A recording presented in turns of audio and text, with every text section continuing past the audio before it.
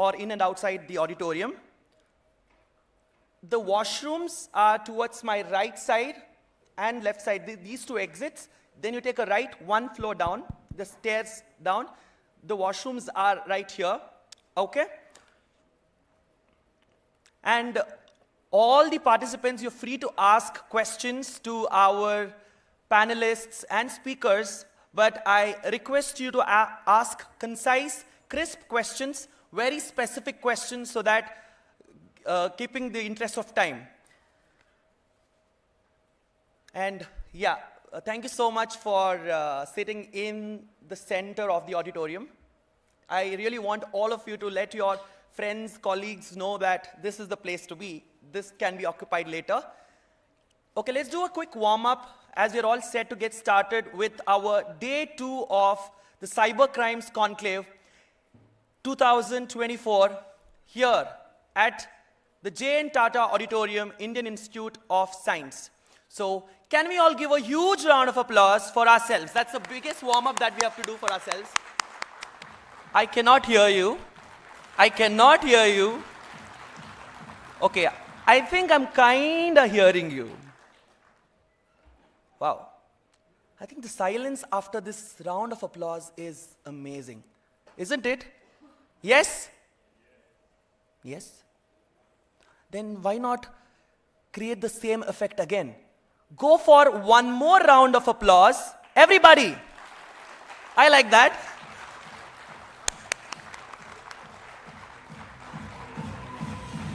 Very good. Perfect. How many of you all were there yesterday for the Cyber Crimes Conclave? Okay. Team NewsFirst, can I have a mic, please, quickly? Mic, yes. Hello, hello, hello. Okay, I'm not going to put you on spot, but if you can walk us through some keywords about the things that we covered yesterday. Let me eliminate a few. Cybersecurity, blockchain, zero trust policy. What else? Yes. DPDP. Okay, DPDP Act, perfect. May I know your name, please, ma'am? My name is Sonali. Yes. So, DPDP Act. Does anybody know the full form of DPDP Act? Anybody? Yes. Oh, amazing. Go for it. Digital Personal Data Protection and Data Privacy. Myself, Vidyashri from NewsFirst. Oh, perfect. Okay, that's right. And what else did we cover in yesterday's session? Okay, somebody from the audience? Okay. Yes, go for it. It's data policy. And after that, yeah. Yes, data policy was covered. We had some amazing panel discussions. I remember, ma'am, you were a participant yesterday, so. Hello, there was a panel discussion on Cyber Matrika. Yes.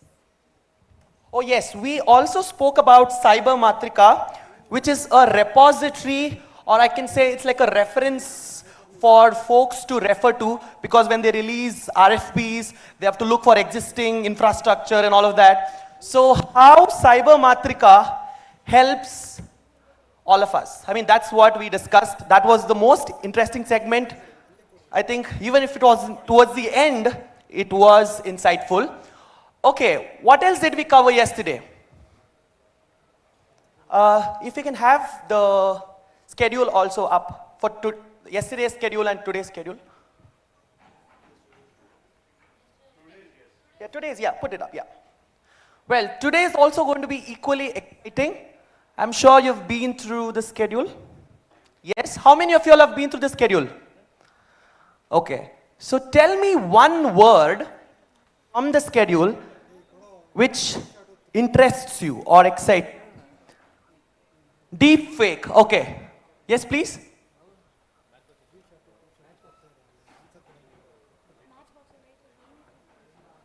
Oh, okay. Everybody is excited for 2:30. I don't know why. Okay. What else? Come on, everybody. Oh, okay. It's right up there. So now you can go through the agenda for today and tell me which segment would be of your interest. So, any session that you're looking forward to from today's? The first session, that's the opening session. Okay. Okay, cyber crimes and Karnataka police. Wow. I think Namma police, Namma hemme. The initiatives, the things that they are doing to bring in law and order in terms of cyber crime. Wow. I think all of this we are going to explore throughout today. Are you guys excited? Come on guys, this energy is not at all enough. I know because we have a very long day and eventful, insightful day. So, how many of you all have actually got your notepads? Okay, if you're carrying notepads, that means people are going to be attentive. So, that is a guarantee. How many of you have a notepad and do not carry a pen? There are folks, I'm sure. Okay, perfect. So, please make notes because I'll be coming like this for every break and I'll be asking a few questions. And we will be giving away goodies. And we have Team Parablue as well. So do you want to let them know about the lucky draw that we have planned? Hi everybody.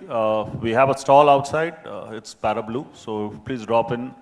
There are some goodies there, and you could stand a possibility of winning a gift also. Thank you.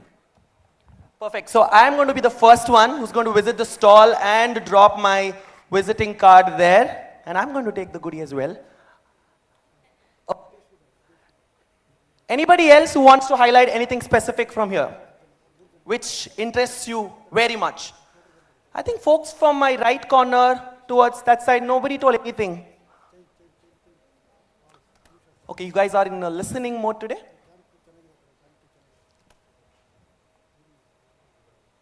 Okay, yes sir. Yeah.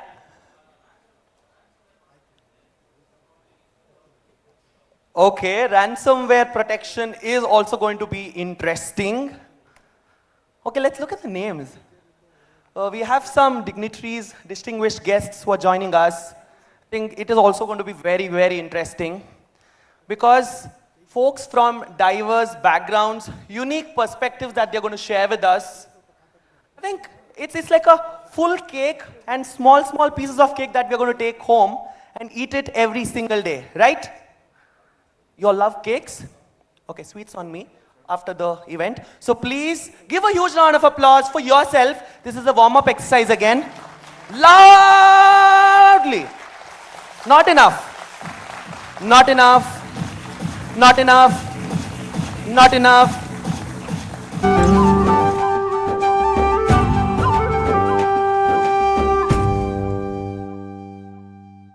I love my audience today, and I'm sure we're going to have an amazing day 2 of our Cyber Crimes Conclave. Are you all excited? Are you all excited? Yes. Okay, then the countdown will start anytime soon, so please wait. Thank you.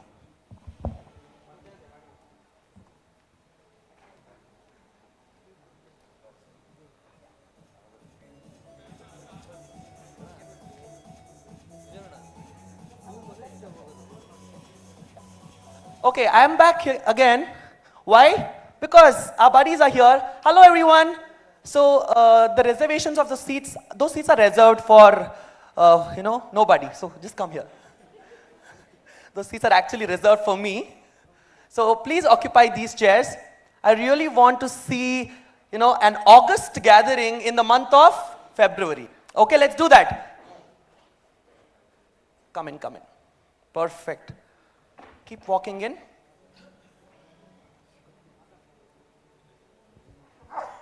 So just visit. Hello.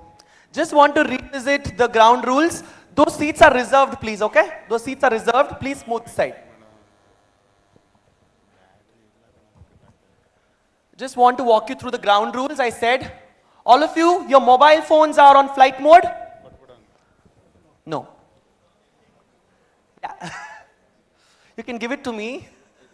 You can give your phones to me, please.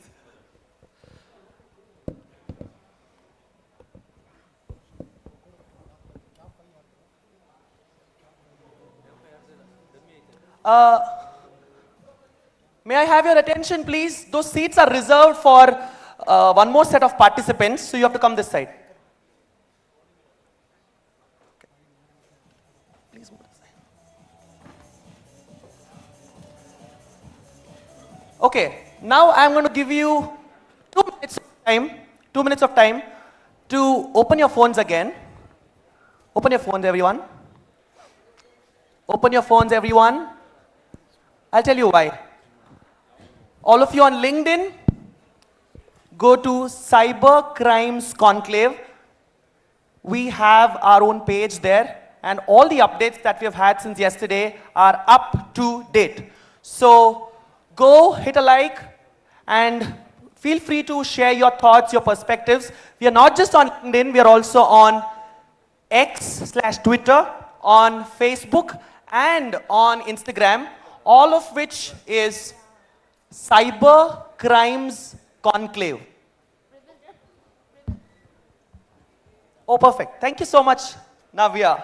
So Navya has been my support system, so she's doing all the coordination work. Can we all give a huge round of applause to Navya, everyone? I think throughout the day, I'll be calling out some names who have been orchestrating this event, and that is where this event will be successful. And the first part, I would say, I think the first set of people who make it possible is all our beloved audience. So I want you to give yourself a huge round of applause. Everybody, again.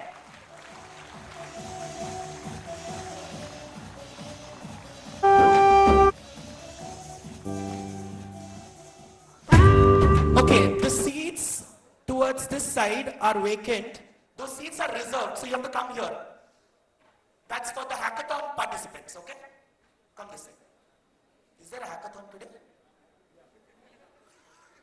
Come this side, yeah. Occupy the seats.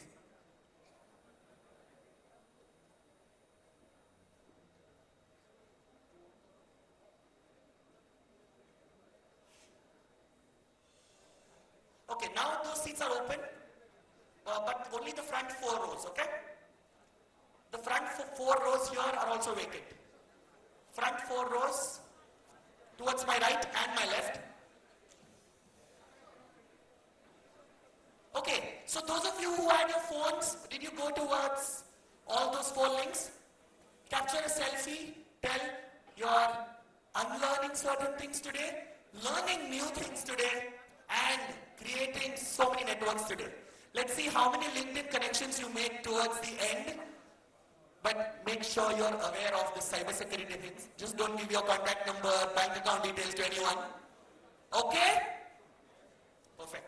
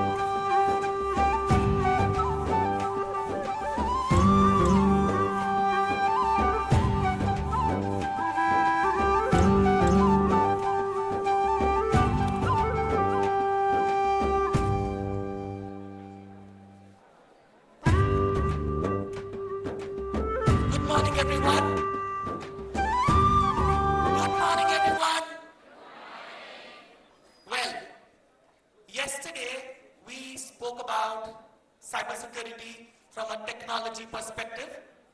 And today, from the operations, from the governance standpoint, we are going to discuss elements of cybersecurity. And when I talk about governance, when I talk about law and order, what's that one thing that comes to your mind?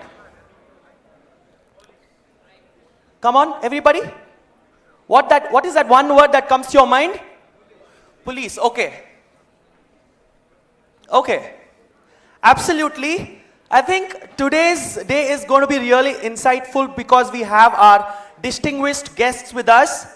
But before we get started, I have something exciting to say to all of you, which is NewsFirst Kannada presents AI Maya.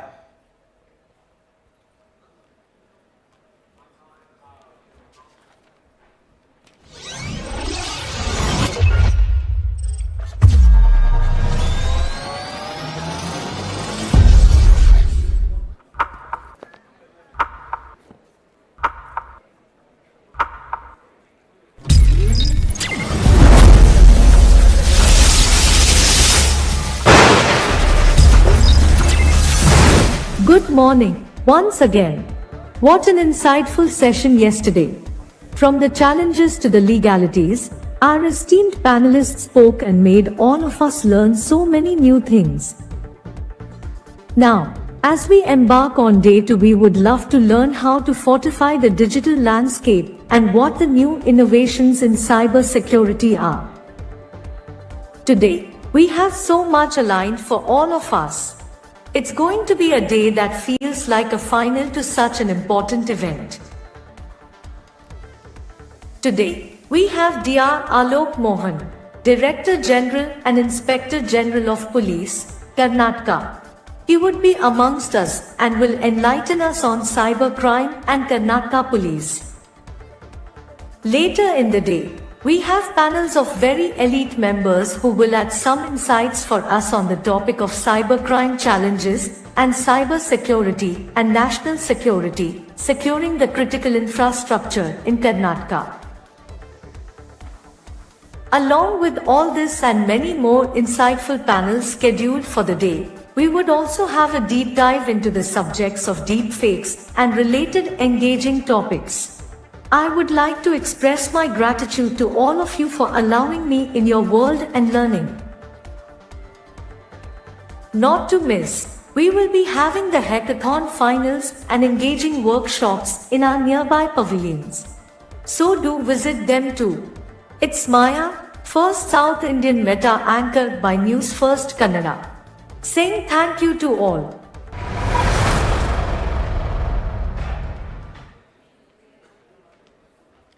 Can we all give a huge round of applause to my co-host, AI Maya. Good morning, everyone. I cannot hear you. Good morning once again, distinguished guests, cybersecurity enthusiasts and industry leaders, and all my beloved friends. Welcome to day 2 of the Crimes Conclave 2024 here at the prestigious J.N. Tata Auditorium, Indian Institute of Science Campus, Bengaluru. I am Privil Rodriguez, privileged to guide you through another day of illuminating discussions. We would like to express our gratitude to our sponsors and partners who have made the Cybercrimes Conclave 2024 possible. When I call out their names, I want each one of you to give a huge round of applause because they are the ones who have made this possible. Organized by NewsFirst Kannada, NewsFirst Prime, presented by Ginny Minds, powered by Ramaya University of Applied Sciences, and supported by the Government of Karnataka in association with the Cambridge Institute of Technology. We would like to express our gratitude to the sponsors, CISO and Security B-Sides Bangalore for being our official partners. Akamai Technologies, Pure Storage and Parablue for being our session partners. Karnataka Digital Economy Mission, All India Management Association, Young Leaders Association, Next Grids, Go Cybex and N-Wallet for being our strategic partners. On this special occasion of the Cyber Crimes Conclave, I am absolutely honored to acknowledge the presence of our distinguished guests. I extend a warm welcome to each one of you. First and foremost, we have with us the DG and IGP, Dr. Alok Mohan, Head of Karnataka State Police. A warm welcome to you, sir.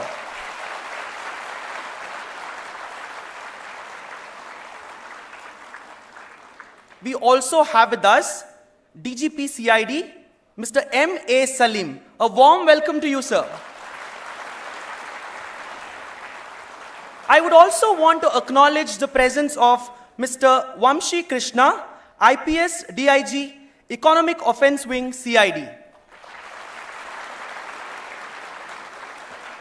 Mr. Saidulu Adawat, DCP North Bangalore. A warm welcome to you, sir.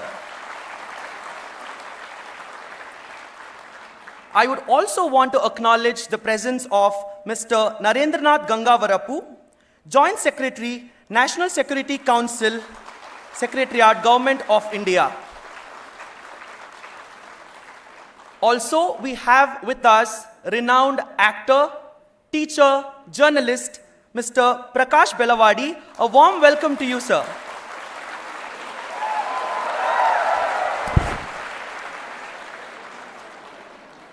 I think we are all set to get started. Yes or no?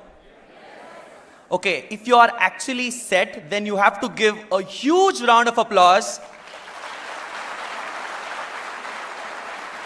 I'll tell you why. I thank the distinguished guests, sponsors and partners. But without welcoming our beloved audience, this event is going to be incomplete.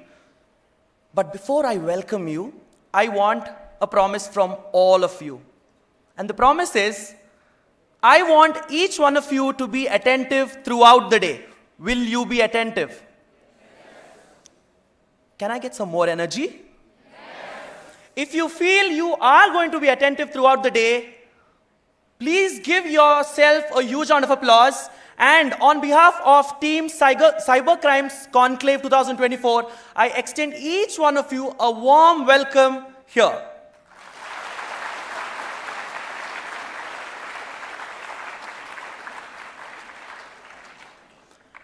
Okay, our Honorable Home Minister of Karnataka, Dr. G. Parameshwara, has a message for all of us on the special occasion of the Cyber Crimes Conclave. So, can we have the video bite, please?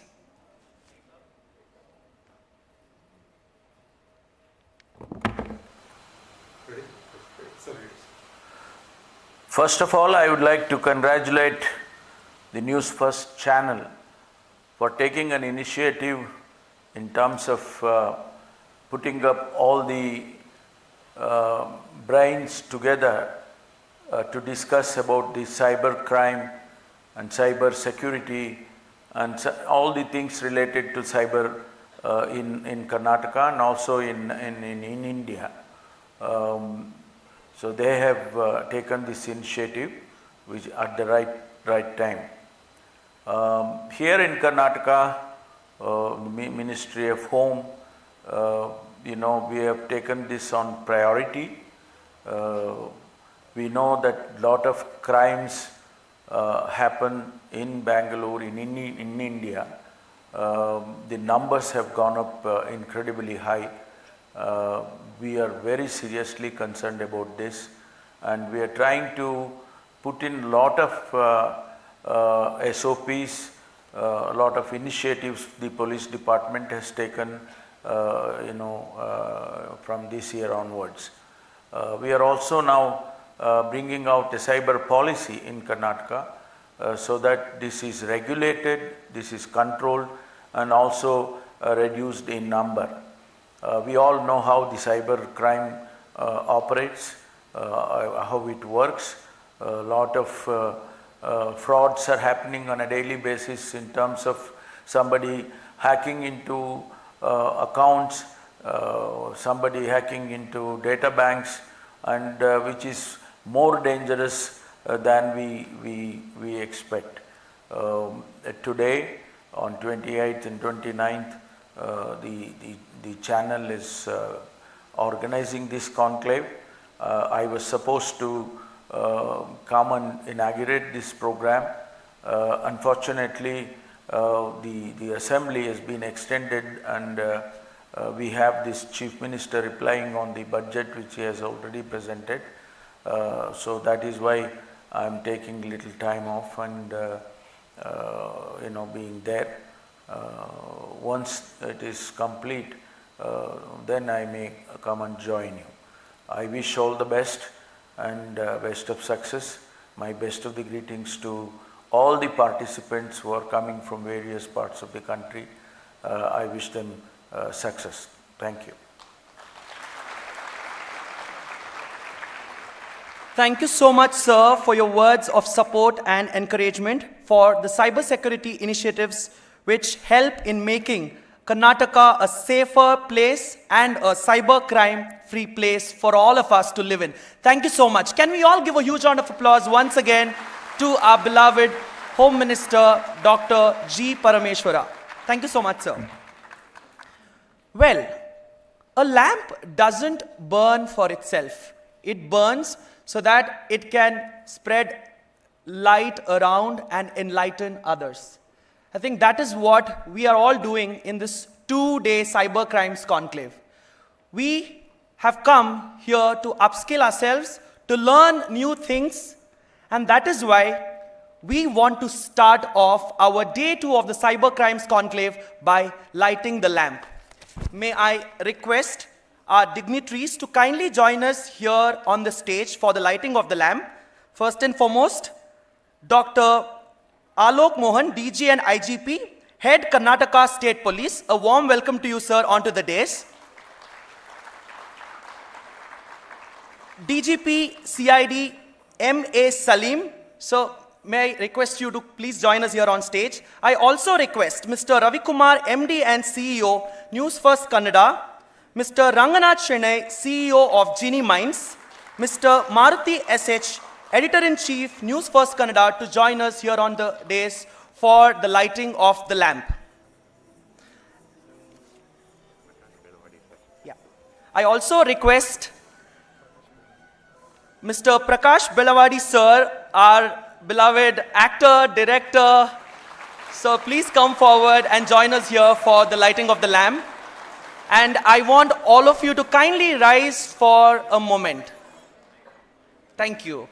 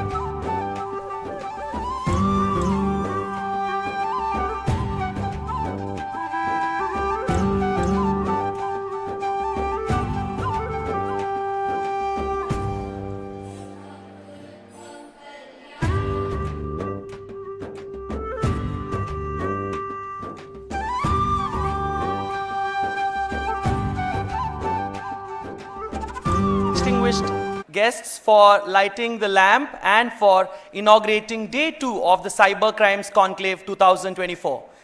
Can you all give a huge round of applause for our beloved guests?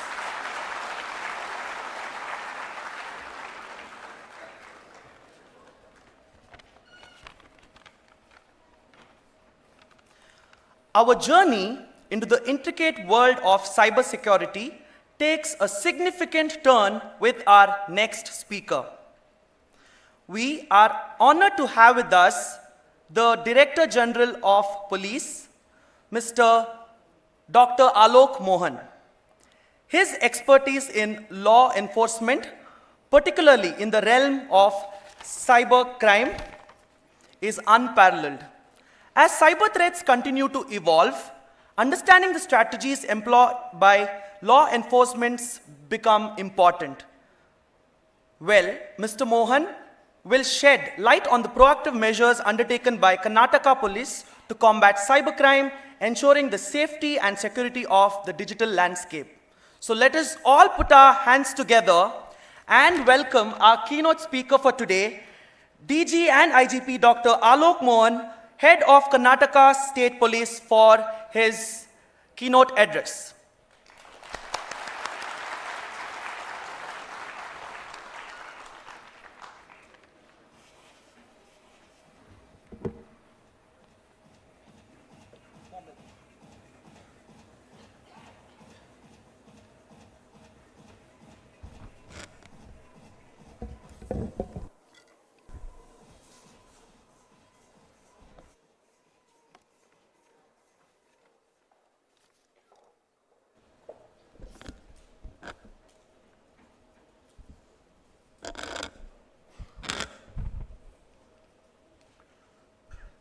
Good morning to all.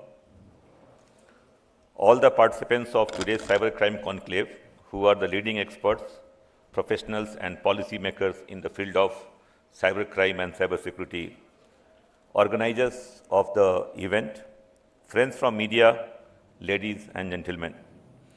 It gives me immense pleasure to participate in the Cybercrime Conclave organized by NewsFirst.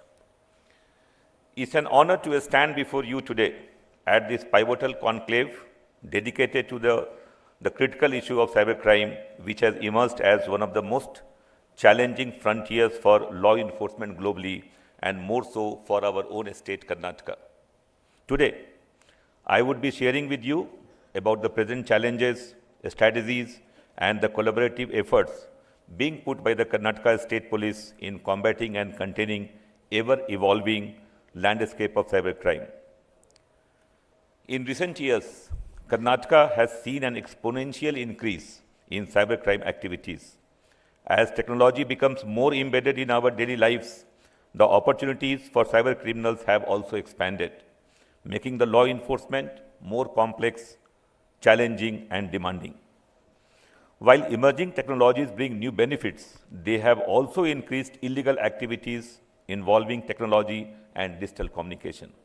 Increasing volume, velocity, and scale of digitization has resulted in increased likelihood of security breaches and financial frauds. Criminals, especially the cyber criminals, use hacking techniques to gain unauthorized access to computer systems, digital networks, and databases. They exploit software vulnerabilities, employ malware, or use AI-based techniques to steal sensitive information.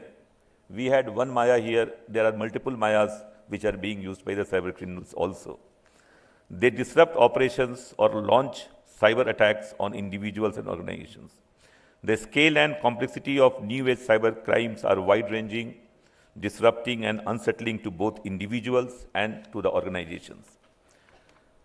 As you are aware, Karnataka, with its capital Bangalore, is the IT capital of India and stands first among all the states in India in revenue generated from software exports.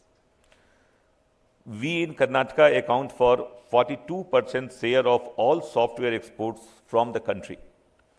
And during the last financial year, it was almost about US $65 billion.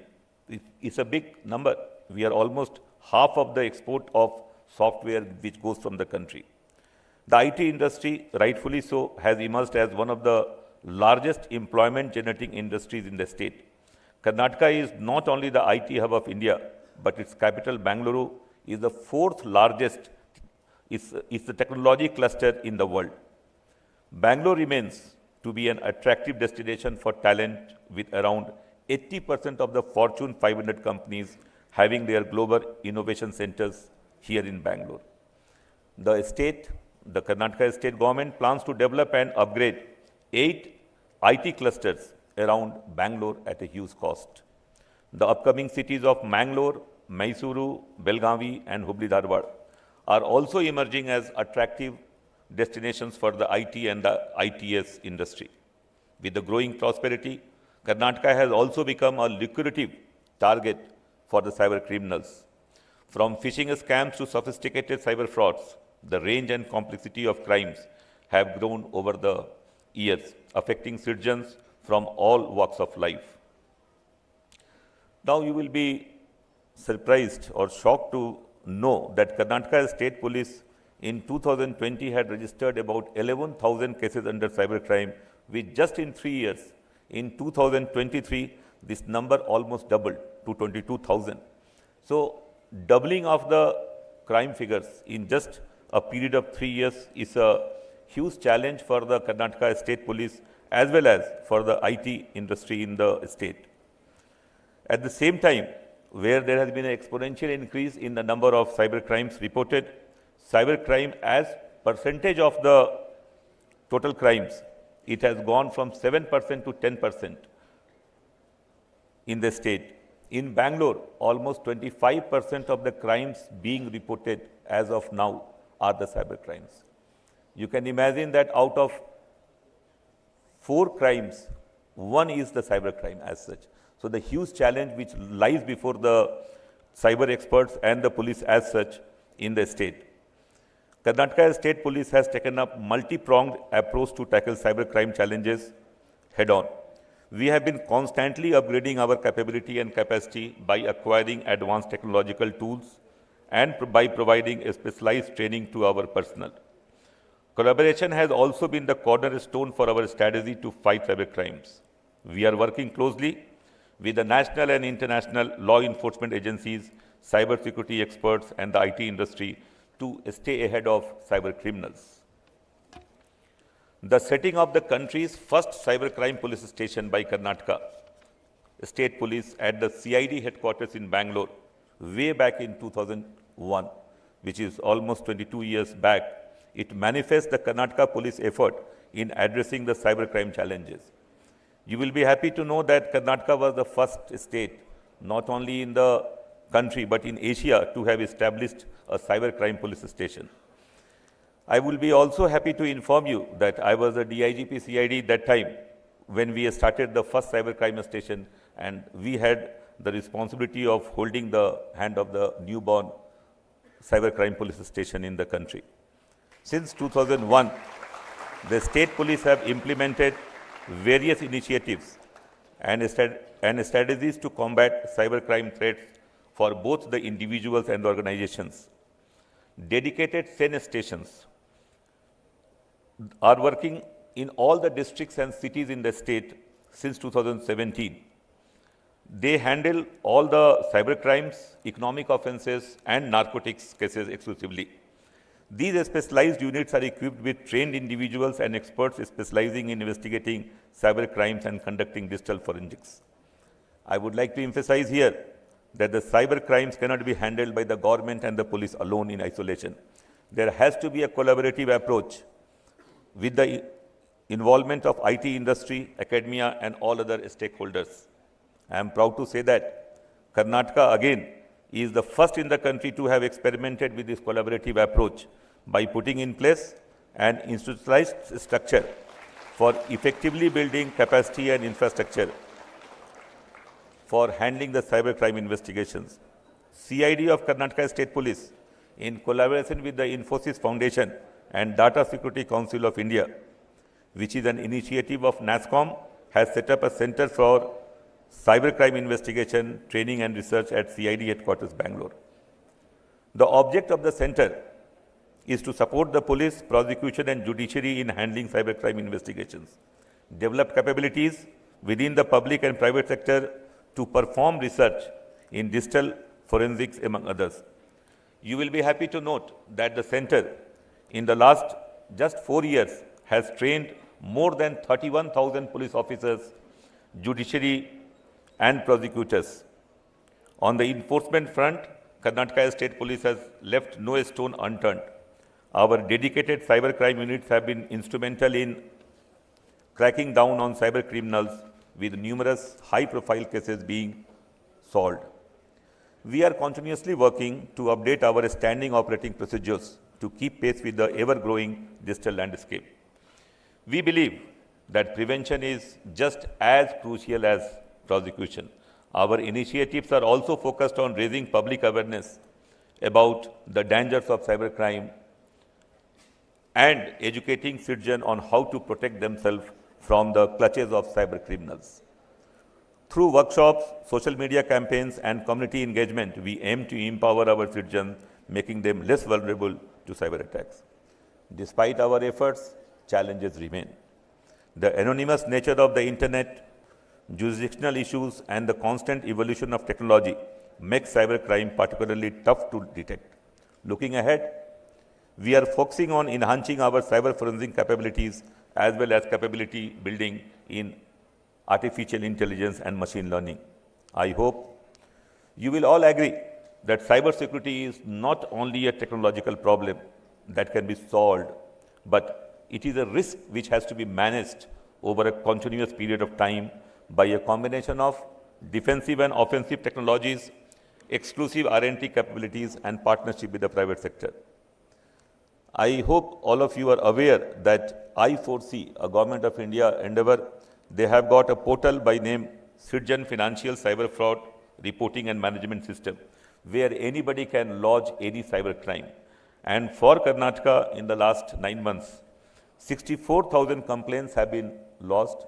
And you will be also happy to note that 70 crore rupees have been given back to the people who were defrauded by the Karnataka State Police cybercrime police stations.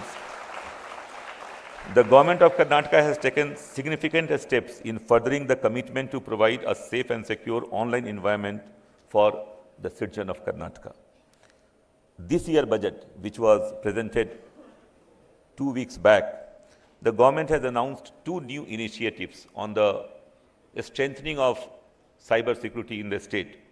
One is the Information Disorder the Technique Unit, which is going to tackle the issue of deepfake. As you are aware, deepfake is one of the biggest challenges that we are facing as on today. Also, government has made an announcement to upgrade all the Senate stations which are exclusively for the cybercrime investigation purpose by upgrading the posts there. The more senior level officers will be posted there, and by also strengthening the technical equipments that we have got in these stations. Now, I would like to emphasize that the impact of cybercrime on individuals of organizations, it goes beyond financial losses. It's not only that the money which is lost during the cybercrime, it erodes the trust in the digital system, disrupts our lives, and jeopardizes national security.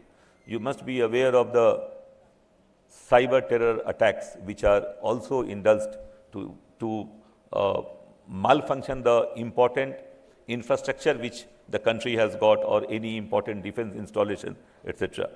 The cost of data breaches is staggering, and the potential for cyber attacks to disrupt critical infrastructure is a real and growing concern. To protect individuals and organizations, we must adopt robust cybersecurity measures. Regular software updates, strong passwords, multi-factor authentication, and employee training are essential to achieve this. Organizations must invest in cybersecurity infrastructure, and there must be proactive monitoring of these things.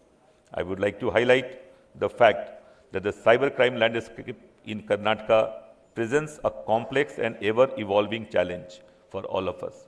However, by staying informed about trends, adopting safe online practices, and supporting ongoing initiatives from government, law enforcement, and other stakeholders, we can together work towards a safer digital environment for everyone in the state.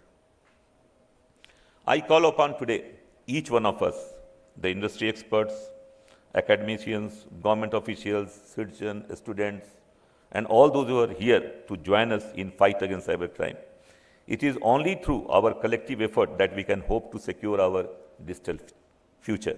Again, I wish to reiterate that Karnataka Police remains steadfast in its commitment to safeguard the digital rights and security of our citizens.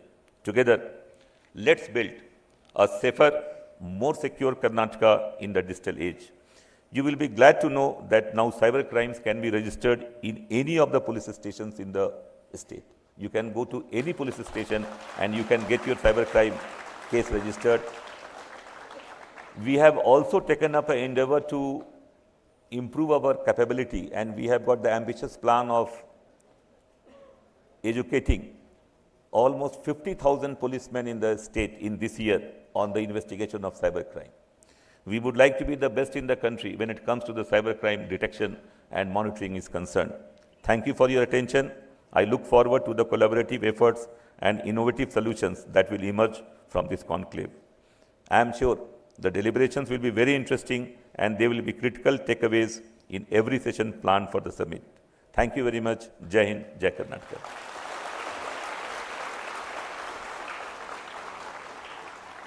Thank you.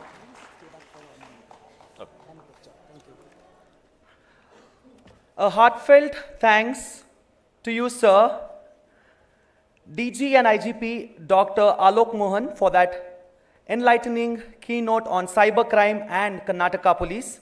Your insights into the challenges faced by law enforcement in the digital age have set the stage for a deeper understanding of our cybersecurity landscape. May I request Mr. Ravi Kumar, MD and CEO, NewsFirst Karnataka, NewsFirst Kannada, and NewsFirst Prime, to kindly come forward to give a memento to DG and IGP Dr. Alok Mohan.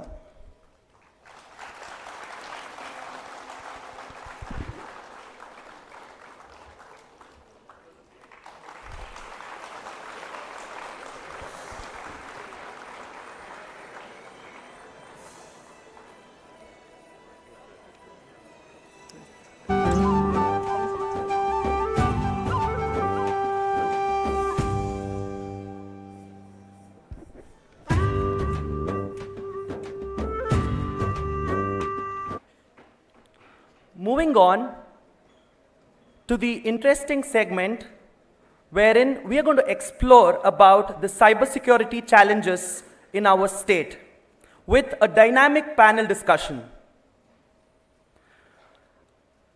So give me 2 minutes as we are all set to set up the panel right here, where we are going to have 4 distinguished guests talking about the cyber crime challenges here in our state and how we can cope up with that. So for the panel discussion, we have our speaker number 1 with us. Panelist number 1, Mr. Vamshi Krishna, IPS, DIG, Economic Offence Wing, CID, an experienced IPS officer. He brings law enforcement insights into the discussion. Can we all give a huge round of applause to Mr. Vamshi Krishna, sir?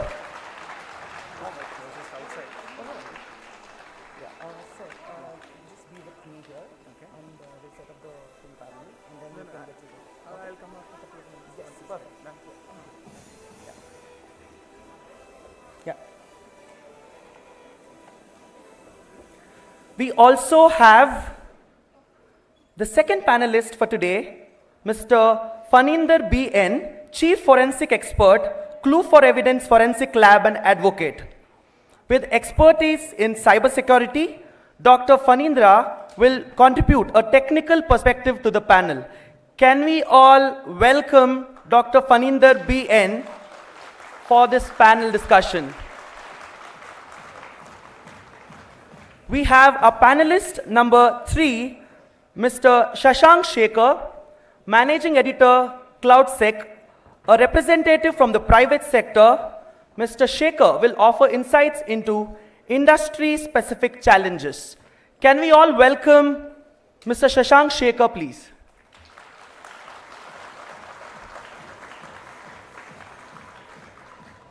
Dr. Shubha Mangala, CEO of GoCybex, a legal expert in cyber security. Dr. Shubha Mangala will navigate the legal complexities of cybercrime. Can we all give a huge round of applause and welcome Dr. Shubha Mangala.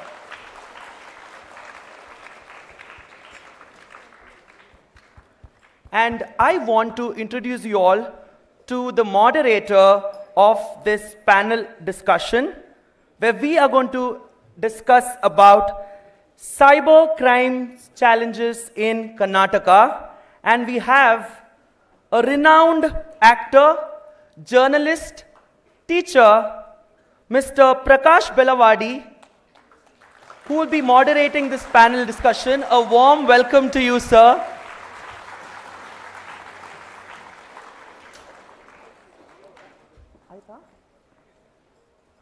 I request all our panelists and the moderator to kindly come forward, and let's get started with the interesting panel discussion. Cybercrime challenges in Karnataka. Can we all give a huge round of applause and welcome the dignitaries onto the dais?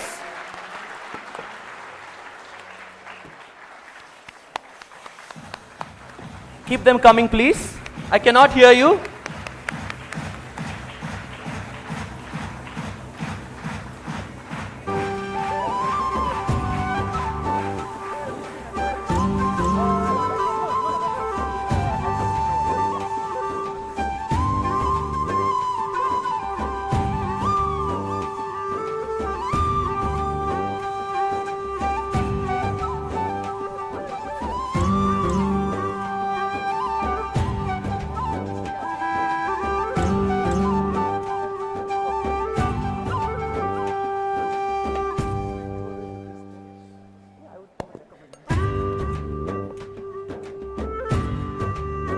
Ladies and gentlemen, a huge round of applause for our panelists and the moderator, for we are going to discuss about cybercrime challenges in Karnataka. Over to you, team.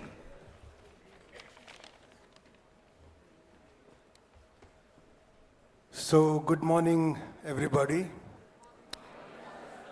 See, this session will last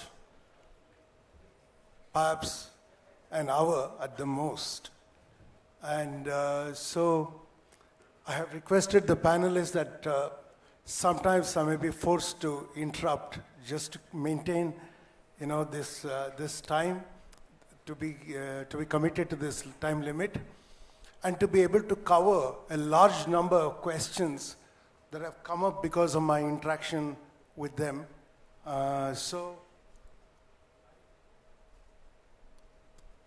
I know that this is a session that is concentrating on Karnataka, but the problem of cybercrime is that the criminal or the act need not happen from Karnataka.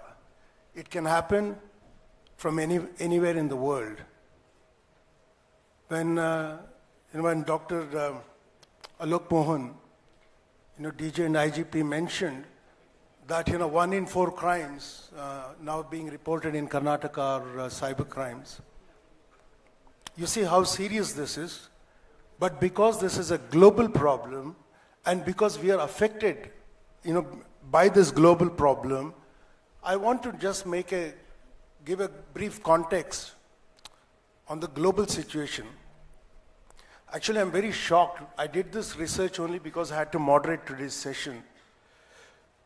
In May 2017, at a shareholders meeting, Warren Buffett, CEO of Berkshire Hathaway, he said, he made this statement: I'm very pessimistic on weapons of mass destruction generally, though I don't think that nuclear is probably quite as either primarily biological and maybe cyber, he said.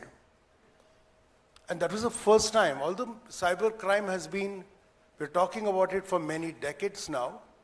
That's the first time that somebody of economic importance, let me put it, made a statement like that. Again, 2 years later, in April 2019, he warned in an interview that cyber attacks are a threat on par with nuclear, biological, and chemical weapons.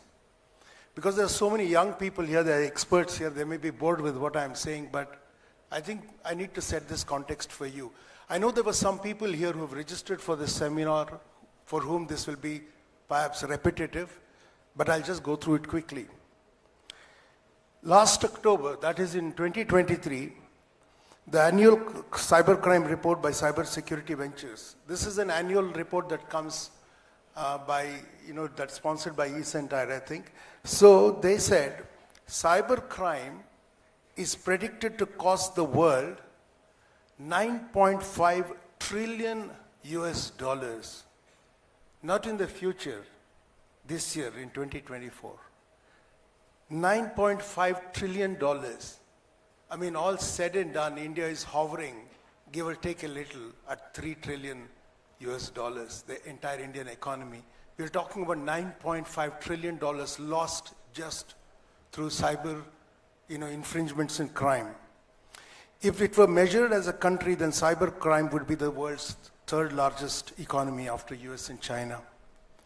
Cybercrime costs include damage and destruction of data, stolen money, lost productivity, theft of intellectual property, theft of personal and financial data, embezzlement, fraud, post-attack disruption to the normal course of business, forensic investigation, restoration, deletion of hacked data and systems, reputational harm, legal costs, and potentially regulatory fines. Many of you would have been victims in some sort or the other, through one or the other of these activities. I once lost $90,000 because I stupidly shared an OTP, through my wife.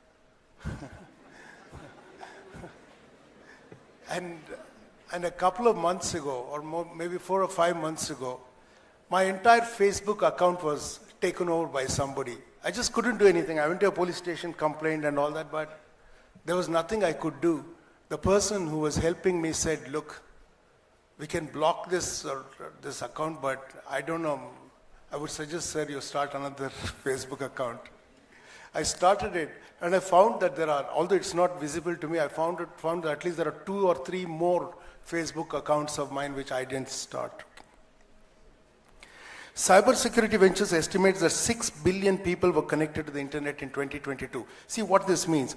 With roughly 1 million people joining the online world each day, we predict that there will be over 7.5 billion internet users by 2030, or 90% of the human population age 6 or older. Anything with an internet connection and an electronic pulse is at risk of cyber attack. Just think about it. With greater connectivity, with identity theft, what could happen to you all in the future if we don't address this issue? An explosion in mobile, cloud, Internet of Things and remote tools has permanently transformed how consumers and businesses utilize technology. While this has paved the way for innovation, new businesses, and closer bonds between business partners around the globe, it has also, unfortunately, dramatically increased the digital attack surface. That means the exposure you have to digital attacks has increased exponentially, and it'll keep growing at that rate. So, welcome to these distinguished panelists. Thank you.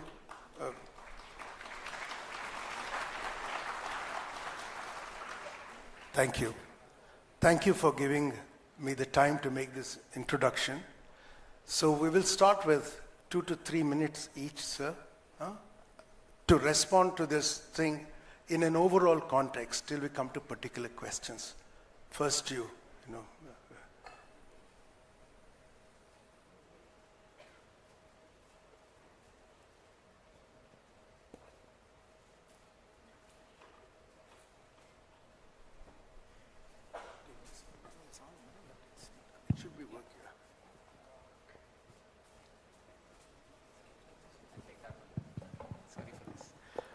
Okay, very good morning to one and all.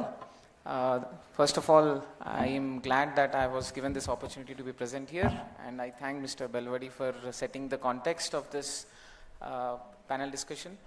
As you have already heard in the keynote address, every fourth crime in Bangalore city is actually a cyber crime. But of course, numbers apart, the kind of growth which we are seeing, or the exponential rise in the number of cases, if I only talk about India, and that too in Karnataka, we have seen more than 75% rise in just 1 year. And if you take 2 years figures, it is 183%. If you just take 2 years of figures and see the rise in cyber crimes. And he has already put out the global context of it. Things are becoming very, very complicated post-pandemic. We have seen moduses changing, we have seen the type of attacks changing, we have seen the technologies being used changing, AI being used more and more. Ransomwares have become more complex and complicated. The malwares are very sophisticated. Just recently, a few months ago, we have seen a polymorphic malware which was AI driven, and it can get used to what is happening, and every time it will replicate itself in a different fashion and you will not be able to catch it. So the whole point here is, numbers apart, the business and the economy model apart, things are becoming very, very complicated, and they will become worse in coming years. And without your collaboration and without your alertness, these cannot be avoided. And if I can ask around the hall, how many of you have suffered a cyber crime? I am sure most of you would raise hands. If not personally, somebody close to you or a near and dear one at home would have suffered some kind of a cyber fraud. So it is becoming very common. Gone are the days when we see chain snatching, we see murders, all sorts of things which are very difficult to do, which are very difficult to commit. But these kind of crimes are much easier nowadays, because I can sit at home, I can just take a laptop. With a simple training, you have YouTube videos which are readily available to train yourself to conduct hacking, and you can just get into all these sorts of crimes. It has become more organized, more commercialized. We have even seen ransomware and cyber crimes being offered as a service. Now it is not conducted by a single person, it is a network across states. Not a single cyber crime actually happens committed by a person within the state. So if I am a criminal, I would like to do it only somewhere else outside. And if you take the total crime in the country, 80% of the crime originates from only 4 states in India. That is as per the recent survey done by one of the organizations. So this is the scale of things, and don't presume that you will not fall for it. Nobody is secure here, including me, including you. It is just a matter of time and chance that you are not a victim till now. It can be tomorrow. The moment you let your guard down, it is the moment when you start falling prey for it. So we'll discuss further as and when the discussion proceeds further. I'm really glad that I got this opportunity. Thank you so much. Thank you. Thank you, DIG Vamsi Krishna, Dr. Shubha Mangala Sunila. If you could elaborate for 2-3 minutes on preventive aspects and legal remedies possible to victims of cybercrime. Very good morning to all. Thank you, Prakashji. I see a lot of young minds here. Before I could start commenting about the cybercrime and the safety, let me go ahead and throw out some questions first. For all the young minds here, anyways, by heart everybody is young here, I can understand that. So, what's the difference between the cyberspace and internet? Okay, let me throw the next question. How many of you don't have the smartphone here? I feel like I'm asking who is not breathing here. Sorry, I know that everybody is breathing and everybody is having a smartphone. How many of you have a smartphone without internet? Again, a stupid question. But still, we are in a state where we are not understanding what are the primary aspects which we are supposed to know at that stage when we are grabbing the smartphones, right? What's a cyberspace? What's the internet? What is cybercrime? What are these things which I'm going to deal on day-to-day basis? I'm very sure there are a couple of people here who even carries their smartphone to restrooms, right? Please accept. That's okay. If you don't raise the hands, I don't mind. Plus, but please do accept that, right? How many of you have the biometric lock for your phones? 99%, correct? But what if you have a malware or a ransom inside your phone, but you're having a biometric on that? Isn't it something like I'm having a thief at home and I'm locking the door and the gate, having something else also to lock, have a guard outside? What am I trying to do? Right? So simple to understand, but we make it so complicated to ourselves, saying that, Hare yaar, cyber security is not my cup of tea. Let me not think about it. This is something to do with the IT guys. This is something to do with the police guys. Why am I supposed to worry about it? So my next question, if that is the case, why do you want to use your part of cyberspace? So now let us understand what is cyberspace. Whatever the gadgets we have today, whatever the websites, whatever the database, whatever we talk about on the things where we are connecting, sharing, everything falls under the cyberspace. And let me tell you guys, hope most of you have an assumption saying that cyberspace and internet are same. No, that's an assumption. Whatever we spoke now about the gadgets, resource and data, that falls in cyberspace. And the medium of communication is internet. So where are we falling? What are we trying to not understand as? We want an advanced bike, advanced car, but we are not ready to go for licensing. We are not ready to go for insurance, and we are not ready to go for getting the training done. But we want to ride.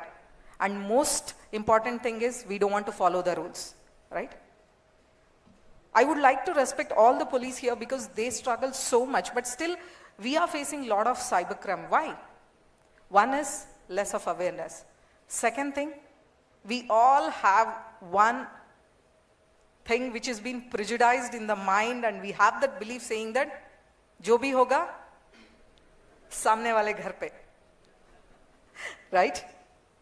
Let me tell you, we are talking about the cybercrime, cyber security, everything today at the moment, but how many of the servers are getting hacked at the back end? No idea. When is the cyber warfare? When is the next date? Anybody knows about it? Every second we are facing. We have... Doctor, we'll wind and we'll just come back to you. Yeah, sure.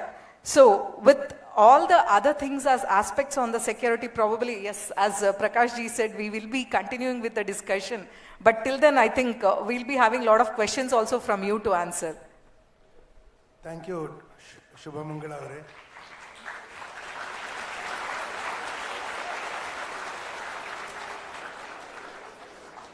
So, Mr. Shashank Shankar. So good morning and thank you for having me here. And already DG sir has said and Mamsi sir has given us number about the rising cases of cybercrime in Karnataka and Bangalore. But as a researcher who has been following cybercrime for very long, I would like to appreciate Karnataka police because this also reflects that the number of FIRs they are registering, the number of cases they are solving, the amount of money they are recovering from the cyber criminals.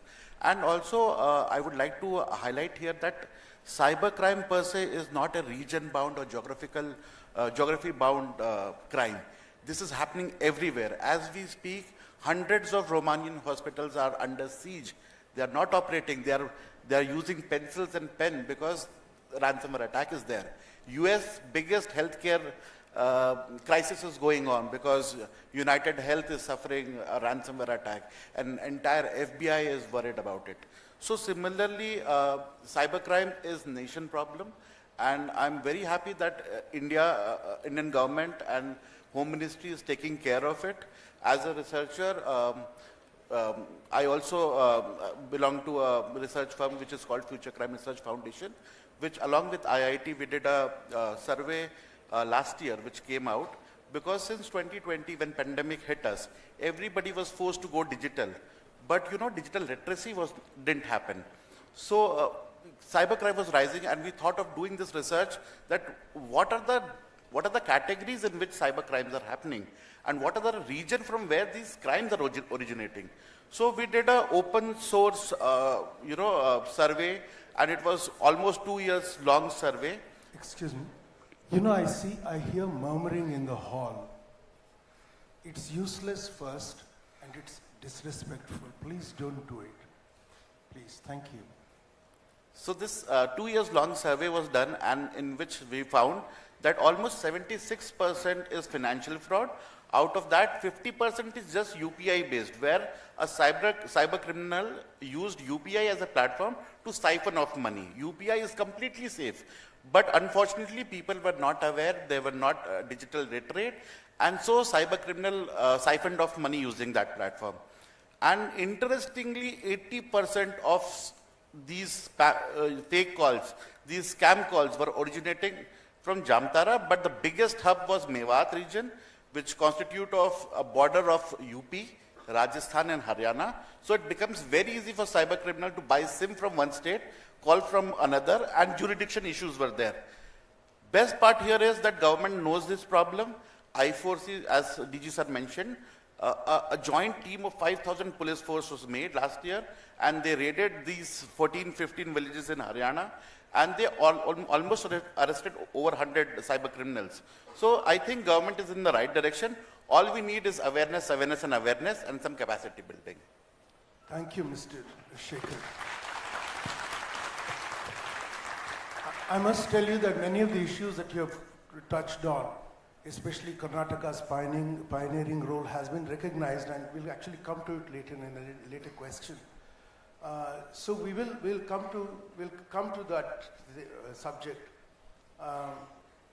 Thank you so much for coming. He has helped me with some of the questions that I had sent. He gave me some supplementary questions as well. So we'll listen to Faninder. He's actually an advocate as well. So he'll bring a strong legal perspective on what he's saying. Thank you very much. Namaskara, Bengaluru. Thank you. Thank you. While our DAG sir happened to ask you, have you ever been a victim of cybercrime? And most of you would have felt yes, and most of you would have felt no for that. But what I understand is that you would have been a victim of the cybercrime without knowing that you are actually a victim of it. Okay, so however, the reality is that every device what we use today is highly, probable that it is a victim of any kind of cyber crimes or cyber frauds what we are discussing. One of the most important and the dominant cyber crime these days is also about the phishing attacks taking over the identity of an individual, which you also happen to experience that. And the biggest challenge what the investigation agencies are facing is the non-cooperation of these intermediaries. However, they all, like the aggregators, social media aggregators, they always feel like their internal policies are always, bigger and very important than the nation's law. So for this, they also had, touched upon the Supreme Court in several instances. And recently, there has been an intermediary guidelines, which has been floated by the Ministry of MIT. And even to compile that, they are actually not, cooperating completely, which is contributing for more and more of number of crimes, number of complaints related to the taking over of the internet accounts and of this nature. However, yesterday there was a news that the TRI has given a notification to the telecom operators to incorporate the display of the user's name as a caller ID to avoid all this, marketing calls which would lead to some kind of cybercrime. So to compile with that or not, there have been a discussion going on. Rest we'll discuss further. Thank you. Thank you.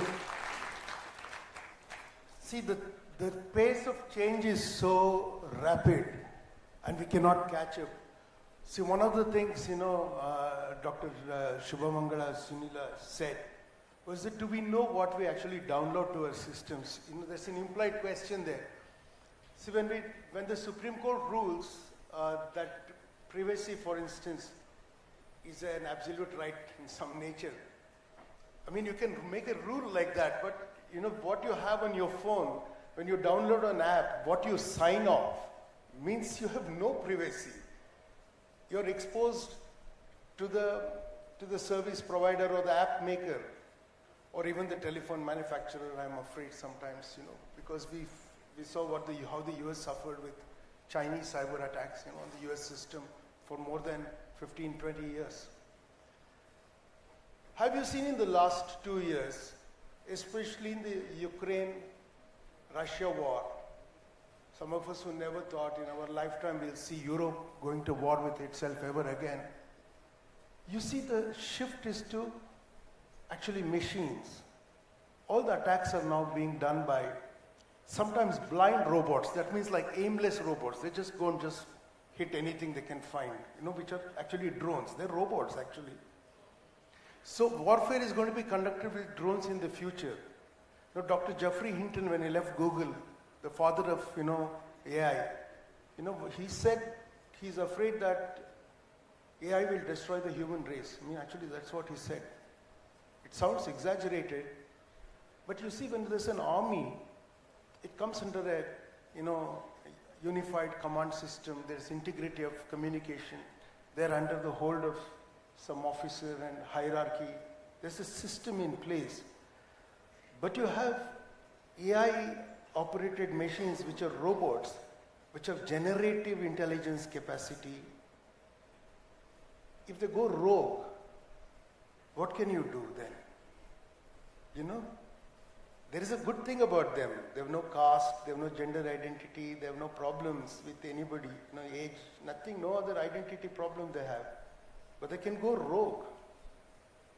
And these are serious problems, which is why I think AI and cyber attacks, software 2, Web 3, 6G, maybe 7G in the future, all these things are a problem of the future for you to be really careful about. That's why I'm sorry I intervened in the middle and said, don't murmur. Because, this is not something you'll get in the classroom, because these are emerging problems. These are emerging technologies. So pay attention. It's a privilege to listen to these people, okay? So let's come to the Indian context. There are some numbers for India that I'll read. This will be very short.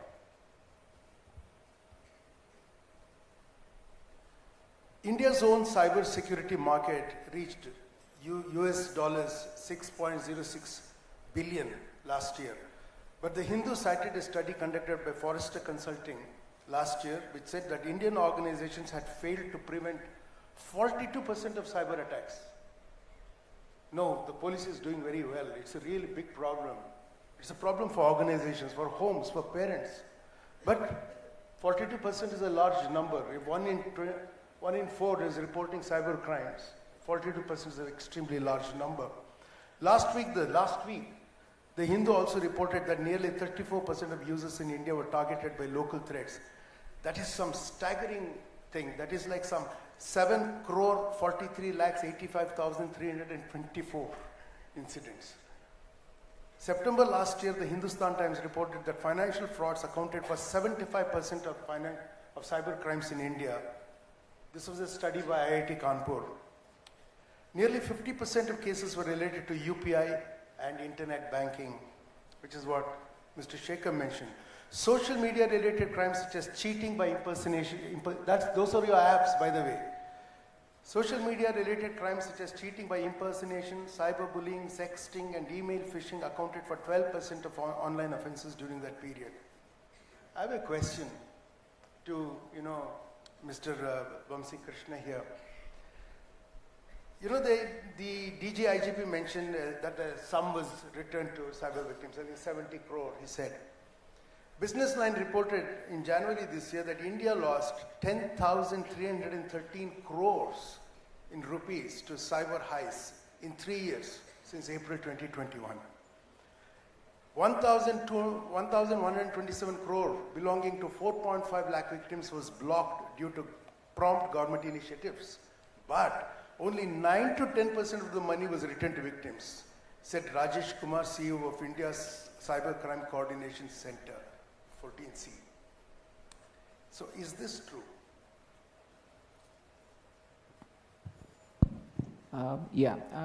Coming to this point, the 3 years figure which you said is around 10,000. It's actually last calendar year, that is 23 Jan to December, itself is 7,400 crores as per I4C figures, which is MHA. So in just one calendar year, we lost 7,500 crores. Out of this, the actual figure which was returned is around 12%. That is for the calendar year of 2023. Only 12% could be returned. Now, this is the number of complaints which we got on the portal which is called as National Cybercrime Reporting Portal. The problem here is most of us who suffer cyber fraud, if we lost some little amount, not much, maybe 5,000, 10,000, most of us would not go forward and give a complaint. Few of us might still do it. Many of the people are not even reporting these kind of cases. That is one basic problem which we are facing. So NCRP portal, MHA has come up with a portal called NCRP, National Crime Reporting Portal, Cybercrime Reporting Portal, where go to the portal cybercrime.gov.in, you just log in, give your complaint or call on the national toll-free number which is 1930 and file your complaint. Now this is only for the financial frauds which we are seeing, which is as per their study is around 75 to 80% of the entire cybercrime. Now this portal is actually connected at the back end with 259 odd financial institutions which include bank, payment gateways and all other payment banks also. So when your money is lost, the moment you give a complaint, the complaint is immediately escalated to the concerned financial institute. Both your bank as well as the beneficiary bank, that is the fraudster's bank. So the beneficiary bank's nodal officer looks into the account, the transaction and tries to understand whether it is a fraudulent transaction or not, and then they lien mark this amount, that is they hold the amount in lien. So the money is not transmitted forward. But what we are facing right now, the practical difficulty and why the figure is around 12% and why not it is more. The reason is two simple things. One, the complaint is not given immediately. Like many cases we have seen, for example, the FedEx case and the digital arrest which most of you might have read in papers, that 8 crores, 9 crores. Yesterday only I have seen in Jaipur 27 crores was lost by a person. This happens over a period of 1 week, 10 days. It doesn't happen immediately. So the person is not losing this amount in one day. Investment frauds, the job frauds, all kinds of these kind of frauds are happening over a period of 1 week or 10 days. And after this 1 week or 10 days, the person is then realizing that I have been defrauded. This is one problem which we are facing. By the time it is 1 week, 10 days, the money which you have already lost is actually lost. It is not being recovered. That is one basic problem, major issue. Second thing, the moment you file a complaint, the banks at the back end are supposed to act immediately. Across the country now, since the complaints are rising in exponential number, the banks are also a little overstressed. There is a nodal officer who will actually go through each and every account. As per the guideline, RBI guidelines, they will go through each and every account transaction. This takes time. So we have observed the average response time of private banks and all these entities is around 1 week, 6 to 7 days. So you give a complaint, it will take another 6 to 7 days for them to respond at first level. Then another 6 to 7 days at next level. So this takes time, lot of time at the back end. Because of this, the money is getting siphoned off very quickly, but still we are able to save 12%. So this is a very good beginning which MHA has come up with. In a couple of years only we were able to reach till 12%. And I'm hopeful that once the banks and all the other entities and including the awareness part is done, we will increase this number to a large extent. Another major issue is about the money mule accounts which we are also facing.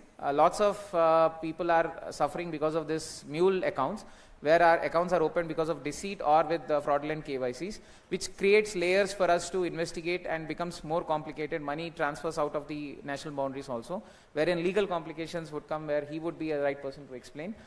So these are the practical issues which we face right now, but this is a very good initiative which is there, and I request all of you to kindly go through this and read it up, and so that it is easy for us to solve your cases. DIG sir, I must tell you, I feel safer to have such a smart, police officer in charge of this. Thank you.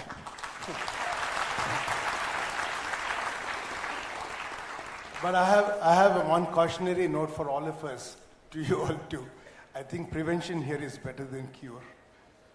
Be aware, be aware, be aware. I don't think anything is better than that. So I'll open this up, I'll give you one more case like this. I'm quoting from a newspaper, the same report. The police probe found that a one-bedroom house rented by accused was the back office for a massive fraud network operating across India, where thousands of people were cheated after being lured by strangers on social media to invest small amounts for high returns. In a similar case in Hyderabad in July 2023, the cybercrime police revealed that 15,000 victims were cheated of rupees 712 crore through 113 bank accounts created for fake companies as part of the fraud by a group of local operatives. found to be linked to Dubai-based operators with China links. I think, this needs some elaboration. Please, you're welcome, to talk about this. Yeah, but you can come after they finish, maybe you can, So we can start with Shubham Mangalavaru. Yeah, this is a fact actually we have to accept. In this case, actually, this is a similar one which we had worked with the Noida case also. Sir would be knowing about that. In Noida 13, we had the similar case lodged for that, and we had more than 1,800 people who had lost money because of the same trend, where they used to say that you need to just invest 1,000 rupees and you will be getting 3,000 within 4 hours. And they used to start the chat on your WhatsApp, saying that, let me tell you, most of you might have got this message. You would get a message on WhatsApp saying, hello, are you free for 10 minutes? You can earn money. After that, they will introduce themselves with some pseudonames. Then they will say that just go ahead and click on this ads. The moment you click on the ad, you will receive the money. Let me tell you, fact is, yes, you will receive money. How much? 50 rupees per click. So after one click, he will ask you to go ahead and submit your bank details, like your name, bank account, all the details, whatever it is required. Once you submit those details, he will go ahead and deposit that 50 rupees. Second click, yes, you're going to get. Third click, you're going to get. And every 30 minutes is when they are going to have this work done. And they will say that now you have to switch to Telegram, where you will have a receptionist. She is going to give you all the details, and they will take you to the Telegram group. In the Telegram group, you will be seeing people similar to you doing the same job. They will take the screenshot also and post it on the Telegram saying that this is my work. And they will name the work also. They will say yes 1, yes 2 every 30 minutes. You will receive up to 1,000 rupees. Let me tell you. Practically, we have seen it, we have tried it. So in the Telegram group, after that, they will give a comment saying that, boss, company is losing money, now you have to start investing. So the deal is very simple. If you invest 1,000 rupees now, I will start giving you more clicks also, and for that 1,000 rupees, I'll pay you 3,000. Let me tell you, you will receive. For that 1,000, you will receive 3,000. What does your mind do now? It will say, why only 1,000? You will start investing more. After 5 lakhs, 6 lakhs, once you are at the stage where you want to get the money back, that is where the game starts. He or she will say that, madam or sir, now to give the money back, this is not the benchmark at which we are going to return the money, so invest 5 lakh more. 5 lakh more. After that, they will say that the account is blocked and the main company is in US. To go ahead and release these things, you have to invest 2 lakhs. So you have already invested 10 lakhs, now 2 lakhs more. And they will give you all the required information. They will say that this is the website, this is the admin, everything they'll give you. And they will not switch off the phone, they will be in connect with you. But now the question comes. You're not getting the money back. As sir rightly said, it has been a week or so now. And they will also give another hint saying that I'll be giving different account numbers because of taxation. Okay? Because whenever you are depositing money, you are supposed to deposit to a company. But here, they will say that, no madam, I am giving somebody's account to avoid the tax. Okay? Now, when you are not getting the money after 10 days, that is when brain starts working in a reverse way. Now we will try to calculate saying that, why am I not getting the money back? You will try to convince them saying that my dad is ill, my mom is ill, I need to have some medicines get done, hospitalized sister is there, I need to get the money back, a lot of things. Nothing works out. Then when you go to police station, it will be very late. So this is the similar case what sir is talking. And as he rightly said about the amount, people would be surprising saying that, is it that big amount? But it is true, because quickly in 30 seconds, I'll ask you one calculation. How many Kannadigas we are there in Karnataka? 7 crores, right? What if a criminal takes 1 rupee per account? Who's going to complain? The question is at you. Thank you. I'll just add one more case here. in September 2023, in a similar investigation, the Bengaluru cybercrime police had found a similar racket involving an MBA graduate. Why do I mention this? Because, when I want to be successful means actually I want to make money quickly. That's what it seems now. Especially this is the message that young people are getting. To become young and to be successful when you're young is to make money when you're young. So you can use your knowledge, higher quality training, actually to become a white collar criminal. This is a real problem, I think, also for the police. And a software engineer operating out of it in a rented house under the guise of a nameless private enterprise. This is precisely the kind of racket that they would do, right? So I just thought I will add to that. Sir, as far as our investigation shows, this is just a tip of iceberg. It's a national security issue, proper national security, because it's a multi-million money which is being drained from India every day. And there are operatives in China, we have evidences for that, Dubai as you said.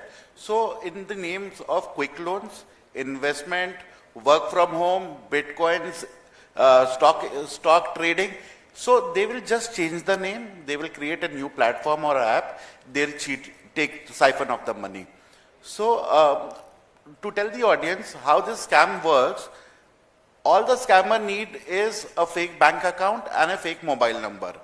So to do this, they hire mules in India. Across India, their agents go to different states. They go to farmers, laborers, students, and they ask, we will give you commission. All you have to do is work for us. You park, money will come to your account, and it will then further go to the company's account. And against this, you will get a commission. So CloudSec has done this investigation, which we have shared with RBI, and we are going to launch it today. That how Chinese operative are, running on the back end. They have an Android app which is completely automated. So these money mules are hired, and as soon they're hired, they're given then some name or the token ID, and then the entire money laundering process is also automated. So every day these people are draining money from India. And the 5,000 rupees or few thousand rupees which we are losing, it's a loss to the nation, loss to the economy. So I think everybody have to be very serious about it. And immediately as soon this is reported, and if you know somebody, you have to report it to police. And 1930 is the number, you should save it on your mobile. As soon you hear any kind of cybercrime happening, you have to go and report there. Thank you. We have 15 minutes. I think we should give them some time to ask one or two questions. So be ready with a very smart question, not now. After he finishes, then we'll have, DIG Vamsi Krishna having the last say, and then we'll open it for a couple of questions. Hopefully from young people. See, I'm going to complicate it because these are some questions that you sent me, but I put it together as just as three little things to add to what has already been said. The first is about a legal jurisdictional framework, which you mentioned. What are the challenges? Example, the size of the cybercrime economy, at the rate at which it is growing, the number of cases registered against actual conviction, which is something that you mentioned. I think very, very crucial. The other one is that, globally there's a job here for young people. Globally there's a shortage this year of 3.5 million, people, in cybersecurity area. So what is the case for India? I know that, Dr. Alok Mohan mentioned that 31,000 personnel, jurisdictional and police personnel have been educated, and 50,000 more will be. But is that enough, for the size of the crime that's happening? And the last thing I'm asking is, given the growing spectrum of cyber crimes, I'll mention some, violation of data privacy, darknet and deepfakes, the ease of operating, these crime rackets, and with greater digital inclusion, which is a national goal. So the surface of, of potential crime also increases. So how do we sustain this training, coping with, limited infrastructure, and looking at prevention, legal remedies, and so on. After you finish, we'll have you, have the last word, and then a few questions, okay? So because, we will stick to time. I think that's important. Thank you. While this question is more about the cooperative and strategic approach for the investigation agencies, while we're discussing about the nature of crime which happens, say for example, one fraudster will defraud around 100 people across in India in one day. I'm just giving you a rough, example. The number is not the correct one. All the 100 people will go to their respective police station and raise a police complaint. All the 100 police stations are going behind one particular criminal. And we are actually putting 100 resources only to target one particular criminal, whereas the criminal side, they're using one resource to target 100 of the victims. So it requires... yes. So they have a very well organized network, and while the jurisdictional issues what you just raised, the transactions which happens from the fraudster's side, if you look at the IPs, if you look at the mobile numbers, which are virtual numbers basically, and if you look at the IPs, those IPs are mapping towards those countries to which Indian law jurisdiction is not just easy to go there. We don't have an extradition treaty for these white collar criminals. Okay, for this reason, the people have made the safe haven of Dubai-based, Dubai countries like Dubai, Panama kind of a country. These countries are showing the IPs where the law enforcement of Indian law enforcement cannot just like that go and take the people and come back to India for necessary enforcement of the law. So these are the ongoing challenges, and one big challenge which the enforcement agencies are facing today is the money trail. The amount comes to the account, okay, in less than 30 minutes, that particular account amount is distributed to 100 different accounts. You are trying to identify this amount went to 100 of different accounts. You need to understand if this target amount which landed in the particular account, is it a victim or a fraudster? That is like, it is very dicey to look into, because people who are getting into this kind of frauds, they're getting the money. I had involved in some kind of, getting this 150 rupees. I gave the account number in which I got the money. Unfortunately, the account number was Pradhan Mantri National Relief Fund. Without even verifying the account number, they have deposited the amount into the Pradhan Mantri National Relief Fund. Unfortunately, for all the participants here, as a caution notice, even if you are getting any money from unknown person on this, to every one of those whom you transfer the money, you are putting that person into trouble. Because whenever the cyber crime is registered, all the accounts in which the money trail is happening, the account is blocked. So you are putting the people around you also into risk, and we have seen the blocking of the account just is a procedural aspect. To unfreeze that is a very complicated process. Thank you so much. Yeah, please. I'll just quickly add to that, that government has also with Jharkhand Police built something called Preventive app, which is just for the law enforcement. So as said... Just repeat that so that it registers to everybody. There is something, the app, the service, it's a platform called Preventive. It is only for law enforcement. So any number is flashed with law enforcement that it is involved in scam. They go and report there, and all the state police can go there and check. They can also identify this number was involved in what all crimes from what all state. So that government is working on. And also government is also initiated a step where you send, for the first time if you send money to a UPI account or a bank account, there is a window of 5 hours and you can then recall the money. So government is making steps in, countering these. Thank you. Just to summarize, see, I used to be a crime reporter, earlier. There is this age-old wisdom in the police department, which I think is true. Typically, you won't be cheated if you're not if you're not greedy. It's, if you get lured if you get money out of turn, it's wrong, and because they exploit your greed, and that's how you get cheated. Which is what, in a sense, I would say, ನೀವು ಹೇಳ್ತಾ ಇರೋದು ಯಾಕೆಂದ್ರೆ ಏನೇನೋ ಇರುತ್ತೆ ದುಡ್ಡು ಬರುತ್ತೆ ಅಂತ ಅದಕ್ಕೆ ಹಿಂದೆ ಬಿದ್ದರೆ ಏನಾಗುತ್ತೆ ಅಂತ ಹೇಳ್ತಿದ್ದೀರಾ. So what you're used to summarize, you are saying that this is a national problem. It's not just an individual. something happened to me problem. It's actually because the problem is national and the racket is international. When you lose money, India loses money. And you know, that is a big problem. And what overall you are saying is we need a jurisdictional framework that recognizes this and responds to it with this kind of complexity. Andre idara vyapti aala ಎರಡನ್ನು ತಿಳ್ಕೊಂಡು ಮಾಡೋ ಥರದ ಒಂದು ವ್ಯವಸ್ಥೆ ನಮಗೆ ಬೇಕು. So if you could summarize, you know, how in the future we should respond to this, it will be great. And I'll open it for questions. We can go on and on and on, but the time is very short, so I'll just keep it very simple. A couple of things. First, we need to understand why do we fall prey, as he has mentioned about greed. There is an interesting study done on this particular aspect in University of Florida once. Most of you might have read the book called Thinking Fast and Slow by Daniel Kahneman. It talks about two system thought processes. One is system 1, one is system 2. System 1 talks about your intuitive reaction. That is the way you take decisions in life. It basically talks about game theory and how you take decisions in life. Just to give an example, if I walk into this room, I might not think much where to sit, in which chair to sit. So that is a system 1 thought process where I decide a particular chair to sit and sit immediately.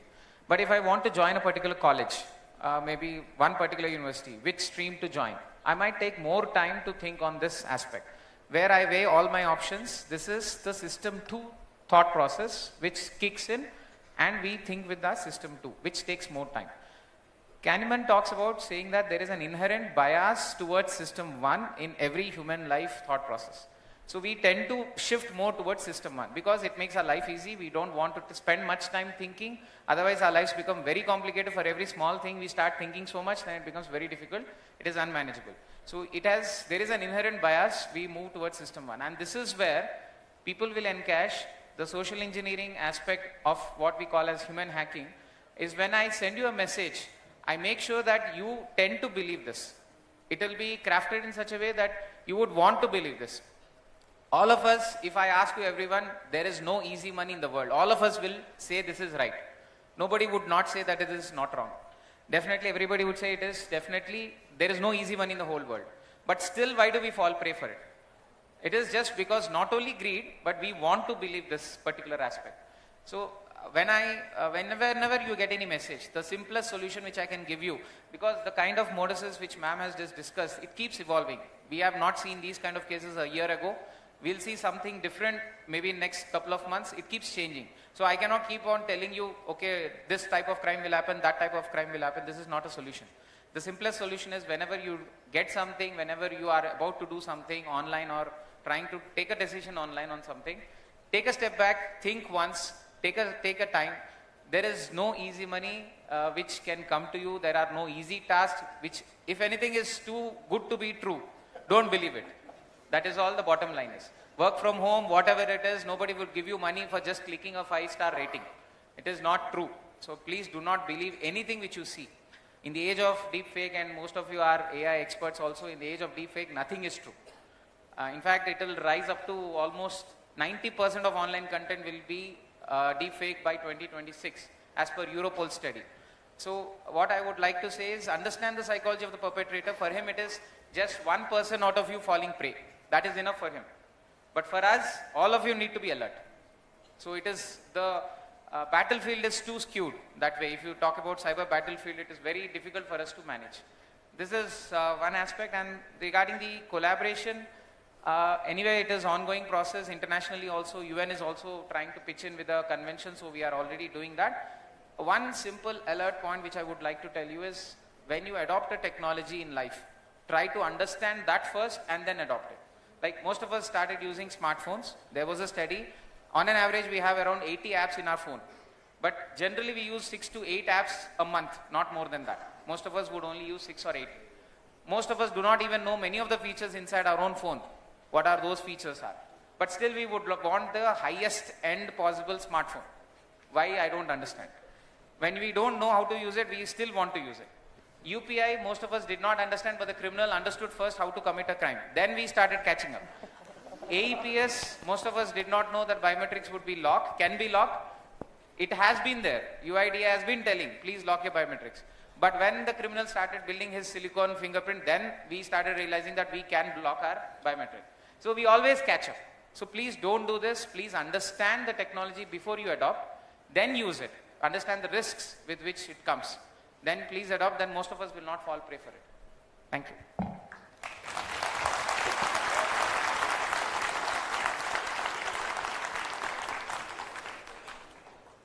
Okay, we'll do questions. You know, being a moderator is a very unpleasant job because you can't be nice to everybody. Almost to nobody you can be nice, I think. There'll be 3 questions only. Who said 4? Okay, there'll be 3 questions, I'm saying. You cannot ask anybody in particular, anyone can answer. We'll take all the 3 questions and then open it up for them to do. And we'll do it till, you know, your compeer comes on stage and asks me to stop. Okay? So I'll not take the entire blame. So 3 questions. Anybody? I can't see any hands. Hello. I see one.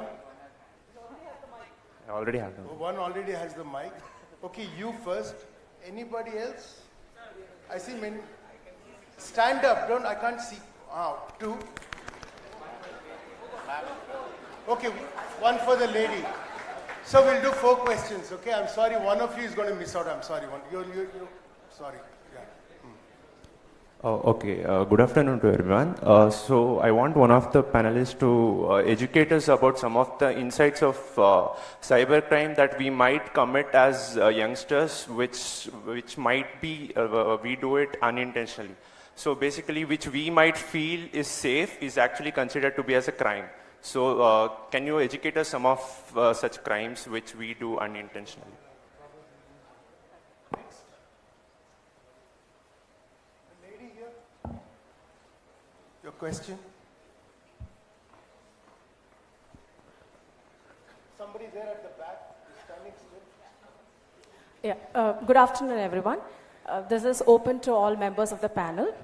I believe that research goes a long way in combating any such crime, especially cybercrime. And in the field of cyber forensic and cyber security, I believe there's a huge scope for research. Research is where academic institutions like ours can come in and help or collaborate. Sure. Madam, I would suggest you get to the question. You made your point. Right.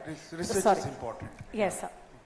So I would like to know what are the initiatives by the government of Karnataka or India with respect to encouraging research by the academic institutions. It could be with respect to funding opportunities or even collaborating with organizations like yours to take up the research projects. Thank you. So academic collaboration with academic, and his is what kind of crimes could be committed in the future.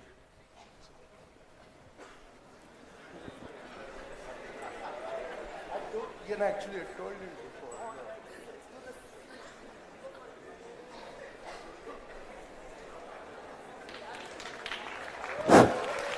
Sir ಮೊದಲನೇದಾಗಿ ಎಲ್ರಿಗೂ ನಮಸ್ಕಾರ sir ನನ್ನ question ಏನಂದ್ರೆ actually we are the real criminal sir ಯಾಕಂತ ಹೇಳ್ತೀನಿ because we are the one ಇಲ್ಲ ಪ್ರಶ್ನೆಗೆ ಬರ್ಬೇಕಂದ್ರೆ ಬೇಗ ಡೈರೆಕ್ಟ್ ಪ್ರಶ್ನೆ ಸರ್ ಎಲ್ಲದಕ್ಕೂ ನಾವೇ ಆಕ್ಸೆಸ್ ಕೊಡ್ಕೊಂಡು ಹೋಗ್ತೀವಿ ಲೈಕ್ ಎಲ್ಲದಕ್ಕೂ ಅಲೋ ಅಂತ actually we are the criminal sir ಅದ್ರ ಬಗ್ಗೆ ಏನಂತೀರಿ sir that is my question sir thank you sir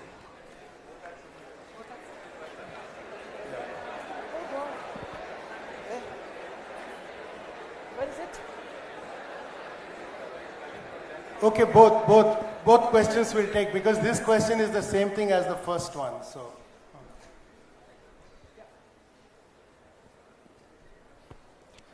hi, this is Kishore here, founder and CEO of Staksha Labs, cybersecurity research, services and training company. My question to especially Mr. DIG officer. There was a crime that was committed. It was, loss of money for a coconut vendor. He came to me. I asked him to go to the police station. He went there. That happened within 2 days of the crime that was committed. And a complaint was taken. Even after 3 months, he did not get any. Like for him, 5,000 is good amount. I'm not sure I'm glad to hear that 70 crore was recovered. But how many of 2,000, 5,000 are recovered? Number one. Number two, after 3 months when he went back to that police station, police said like, "Ayo, cyber crime ga hakputidare nammanna." This is the mindset that they had. So my question to you is,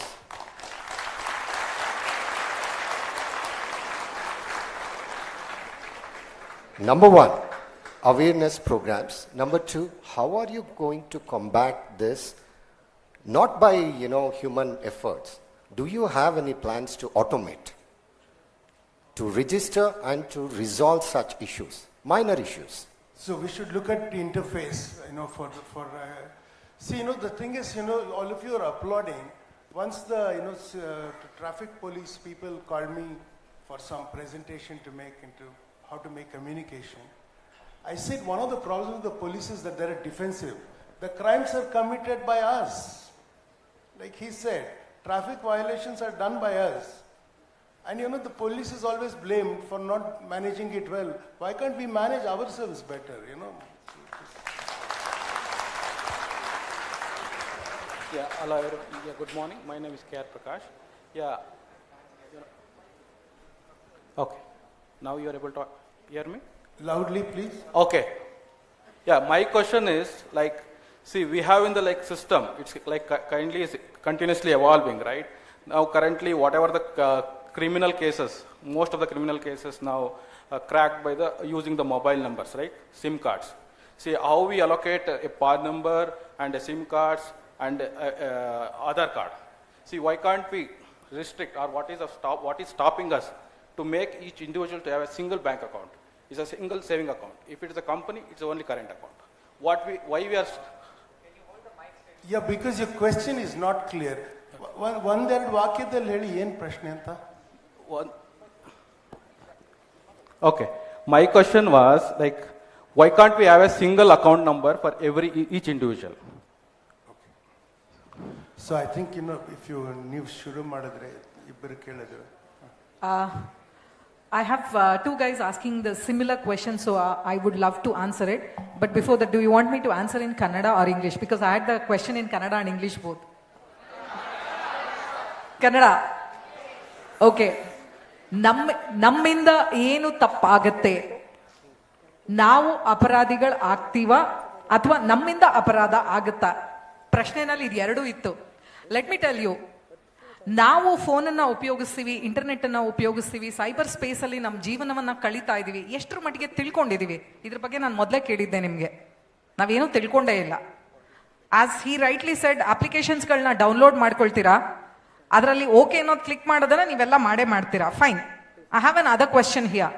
ಆ developers ಯಾರು ಅಂತ ಯಾವತ್ತಾದ್ರೂ ನೋಡಿದೀರಾ ನೀವು? ಆ ಡೆವಲಪರ್ಸ್ಗೆ ಯಾರು permission ಕೊಟ್ಟಿದ್ದಾರೆ, licence ಇದೆಯಾ ಅವ್ರಿಗೆ, ನಮ್ಮ ಕಂಟ್ರಿದ ಅದು ಅಂತ ಯಾವತ್ತಾದ್ರೂ ನೋಡಿದೀರಾ? ಇಲ್ಲ. ವಾಟ್ಸ್ಆ್ಯಪ್ ಇದೆ, ಫೇಸ್ಬುಕ್ ಇದೆ.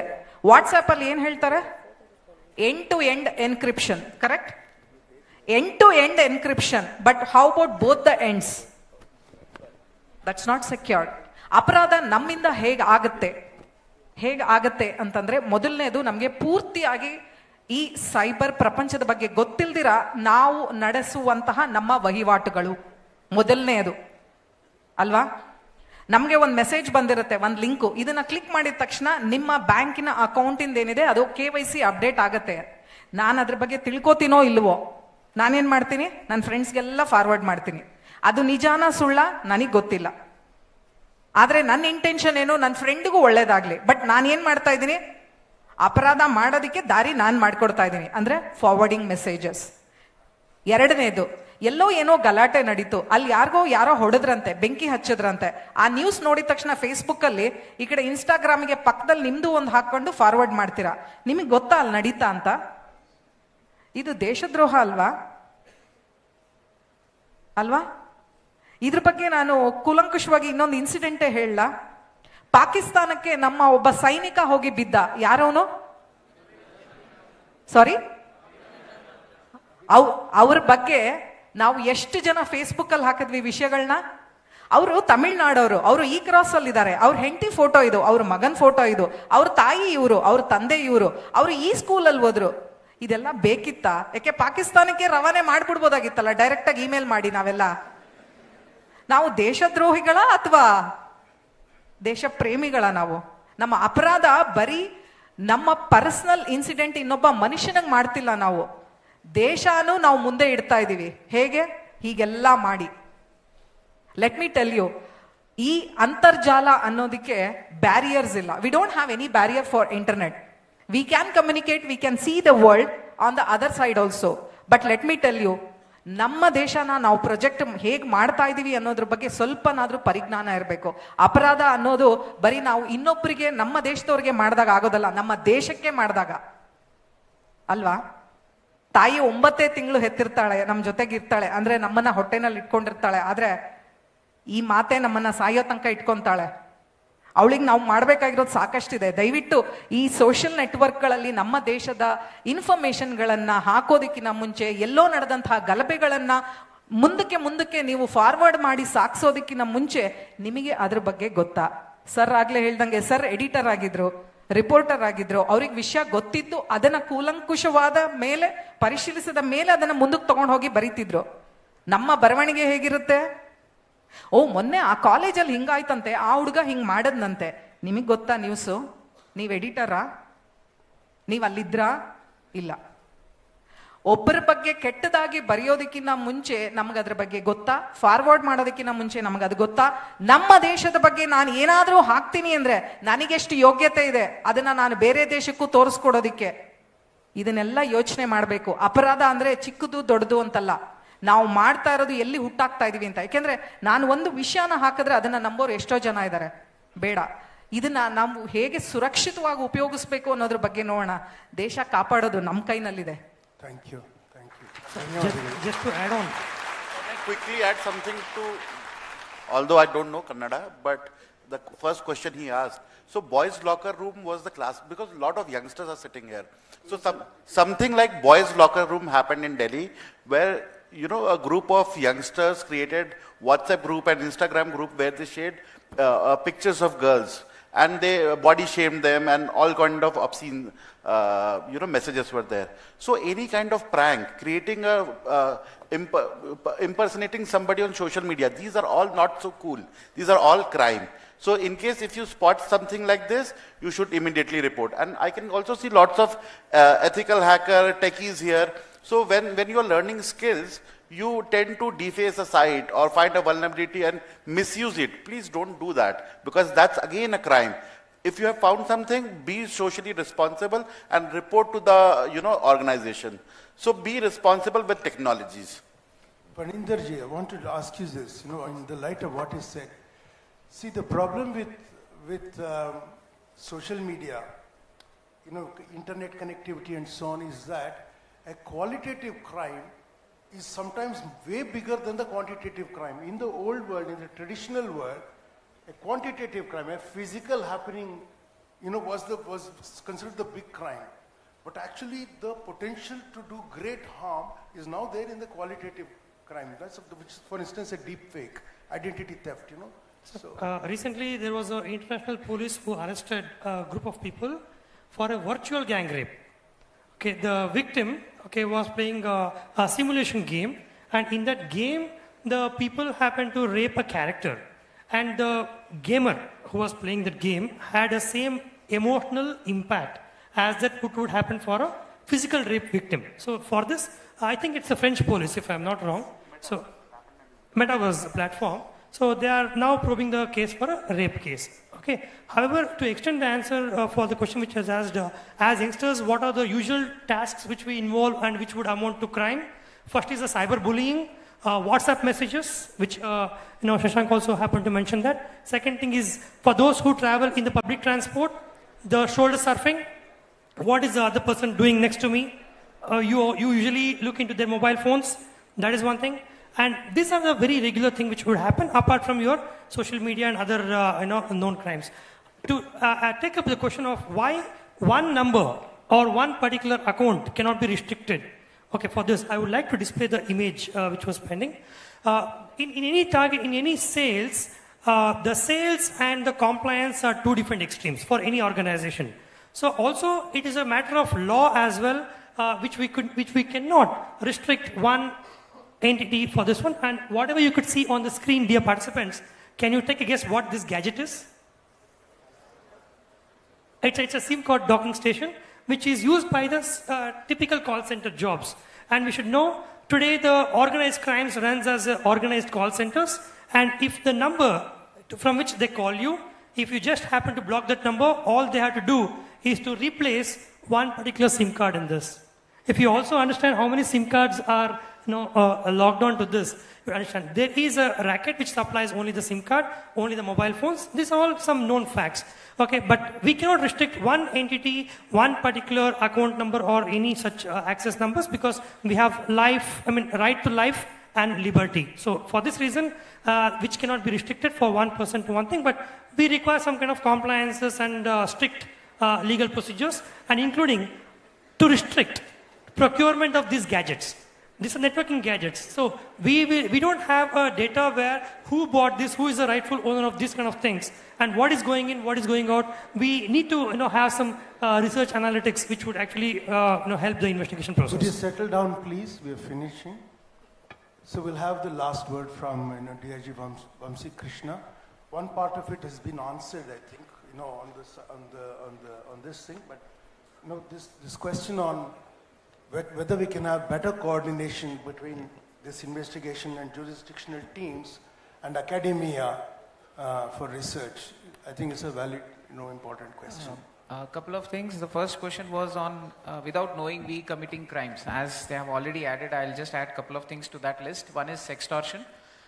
You might end up getting a video call from an unknown source, either in Instagram, WhatsApp, Telegram, whatever is the source. When you get an unknown video call, I would suggest not answer it first. If you happen to answer it by mistake and something happens of this sort where it is video recorded and or the other person is found in a compromising position, don't feel afraid to come and file a complaint. That is the most important thing. Please file a complaint. Don't keep it to yourself. There is nothing wrong which you have done. It is the other person who is doing it, so you are not committing a crime. Please come forward and give a complaint. The second one is the muling part.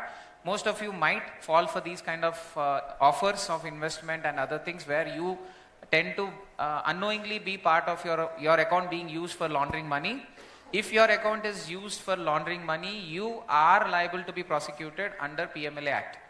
So please be aware. Please do not allow your account to be used if somebody is asking money to be transferred to somebody else, which is not known to you, which you have not transacted yourself. There is no business transaction between you and the other person. Please don't do it. Coming to the automation part, the question which the gentleman had asked, resolution and automation, that is the NCRP portal was actually initiated for this purpose only. That is how it started. Most of the things are automated. The last fag end part of it is still pending, where the banks are trying to automate the automatic identification of laundering telltale signs. Some part is done, like we have suspicious transactions which can be identified. Some is not done. RBI is still working on it. Many fintech companies are working on it using AI also. Once that is done, the nodal officer's job would be easy. Everything would be automated. The financial fraud, once reported, would get automatically blocked. But of course, this portal is also being misused for genuine transactions also. The next one was about research, which ma'am had asked. Research opportunities for students as well as for everybody else. When it comes to Karnataka Police, we at CCITR, which is in CID, we offer internships for students. Many college students come to us. We are overwhelmed with applications every year, but our intake is a little limited because our capacity is a little limited.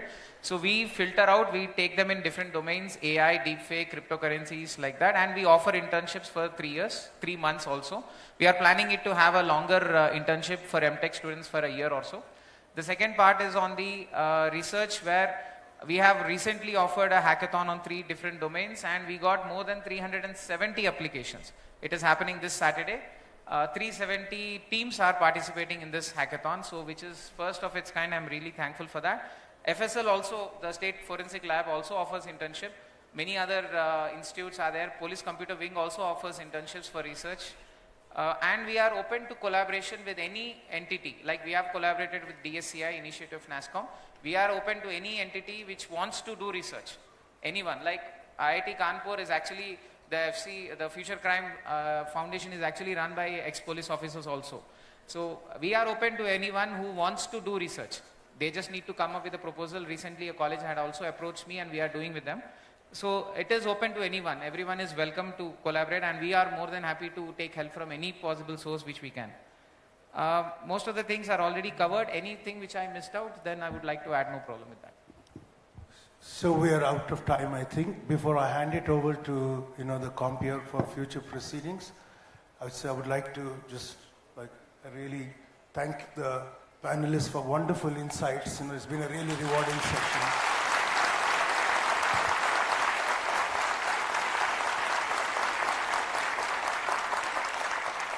Thank you. That felt generous and heartfelt. Thank you, NewsFirst and other presenters and partners who have made this conference possible. And you guys have been a great audience. Thank you so much.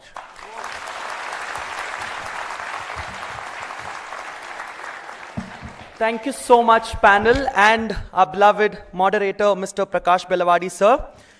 How was the session? If you like the session, once again, we give a huge round of applause. And I also request Mr. Maruthi S.H., Editor-in-Chief, NewsFirst Kannada, to kindly come forward to give away the mementos to the panelists and the moderator.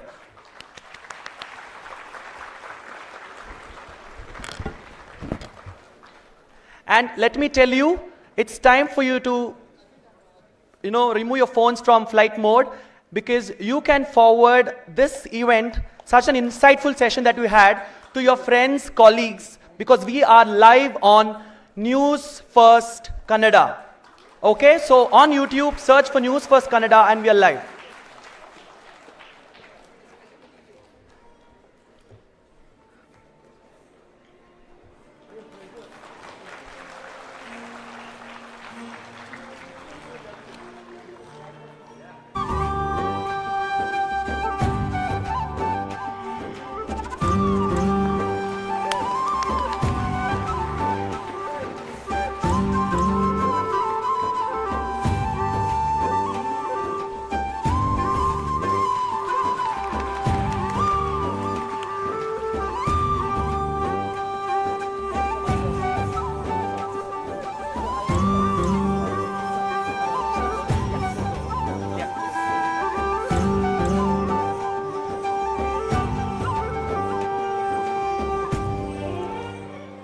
We would like to express our gratitude to our esteemed partners at the Cyber Crimes Conclave, organized by NewsFirst Kannada, NewsFirst Prime, which is happening live on YouTube, so you can go and check it. Presented by Genie Minds, powered by Ramaya University of Applied Sciences, and supported by the Government of Karnataka in association with the Cambridge Institute of Technology.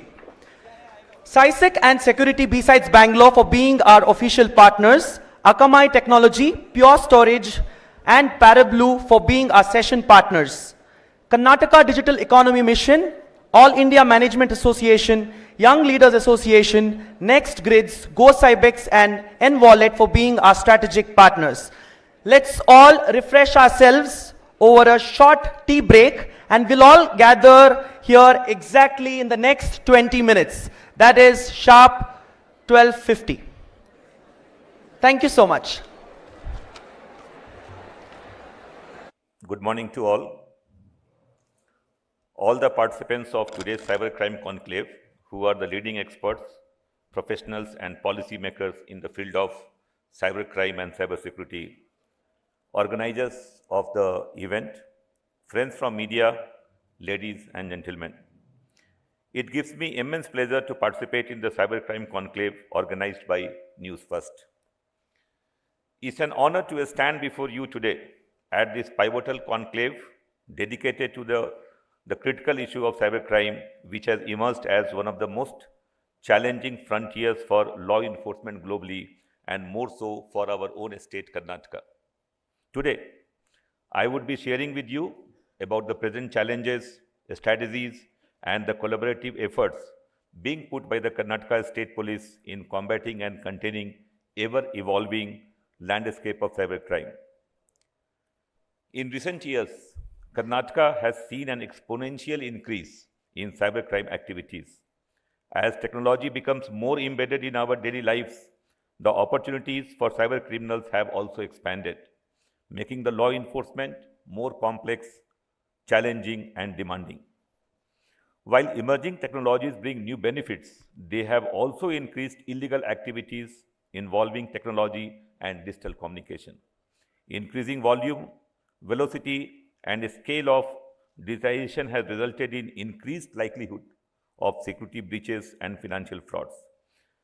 Criminals, especially the cyber criminals, use hacking techniques to gain unauthorized access to computer systems, digital networks, and databases. They exploit software vulnerabilities, employ malware, or use AI-based techniques to steal sensitive information. We had one Maya here. There are multiple Mayas which are being used by the cyber criminals also.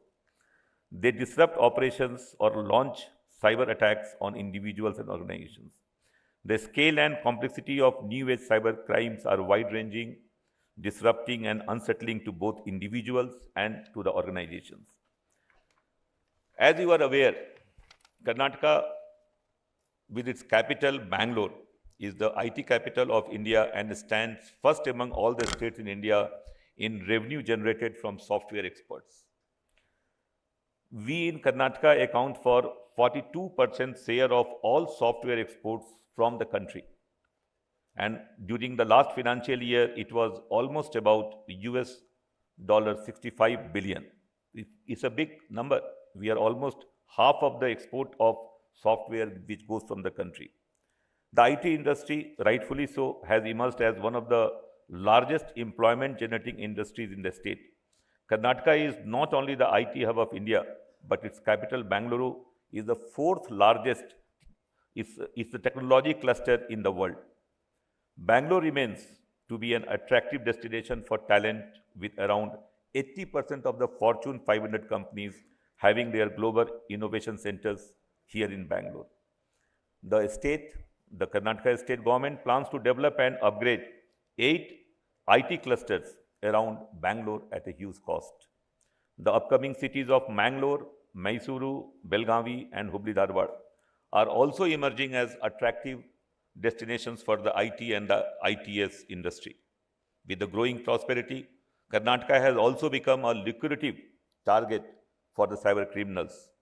From phishing scams to sophisticated cyber frauds, the range and complexity of crimes have grown over the years, affecting citizens from all walks of life. Now you will be surprised or shocked to know that Karnataka State Police in 2020 had registered about 11,000 cases under cybercrime, with just in 3 years. In 2023, this number almost doubled to 22,000. So doubling of the crime figures in just a period of 3 years is a huge challenge for the Karnataka State Police as well as for the IT industry in the state.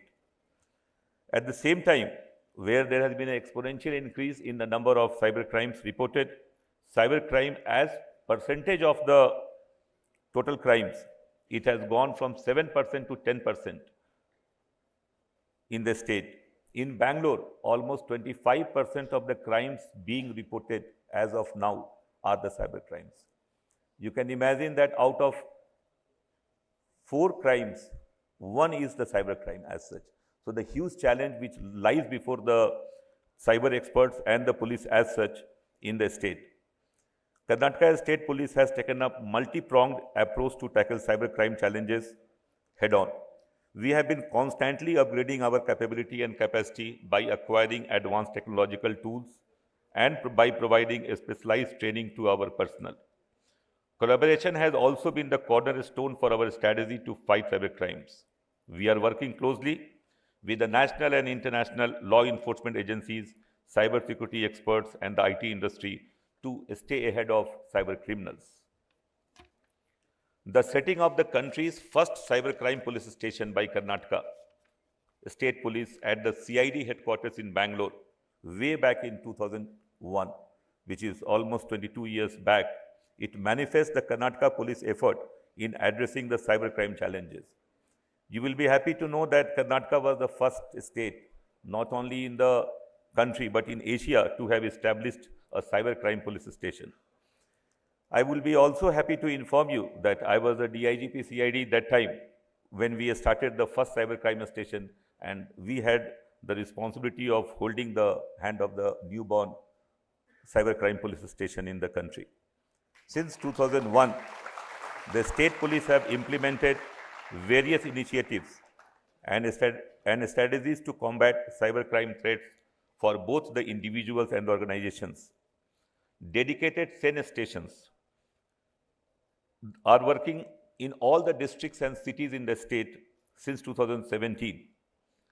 They handle all the cybercrimes, economic offenses, and narcotics cases exclusively. These specialized units are equipped with trained individuals and experts specializing in investigating cybercrimes and conducting digital forensics. I would like to emphasize here that the cybercrimes cannot be handled by the government and the police alone in isolation. There has to be a collaborative approach with the involvement of IT industry, academia, and all other stakeholders. I am proud to say that Karnataka again is the first in the country to have experimented with this collaborative approach by putting in place an institutionalized structure for effectively building capacity and infrastructure for handling the cybercrime investigations. CID of Karnataka State Police, in collaboration with the Infosys Foundation and Data Security Council of India, which is an initiative of NASSCOM, has set up a center for cybercrime investigation, training and research at CID headquarters, Bangalore. The object of the center is to support the police, prosecution and judiciary in handling cybercrime investigations, develop capabilities within the public and private sector to perform research in digital forensics, among others. You will be happy to note that the center in the last just 4 years has trained more than 31,000 police officers, judiciary and prosecutors. On the enforcement front, Karnataka State Police has left no stone unturned. Our dedicated cybercrime units have been instrumental in cracking down on cyber criminals, with numerous high-profile cases being solved. We are continuously working to update our standing operating procedures to keep pace with the ever-growing digital landscape. We believe that prevention is just as crucial as prosecution. Our initiatives are also focused on raising public awareness about the dangers of cybercrime and educating citizens on how to protect themselves from the clutches of cyber criminals. Through workshops, social media campaigns, and community engagement, we aim to empower our citizens, making them less vulnerable to cyber attacks. Despite our efforts, challenges remain. The anonymous nature of the internet, jurisdictional issues, and the constant evolution of technology make cybercrime particularly tough to detect. Looking ahead, we are focusing on enhancing our cyber forensic capabilities as well as capability building in artificial intelligence and machine learning. I hope you will all agree that cybersecurity is not only a technological problem that can be solved, but it is a risk which has to be managed over a continuous period of time by a combination of defensive and offensive technologies, exclusive R&D capabilities, and partnership with the private sector. I hope all of you are aware that I foresee a Government of India endeavor. They have got a portal by name Citizen Financial Cyber Fraud Reporting and Management System, where anybody can lodge any cyber crime. And for Karnataka, in the last 9 months, 64,000 complaints have been lodged. And you will be also happy to note that 70 crore rupees have been given back to the people who were defrauded by the Karnataka State Police cybercrime police stations. The government of Karnataka has taken significant steps in furthering the commitment to provide a safe and secure online environment for the citizen of Karnataka. This year budget, which was presented 2 weeks back, the government has announced 2 new initiatives on the strengthening of cyber security in the state. One is the Information Disorder the Technique Unit, which is going to tackle the issue of deepfake. As you are aware, deepfake is one of the biggest challenges that we are facing as on today. Also, government has made an announcement to upgrade all the Senate stations which are exclusively for the cybercrime investigation purpose by upgrading the posts there, the more senior level officers will be posted there, and by also strengthening the technical equipments that we have got in these stations. Now, I would like to emphasize that the impact of cybercrime on individuals of organizations, it goes beyond financial losses. It's not only that the money which is lost during the cybercrime, it erodes the trust in the digital system, disrupts our lives, and jeopardizes national security. You must be aware of the cyber terror attacks which are also indulged to malfunction the important infrastructure which the country has got or any important defense installation, etc. The cost of data breaches is staggering, and the potential for cyber attacks to disrupt critical infrastructure is a real and growing concern. To protect individuals and organizations, we must adopt robust cybersecurity measures. Regular software updates, strong passwords, multi-factor authentication, and employee training are essential to achieve this. Organizations must invest in cybersecurity infrastructure, and there must be proactive monitoring of these things. I would like to highlight the fact that the cybercrime landscape in Karnataka presents a complex and ever-evolving challenge for all of us. However, by staying informed about trends, adopting safe online practices, and supporting ongoing initiatives from government, law enforcement, and other stakeholders, we can together work towards a safer digital environment for everyone in the state. I call upon today each one of us, the industry experts, academicians, government officials, citizens, students, and all those who are here to join us in fight against cybercrime. It is only through our collective effort that we can hope to secure our digital future. Again, I wish to reiterate that Karnataka Police remains steadfast in its commitment to safeguard the digital rights and security of our citizens. Together, let's build a safer, more secure Karnataka in the digital age. You will be glad to know that now cyber crimes can be registered in any of the police stations in the state. You can go to any police station and you can get your cybercrime case registered. We have also taken up an endeavor to improve our capability, and we have got the ambitious plan of educating almost 50,000 policemen in the state in this year on the investigation of cybercrime.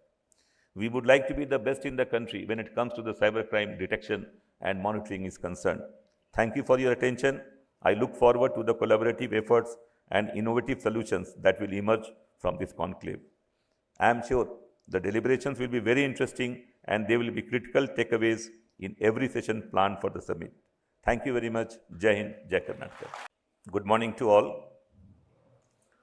All the participants of today's cybercrime conclave, who are the leading experts, professionals, and policymakers in the field of cybercrime and cybersecurity, organizers of the event, friends from media, ladies and gentlemen.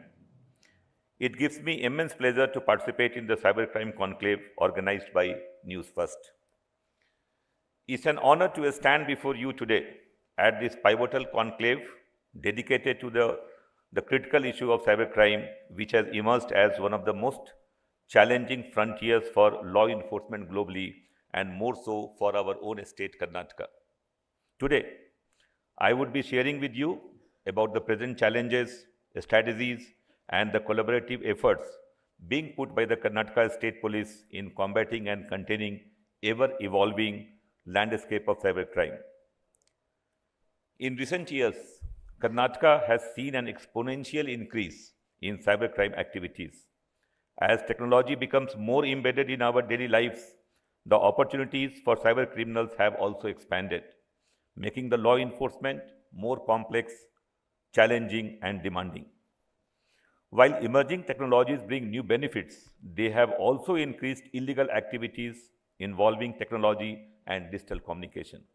Increasing volume, velocity, and scale of digitization has resulted in increased likelihood of security breaches and financial frauds. Criminals, especially the cyber criminals, use hacking techniques to gain unauthorized access to computer systems, digital networks, and databases. They exploit software vulnerabilities, employ malware, or use AI-based techniques to steal sensitive information. We had one Maya here. There are multiple Mayas which are being used by the cyber criminals also. They disrupt operations or launch cyber attacks on individuals and organizations. The scale and complexity of new age cyber crimes are wide-ranging, disrupting and unsettling to both individuals and to the organizations. As you are aware, Karnataka, with its capital Bangalore, is the IT capital of India and stands first among all the states in India in revenue generated from software experts. We in Karnataka account for 42% share of all software exports from the country. And during the last financial year, it was almost about US $65 billion. It's a big number. We are almost half of the export of software which goes from the country. The IT industry, rightfully so, has emerged as one of the largest employment generating industries in the state. Karnataka is not only the IT hub of India, but its capital Bangalore is the fourth largest, is the technology cluster in the world. Bangalore remains to be an attractive destination for talent, with around 80% of the Fortune 500 companies having their global innovation centers here in Bangalore. The Karnataka state government plans to develop and upgrade 8 IT clusters around Bangalore at a huge cost. The upcoming cities of Mangalore, Mysuru, Belgavi, and Hubli-Dharwad are also emerging as attractive destinations for the IT and the ITS industry. With the growing prosperity, Karnataka has also become a lucrative target for the cyber criminals. From phishing scams to sophisticated cyber frauds, the range and complexity of crimes have grown over the years, affecting citizens from all walks of life. Now you will be surprised or shocked to know that Karnataka State Police in 2020 had registered about 11,000 cases under cybercrime, which just in 3 years, in 2023, this number almost doubled to 22,000. So doubling of the crime figures in just a period of 3 years is a huge challenge for the Karnataka State Police as well as for the IT industry in the state. At the same time, where there has been an exponential increase in the number of cyber crimes reported, cybercrime as percentage of the total crimes, it has gone from 7% to 10% in the state. In Bangalore, almost 25% of the crimes being reported as of now are the cyber crimes. You can imagine that out of 4 crimes, 1 is the cyber crime as such. So the huge challenge which lies before the cyber experts and the police as such in the state. Karnataka State Police has taken up multi-pronged approach to tackle cybercrime challenges head-on. We have been constantly upgrading our capability and capacity by acquiring advanced technological tools and by providing a specialized training to our personnel. Collaboration has also been the cornerstone for our strategy to fight cybercrimes. We are working closely with the national and international law enforcement agencies, cybersecurity experts, and the IT industry to stay ahead of cyber criminals. The setting of the country's first cybercrime police station by Karnataka State Police at the CID headquarters in Bangalore way back in 2001, which is almost 22 years back, it manifests the Karnataka police effort in addressing the cybercrime challenges. You will be happy to know that Karnataka was the first state, not only in the country, but in Asia, to have established a cybercrime police station. I will be also happy to inform you that I was a DIGP CID that time when we started the first cybercrime station, and we had the responsibility of holding the hand of the newborn cybercrime police station in the country. Since 2001, the state police have implemented various initiatives and strategies to combat cybercrime threats for both the individuals and organizations. Dedicated SEN stations are working in all the districts and cities in the state since 2017. They handle all the cyber crimes, economic offenses, and narcotics cases exclusively. These specialized units are equipped with trained individuals and experts specializing in investigating cyber crimes and conducting digital forensics. I would like to emphasize here that the cyber crimes cannot be handled by the government and the police alone in isolation. There has to be a collaborative approach with the involvement of IT industry, academia, and all other stakeholders. I am proud to say that Karnataka again is the first in the country to have experimented with this collaborative approach by putting in place an institutionalized structure for effectively building capacity and infrastructure for handling the cybercrime investigations. CID of Karnataka State Police, in collaboration with the Infosys Foundation and Data Security Council of India, which is an initiative of NASSCOM, has set up a center for cybercrime investigation, training and research at CID headquarters, Bangalore.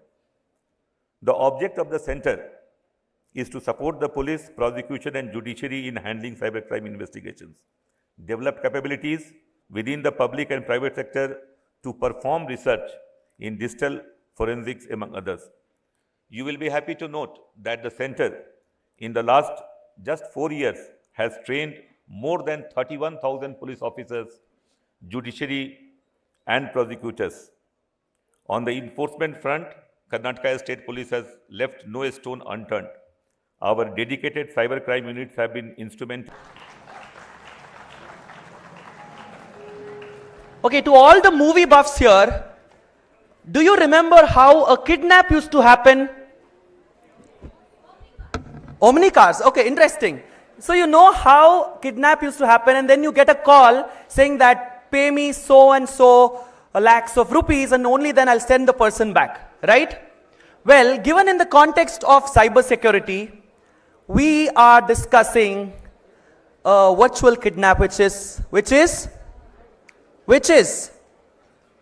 anybody? Be louder.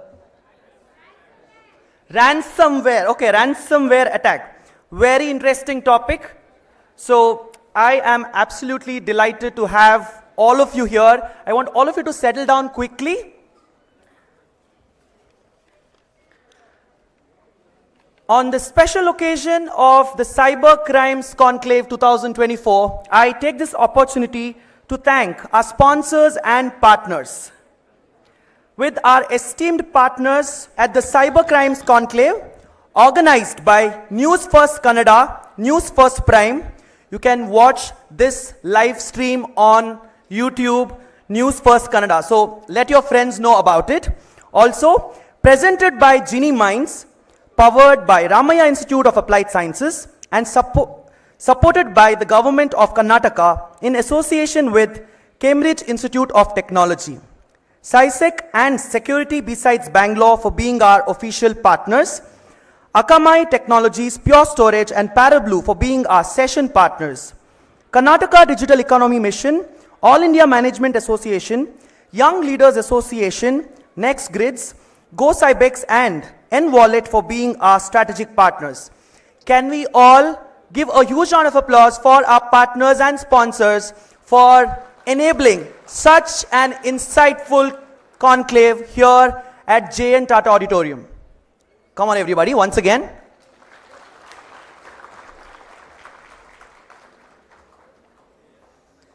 So as we are all set to enlighten ourselves through the Cyber Crimes Conclave, I want to invite the next panel onto the stage.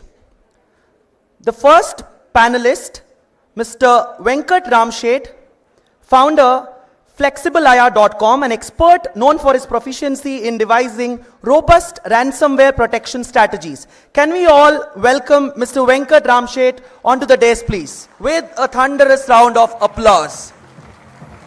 Warm welcome, sir. Panelist number 2, Mr. Harish Upadhyaya, Principal SE, Cohesity. He brings in extensive experience in cybersecurity. He will share his perspectives on countering ransomware threats. A warm welcome to you, sir. Panelist number 3, Mr. Ramanujam Komanduri, Country Manager, Pure Storage, a professional with insights into the technological intricacies of safeguarding against ransomware attacks. Let us all put our hands together and welcome Mr. Ramanujam Komanduri. Warm welcome to you, sir.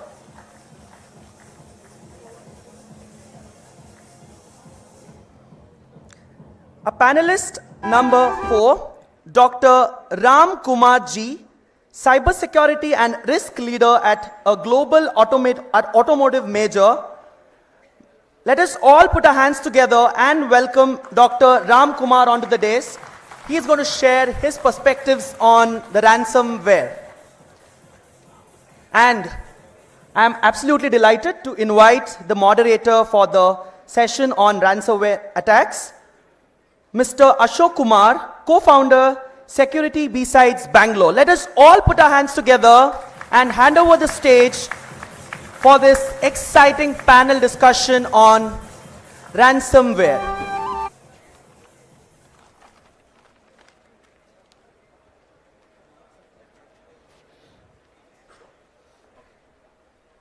Good afternoon, everyone. See, after an energy-packed panel that we had just before, and with the moderator like Belawadi sir, it's going to be very difficult for me to fill that position, but I'll try my best. See, we have actually heard about a lot of crimes where they touch us, right? On an individual basis, they touch us.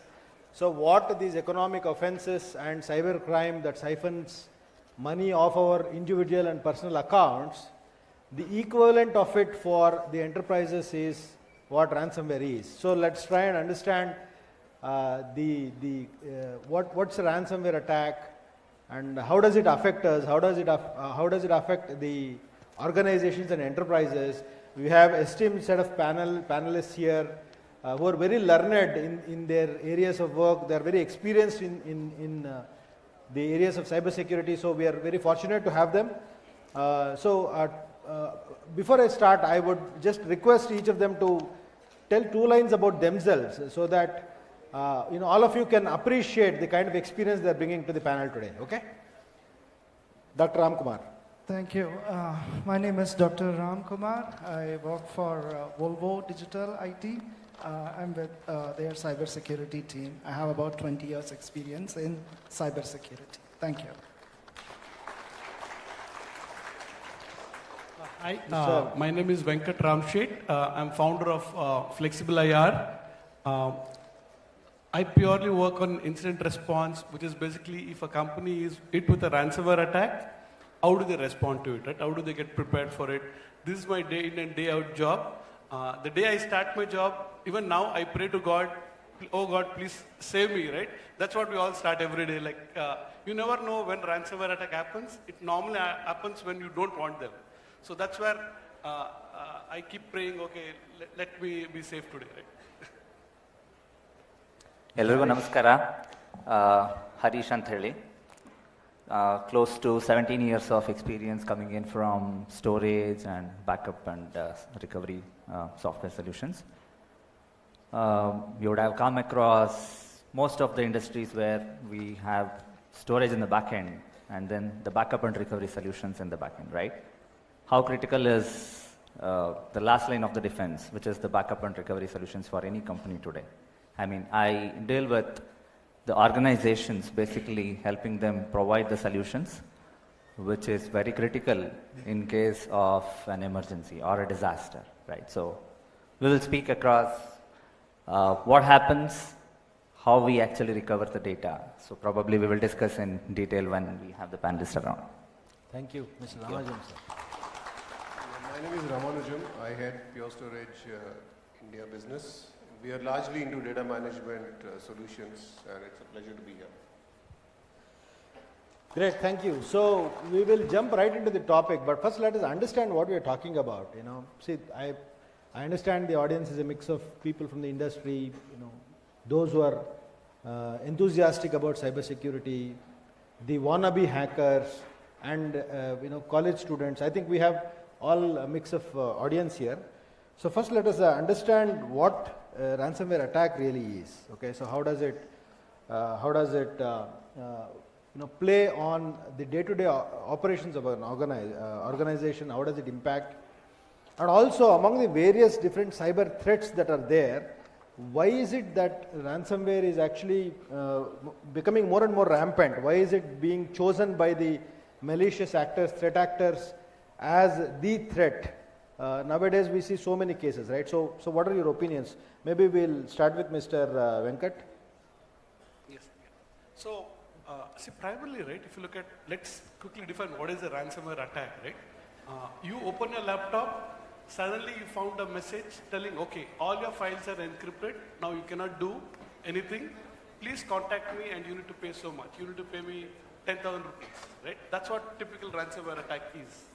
Now, question for all of you is, if in case you see this attack, right? Okay, in fact, the bigger question is, why do we see this happening more and more, right? So far, if you see at the conference, we were talking about cybercrime. And this was primarily limited to at a national scope, right? But if you look at a ransomware attack today, it's happening globally. And why is it rampant? It's because of the cost advantage, right? If someone does an attack, the kind of money he gets is huge. It could be in terms of millions, right? Where we talk about, in some of the cyber crimes, we are talking about few thousand rupees. But now, here, the return on investment could be much larger.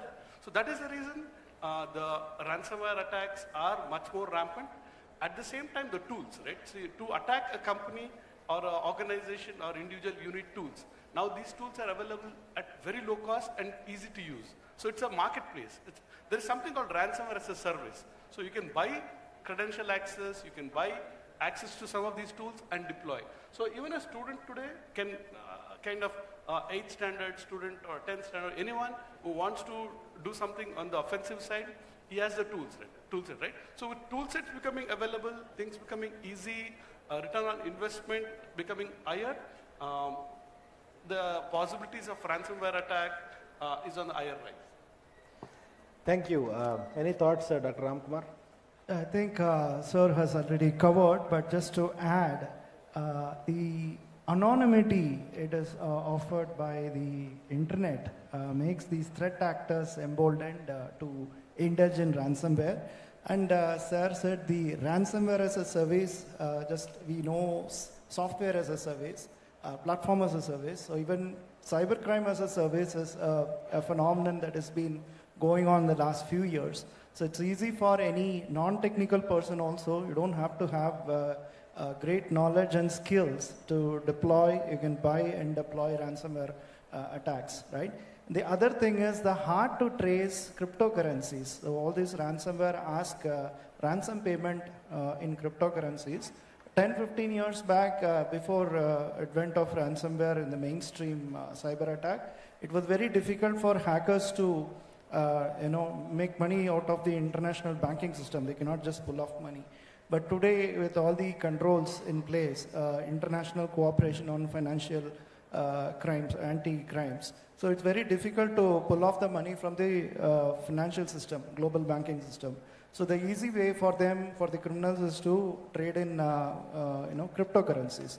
And whether it is Bitcoin or anything, it's very hard to trace. So that is again a major factor. Beyond that, the pandemic-induced work from home and now hybrid mode, it has introduced many IT vulnerabilities. So that is being exploited by these threat actors. And beyond that, the geopolitical risks that we are facing today, not just in the recent Israel-Hamas war, it was become more prominent during the Russian invasion of Ukraine and the continuing ongoing war now. So many nation-state actors, countries are supporting ransomware gangs, what we call as the APT gangs, Advanced Persistent Threat Gangs. They have bottomless access to resources, funding, skill set, tools, so supported by different countries. Of course, the Western nations like to portray 4 countries as the axis of evil, namely Russia, China, Iran, and North Korea. So most of these countries indulge in ransomware as a quick way to make money, and that is actually the ecosystem is well oiled. And the victims also paying the ransom to get back to business or to deliver operations, it also emboldens them. And of course, the crime conviction is very less. I've not seen any major conviction. Of course, locker bit recently, if you had followed media, there was one major anti-ransomware action by international agencies, law enforcement agencies, and instances like these are far and few in between, right? So that's my take on it. Thank you. And so three primary points, if you can note them. One is, see, the ransomware is actually becoming an organized crime. The perpetrators are actually organizing themselves, offering the crime as a service, and it's becoming so organized that it is becoming so easy for anybody to just take that service and perpetrate the ransomware attacks. So that is one very important thing. Second is, there are two reasons why anybody would want to do it, right? The threat actor is either behind money. I mean, money, of course, lies at the bottom of everything, right? The second reason could be, the nation state actors. There's some specific harm to be inflicted on any systems or infrastructures or organizations. So that could be another motive behind the ransomware attacks. See, ransomware attacks are like, it was told earlier,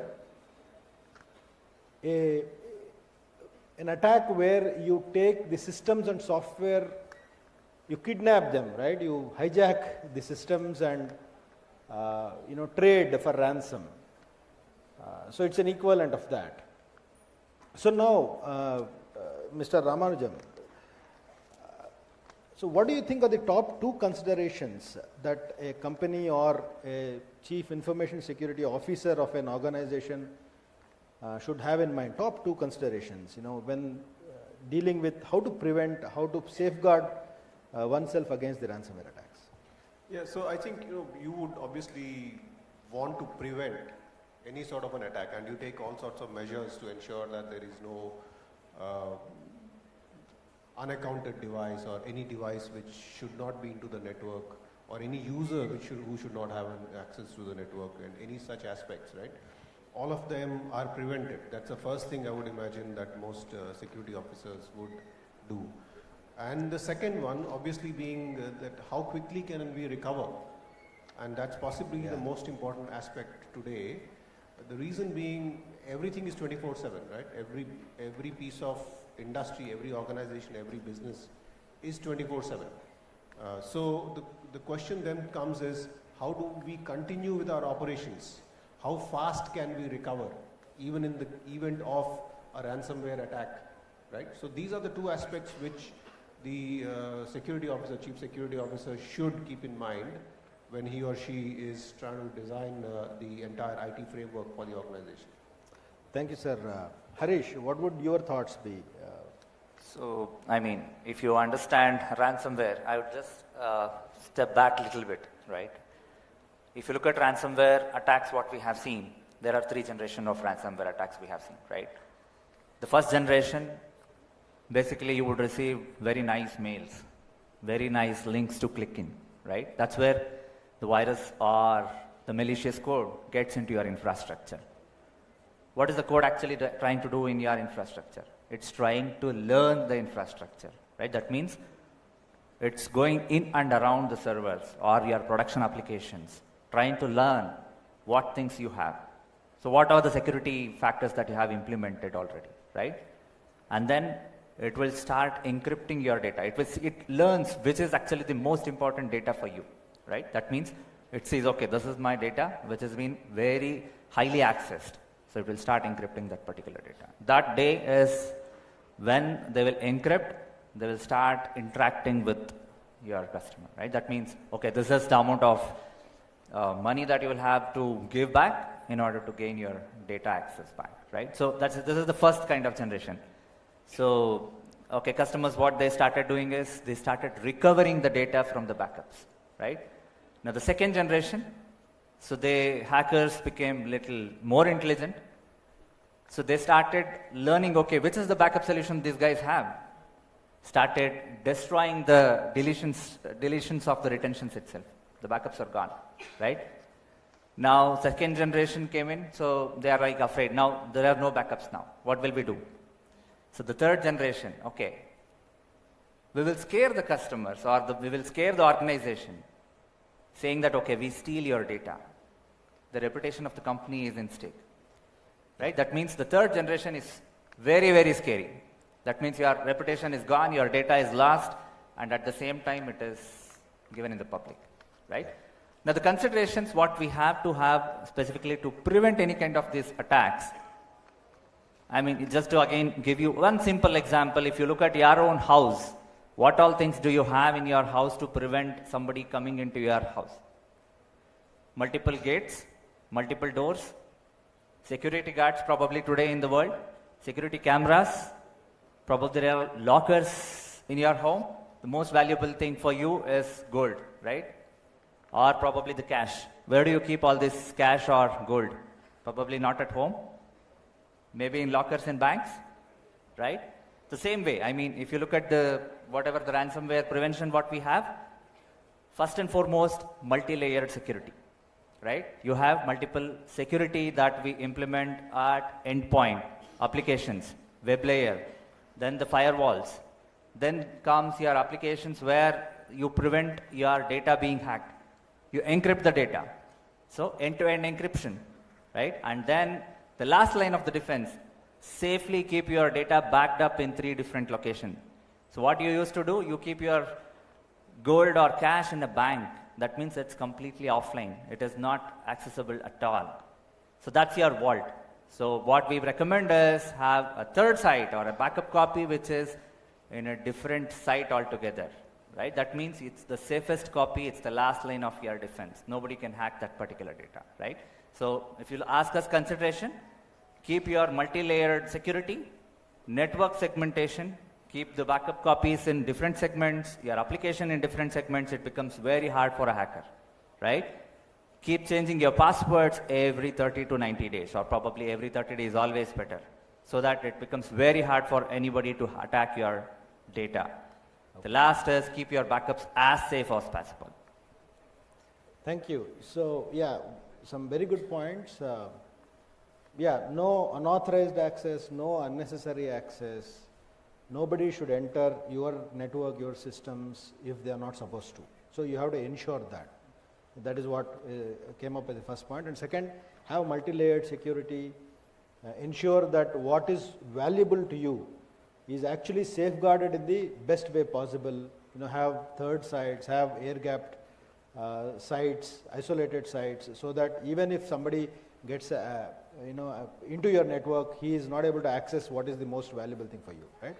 See, but if you look at this ransomware, right, like was said in the previous panel also, see, it's not a matter of how many people have fallen prey to it or how many people are victims of a cyber crime. It's a matter of when. It's not a matter of whether anybody will fall prey to a cybercrime or a ransomware attack. So, in the wake of an attack that an organization suffers, what are the top 2 methods to respond to the situation? So, we'll start with Venkat. You are the IR expert here, right? So, we'll start with you, Mr. Venkat. Yes. So, friends, just want to clarify a couple of terminologies. Cyber security is all about terminologies, right? We were talking about threat actors, ransomware attackers, adversaries, right?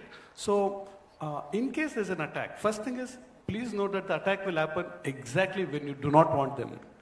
Definitely don't assume that it's going to happen on a Monday at 10:30 when you're in office or in your school. It is going to happen exactly when you want. For example, I had a recent case where someone was getting married. He was about to tie the knot at 12 o'clock. The company is attacked around 11 o'clock. Right? So that's how you are going to land up. That's typically your expectations has to be. Right? So first thing, I'll give you a set of bullet points of how do you respond to it. Key thing is to not to respond in panic. You need to respond in a much more planned, structured way. I think that is the number one mantra of it. Second, understand the context, right? Is it one machine impacted? One of the server has got impacted? Is it the HR machine, right? Or is it the CEO's machine? Or is it the entire plant? Or is it the entire college, right? So if you see, colleges are today under big ransomware attacks. So you need to see what is impacted first. Then start containing. The first thing is, how do you contain the spread, right? If it is on one machine, please note that the attackers are very smart. They move across. They want to get everywhere. They are like a worm, right? So now you want to stop the spread. So first is immediate containment, understand the scope, understand the context, and at the same time, there are a lot more steps, but to keep it more simplified, there is one saying, if you know your adversary better, you can defend better. So I'll show you one slide. It is kind of the secret sauce, right? Okay, so it's a takeaway for all of you, right? Is how does the attacker attack, right? How does the adversary attack? So here is something called a MITRE attack framework, which tells exactly how the attacker would come in, right? The attacker would normally go from left to right. If you see, he does something kind of a reconnaissance, then he goes from, he understands the victim, goes to initial access to execution. But do not worry about it. You can take a screenshot of it. But the goal is, he has an impact. I mean, he has a goal to take away money, or he wants to take away, he wants to destroy your machines. So he goes from left to right, and this is something called the modus operandi, right? So key is to understand the attacker, understand his motive, understand this metrics. He might not do all the things, but what he does is some of these things to get into your network, right? So again, this has fundamental steps. There are a lot more from communication perspective, getting business as usual, but these are the fundamentals of getting kind of responding to a ransomware attack. Thank you. Mr. Ramanujam, any thoughts from your side? I think, where we come from is, while I think the friends are here to guide about prevention of a ransomware attack and so on, we pretty much do very well in the area of a very, very quick restore in the event of a ransomware attack, right? I think, like I said, with businesses being pretty much 24/7 now, the question is how quickly can you get back up onto your legs and serve your customers, right? Because every hour of not being in operation not only means loss of revenue, but actually also means losing your customers possibly to other alternatives. I'll give you an example of a payment gateway. When we all through our mobile, when we try and pay anybody for that matter, right? We go through a payment gateway, and then that's how the transaction happens. There are instances where a payment gateway, if they're down for an hour, they actually lose. You switch to another gateway. Do you wait for the gateway to come up? You don't. You just switch to another gateway and make the payment transaction happen. Correct. So that's a loss of revenue for them. That's a transaction money lost for them, correct? So it's absolutely important that they don't go down, right? And that's possibly is the crux of how quickly one can recover in the event of an attack. And like Mr. Ramkumar said, you just don't know when that entire attack will happen. It's possibly at the most unexpected time. It can happen at your peak business hours or offline during the evening or whenever it is. The question comes back again as to how quickly you can recover and get back. Yes. Speed of recovery is paramount. So that is what decides whether you will continue to be in the business or not, right? So, with that, you look at ransomware, there are two things which are, typically possible. One is, of course, there is a loss of revenue, loss of, you might end up paying by ransom. So there's a loss of money. And also the ransomware perpetrators, the threat actors do not just encrypt the data and, religiously give it back when you pay the ransom. They might actually exfiltrate the data. So which will lead to further damages. It could lead to lawsuits. It's a lot of damage that the ransomware attacks cause. Now the question is, to pay or not to pay? So what are the thoughts? Yeah, Dr. Ram Kumar first. To pay or not to pay is a big question. It's a business decision. Ideally, law enforcement agencies, especially the FBI, advocates not to pay. Okay? The point is, the more you pay, you are actually perpetuating and incentivizing this ransomware ecosystem, where all these APT gangs or hacker groups would be emboldened to continue to be in this criminal business. So that is the official stance which the government and law enforcement agencies are recommending, not to pay.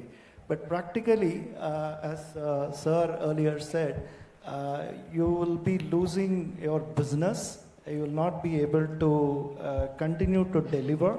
It will make you lose revenue and reputation. So think of, I'll give an example. How many of us, I'm sure all of us use food apps, right? Popular food apps in India. So what if one of the, God forbid, I'm just giving an example, what if one of those food apps is a victim of ransomware and we are all hungry souls and trying to order and the app is not going through or order is not going through. So think from the company's point of view, what they would do ideally. Though government says not to pay, but they have to be in the business, otherwise they lose revenue to the competitor. So they obviously would decide to pay through cryptocurrencies. So that's a very hard decision, but end of the day, they want to be in business and make revenue, right? So that's a dilemma which all companies go through. And if you look at the past instances where victims like Colonial Pipeline, I think a few years back in the US, one of the largest fuel conduit companies which supplies fuel in the United States. The eastern part of their pipeline operations was impacted due to ransomware attack, and half of the eastern US East Coast was impacted. Not just general public and the traveling public, even critical services are impacted. They couldn't fuel up their vehicles. And that kind of critical infrastructure support, you need to quickly come back to business. So they chose to pay. They chose $4.4 million to pay. Or even in education institutions, I can give you an instance of University of California. When they were victims, they chose to pay $1.4 million. Of course, in the last few years, there is a law that has come up in the US which mandates companies to report mandatorily this kind of ransomware attacks and the payments they did. But that's the way to go. End of the day, it's a decision by business exigencies and what works best for them. That's my take for this. Thank you. Anybody else wants to add? Yeah, sure, sir. I think today there is technology which is available, which sort of guarantees, right, that you don't, any organization does not suffer in the event of a ransomware attack. So in such a situation, why would anybody want to pay? I guess the situation is that organizations do not use such technologies which are available. I mean, for example, we guarantee ransomware recovery, right? I mean, there are organizations which do that, right? And there are service providers who do that. So I think organizations would have to start using some of these technologies which are available to them, rather than falling prey to any such malicious intent. So better invest in technologies which would help you recover fast rather than end up paying ransom. Absolutely, absolutely. Okay, yeah, you need to have the utmost security so that you never fall in the prey, right? So obviously we do not want to have that encourage to pay it because it gives the hackers an added advantage that, okay, this guy pays, so one more prey. I mean, they will be at least in a mindset that, okay, we are getting money, let's not leave it, we will go attack again one more customer, right? So it goes on and on if you start paying out. So we'll have to somewhere break it down. That's where we say or recommend not to pay and then invest in the security and adopt the technologies. Yeah, so better pay a technology company and safeguard yourself rather than pay the perpetrators of the crime. Okay, good thoughts, thank you. And see, whatever we have discussed so far, be it the prevention, protection, response in case of such an attack, etc. So do you think these can apply to organizations of all sizes, or should we look at different responses, different strategies and approaches based on the size of the organization. So for example, there is an SMB or a MSME or a very large corporation. Do you think these strategies differ?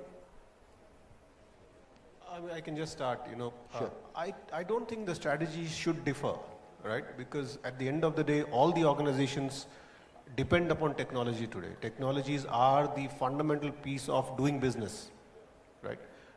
It's only the question as to how you are consuming the technology, from where you are consuming the technology. So the organization must ensure that sufficient protection or recovery mechanisms are in place, okay, before they get into using a particular service. Okay. Yeah. Okay. I think large organizations with deep pockets can afford to have a full-fledged cybersecurity team with all the bells and whistles. They can go for all the technology controls, processes, and the right skill sets, right, in terms of the workforce, security workforce. But when it comes to SMEs or small and medium enterprises or startups, they don't want to spend too much on cyber security because they can't afford to. And ransomware attack can be devastating. They can just fold up, simple as that.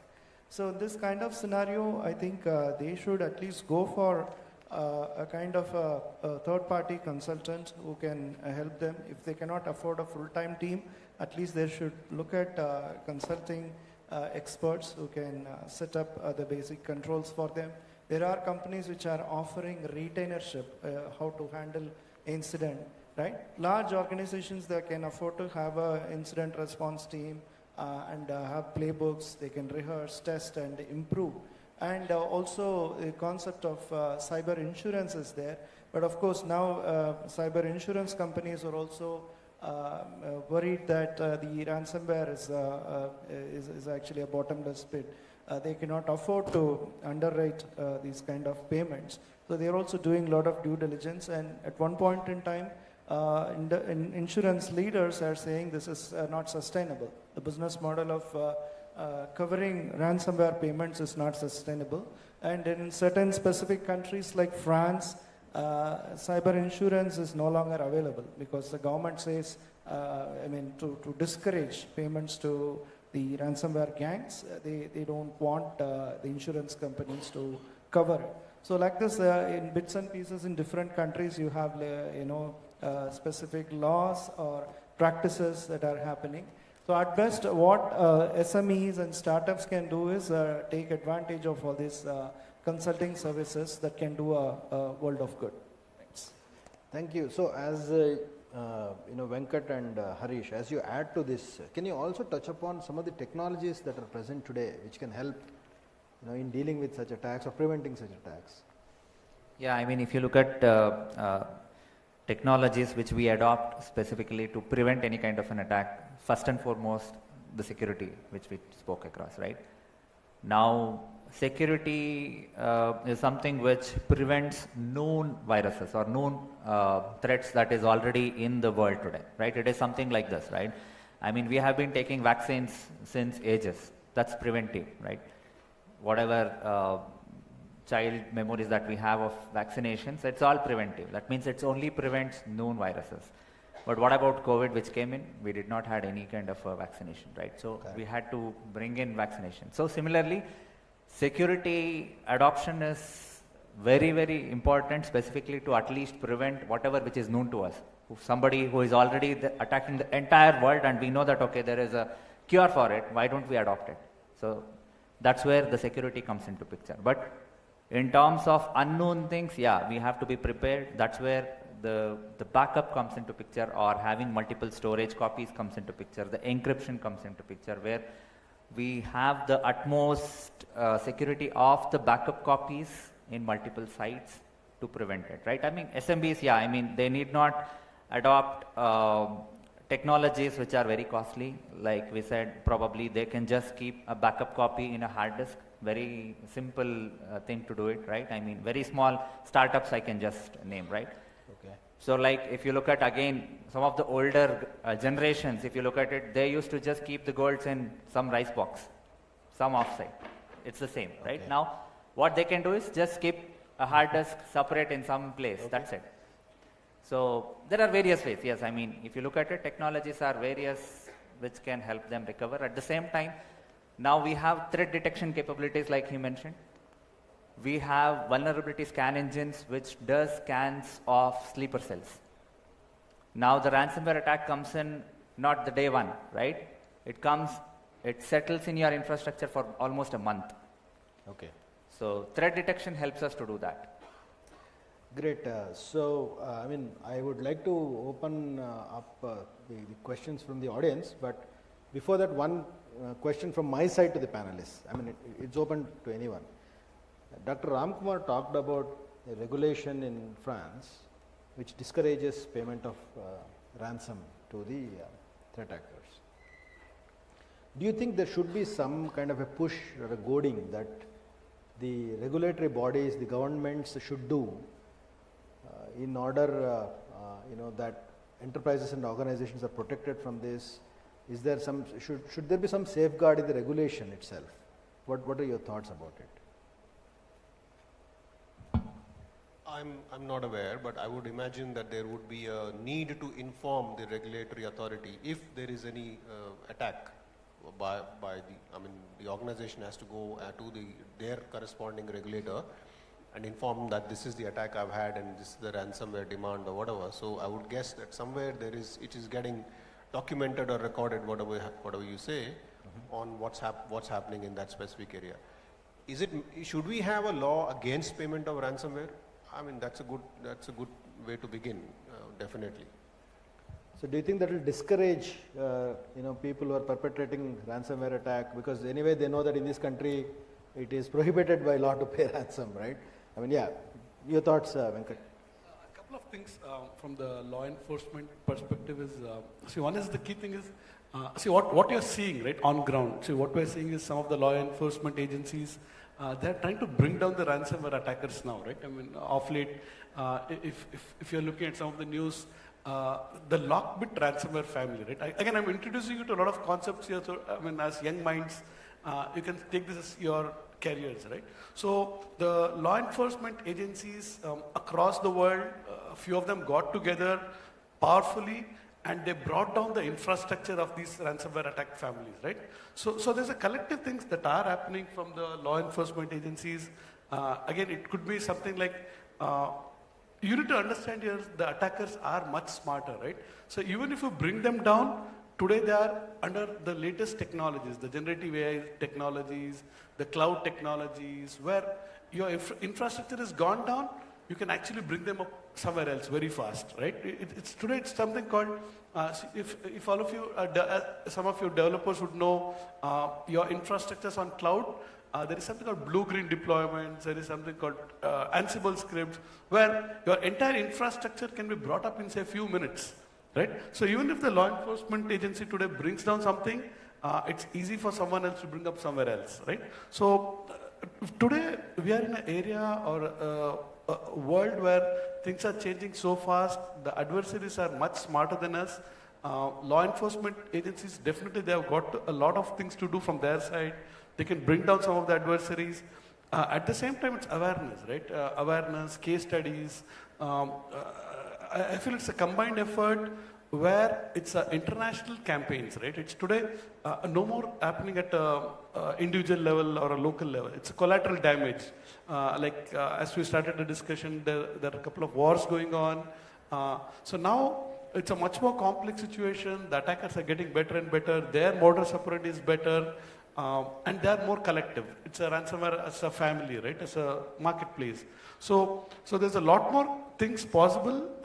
Again, from law enforcement, primarily, again, the key thing is to be united, to get the adversaries down. At the same time, awareness, being united. Thank you. Yeah, please. I'd like to add my perspective. So as Ashok sir mentioned earlier, it's not a question of if, whether we will become a victim, at least from the corporate perspective. It's a question of when. It doesn't matter whether you are a large multinational, a branded multinational, or an unknown mom and pop store. If there is a loophole, the hackers are going to exploit. So my take is, okay, it's my personal take. If law and enforcement brings in, some mandate or through a legislation that states that paying ransom to these APT gangs or hacker groups is illegal, that will probably incentivize the companies to invest in proper security technologies for putting in place the controls, the processes, and build in the required skill set. Today we do not have any incentives, right? So that is, and we do not have a law that actually bars paying ransomware. And that is actually helping these criminals to, know for sure that if you hold them for ransom, their network, their IT infra, or their data. Today we are also talking about double extortion. So it is not just they ask money or cryptocurrencies for giving you back the decryption keys. They also blackmail stating we need more cryptocurrencies for releasing your data. If you don't give the data, we are going to publish in the dark web or monetize some way. So they make more money. So again, there is no guarantee, even if you pay the cryptocurrencies they ask, that you would be able to recover the money. So better if my take or humble opinion is, if government brings in a law, already there is a law there you need to report any kind of cyber incidents, and any kind of data exfiltration or data loss or theft or security incident is needs to be reported to the certain directives, right? As per the certain directives, as far as India is concerned. And of course you have other legislations world over, notably the GDPR and stuff.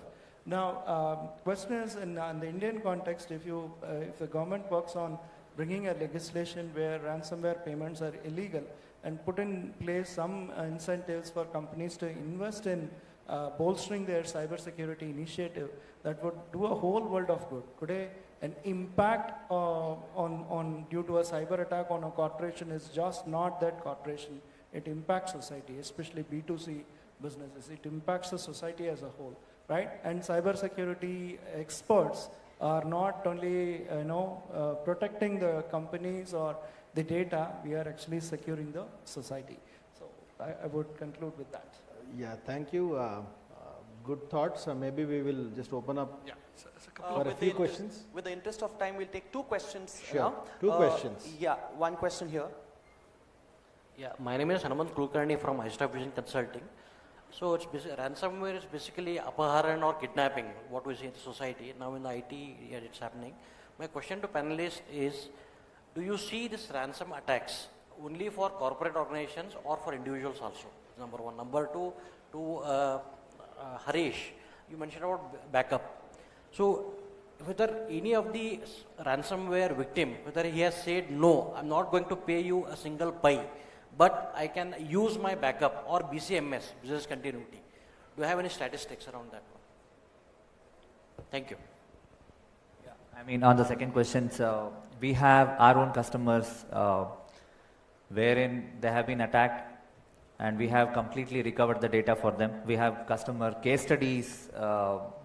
I cannot name it. You can just go and then check in our own Cohesity public portal. So you have the use case there, you can study there. The customer has recovered the entire data. They have said no to the organization, saying that we will not pay. We have recovered our data and then we are doing the business as usual. Okay, the next question's from here. Okay. Hi, I'm Pavan Kumar. The question is open for anyone from the panel. One of you suggested that there is something called as threat detection. So I am working in a company and I am familiar about the SOC team and the penetration testing team. So when it comes to threat detection, how do you implement it in terms of a corporate structure so that it works efficiently? And the second part is how to improvise the number of detections when you do, because there is a good chance that you do 10 threat huntings per day, or you look for something and you end up finding nothing. So how do you justify that? One is implementation part and the other one is increasing the number of identifications during threat detection. Okay, so when it comes to threat detection, there are various levels at where the threat detection happens. The first level is at the security software level, which runs the scan engines whenever the data lands in on the application, right? Now, second level of threat detection happens when there is a backup copy which is landing on a cohesive platform, or any kind of a backup copy which lands on the backup platform, right? Now, this scan engine is just running on each and every file it sees on the platform, or on that particular storage, or on that particular application server, right?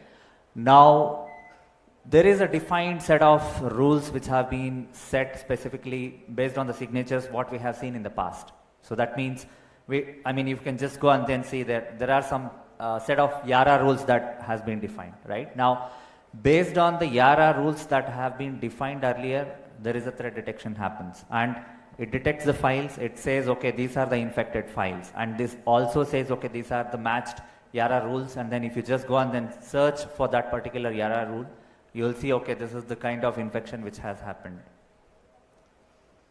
Yeah, any other thoughts? Yeah, so just to add to this, right, if you look from a ransomware attack, the threat detection is at two levels, right? One is, today if an attack happens, it could be something called an external detection, right? Someone tells your website is down, I'm not able to work on your apps, right? So that's a different kind of threat detection. It's called external threat detection, right? And this is dangerous because the moment external threat detection happens, you don't have time. You have to respond fast, or the news is out in media or Twitter or anywhere of the social channels. Now, if it is internal detection, that's where there will be triggers, there will be alerts from your SOC environment, and there will be all early warnings or late warnings. That's where you operationalize how to handle these alerts, which typically could become incidents to crisis. So again, threat detection, internal, external. If it is internal, you have some time to respond to it. See, the topic is vast and the implications are so high. In fact, this last question that was asked about threat detection itself is a subject of a full-day seminar, if not more.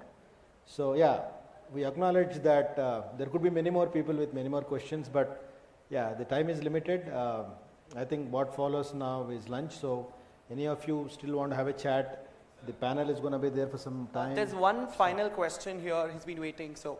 Oh, okay. Myself Yodan from Nagarjuna College of Management Studies. My question is, how is AI technology contributing towards the increased ransomware protection or attacks? Okay, so I'll start answering that. I'll not take away the opportunity from the panelists, but that's a topic which is so dear to me because I was actually surprised that nobody is asking that question. Now that it is here, let me answer. See, what AI is actually doing now is, weaponizing even mediocre hackers. See, earlier, somebody who is not really a talented hacker would just stick to regular exploits like OWASP, Prop 10 and try to do it, right? But what AI is doing is AI is empowering them to actually write more sophisticated ransomwares, more sophisticated ways to exploit existing weaknesses. So that is what AI is actually doing. So it's really, it's like giving some weapon of mass destruction to somebody, who doesn't even know the impact of, using such a weapon, right? So that's what AI is doing. But thankfully, on the other side also, AI is now being put to use to see how some of these can be countered, right? Some of these, these threats could be countered by using AI. So how can we actually fuzz the attacker, right? So how do we divert the attacker into a honeypot or into a deception system? So these kind of things are also happening using AI. So yeah, it's an interesting topic, and it's a topic that requires much more deliberation. But yeah, I would stop here and maybe let. So if you look at the AI based approach, every product today in the world, everybody says, okay, we have AI intelligence built in on the platform, right? Now, what AI is going to do is basically give you a security posture saying that, okay, there are various ways to look at it to adhere to the rules. Have you adopted to the rules? First and foremost, whenever there is a ransomware attack, the DNS gets compromised. Why? Because the entire organization information is with DNS. So all the server information, the IP address, naming convention, everything comes out of the DNS server, right? So the hacker first attacks the DNS. So this AI will start looking at, okay, have you first of all protected your DNS? Is NTP password there? Have you rotated your passwords properly? And the next level is the permissions, which generally on the files. Where is the weak point? Which actually has the weakest area in your infrastructure, right? Or when it comes to the architecture, have you secured your infrastructure? The next AI comes in the threat detection, where it sees the pattern of the files coming in. So whenever there is a ransomware attack, the files gets encrypted. That means there is a change in the data, right? So immediately it alerts to the organization or within the IT admin saying that there is a ransomware attack. There could be malicious code which is running within your infrastructure. I mean, there are various ways. So AI is very vast kind of topic. I mean, each and every layer has an AI today. So I guess the key thing is the tools that we use, right, for defensive purpose, they are equally available to the adversaries, right, at all phases. At all phases of matrix, which is what the modus operandi of the attacker, they have AI capabilities all across. At the same time, if you look from generative AI perspective, your social engineering attacks, your phishing attacks could be more targeted, right? I mean, you can, as an example, the kind of emails that can be composed could be a lot more articulated. Someone, say from any of the 4 impacted, adversarial nations, they can, say they have limitations of a language. They can create very well targeted, articulated messaging to bring very, very real life phishing attacks. See, sorry folks, the topic is so interesting that there are more and more points coming out. So yeah, I think I'd not take too much time. Just I'm very much thankful for the questioner for asking this very pertinent question. I would just want to leave with this thought. Maybe it's a food for thought. You can research more. AI for cybersecurity and cybersecurity for AI are 2 different things. So please learn more about it. You will get a lot of insights. Thank you.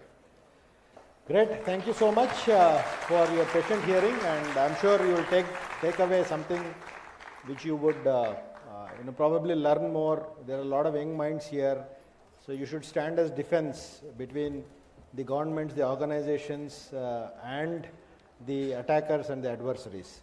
So yeah, thank you for the opportunity. Thank you, NewsFirst, and the organizers for the opportunity for all of us. Yeah, at this note, let me conclude. Yeah. Thank you so much, panel, for the interesting insights on ransomware attack. May I request Mr. Venkatesh Sagare, CTO, Genie Minds, to kindly come forward to give away the mementos to our panelists and the moderator. I want each one of you to give a huge round of applause.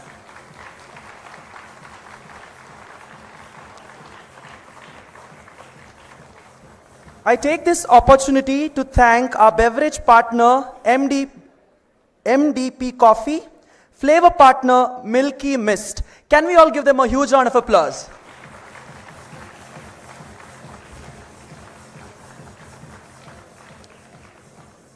We thank NewsFirst Kannada, NewsFirst Prime, Genie Minds, and Ramaya University of Applied Sciences, Government of Karnataka in association with Cambridge Institute of Technology.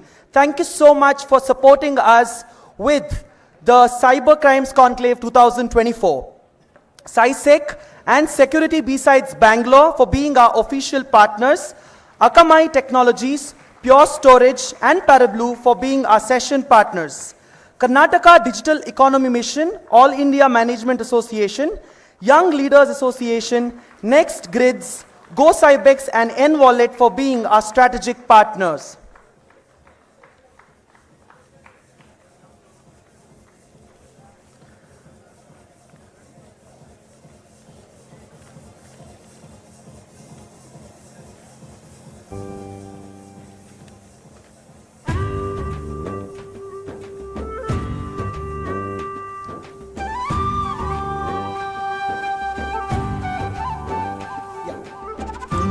Dear participants, as an announcement, those of you who have attended, participated in the conclave, don't forget to collect your certificates towards the end of the sessions today, that is after 5:30. So please come back. We have interesting segments coming up.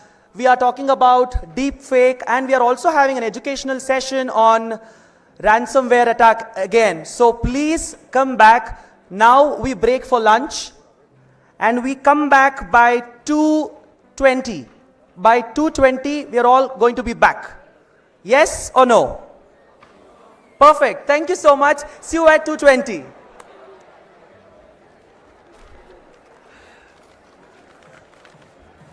Okay. So, good morning, everybody. See, this session will last perhaps an hour at the most. And so I have requested the panelists that sometimes I may be forced to interrupt just to maintain, this time, to be committed to this time limit, and to be able to cover a large number of questions that have come up because of my interaction with them. So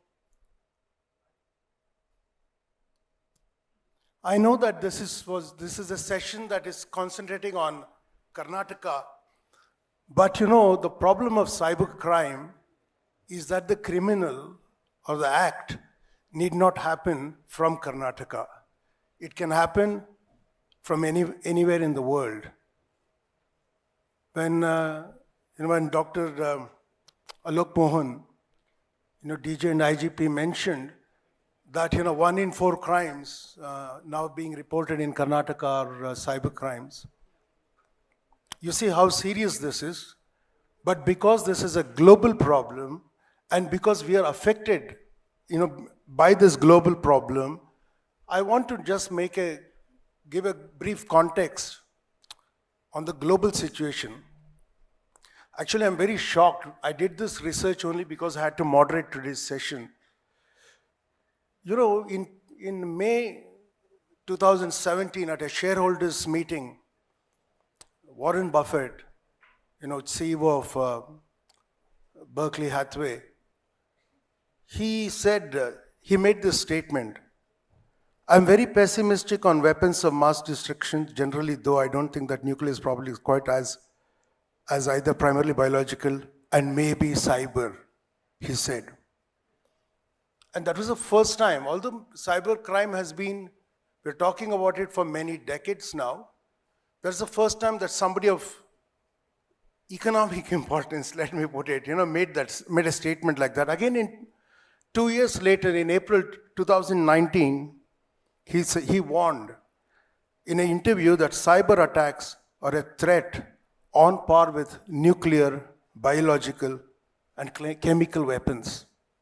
Because there are so many young people here, there are experts here, they may be bored with what I'm saying, but I think I need to set this context for you.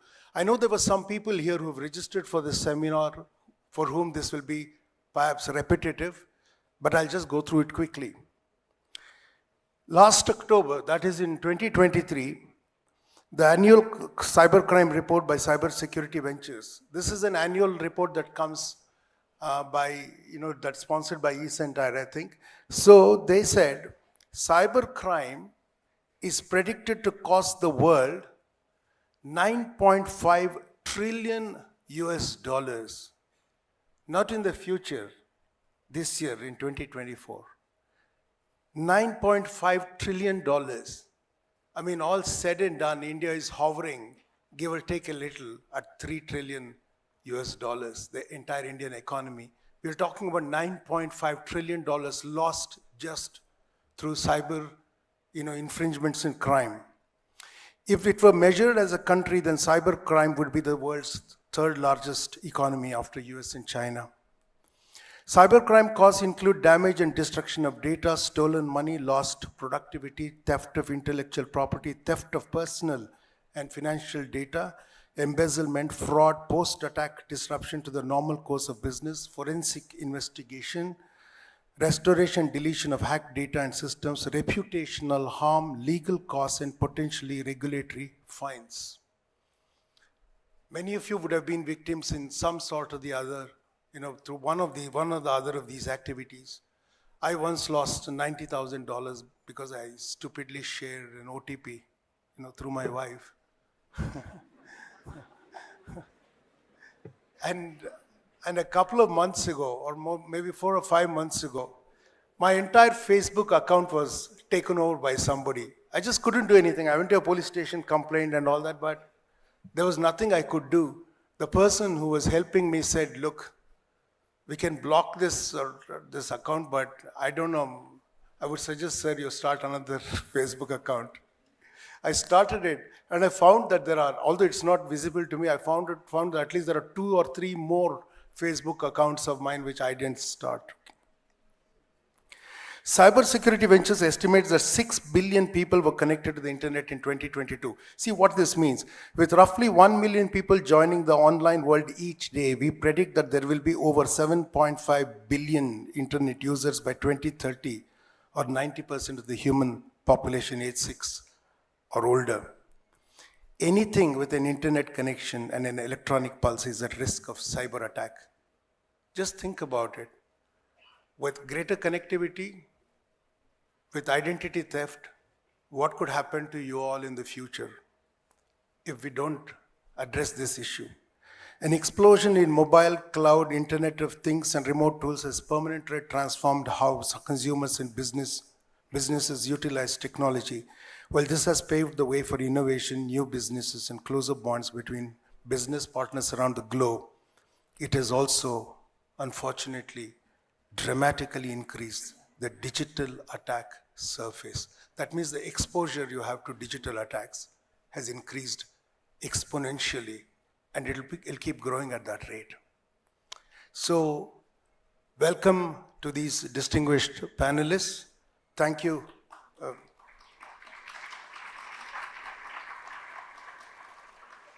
Thank you. Thank you for giving me the time to make this introduction. So we will start with 2 to 3 minutes each, sir, to respond to this thing in an overall context till we come to particular questions. First, you know.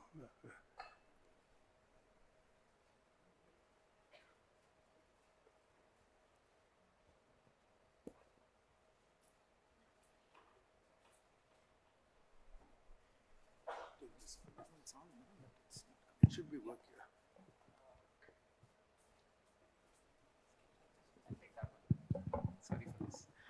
Okay, very good morning to one and all.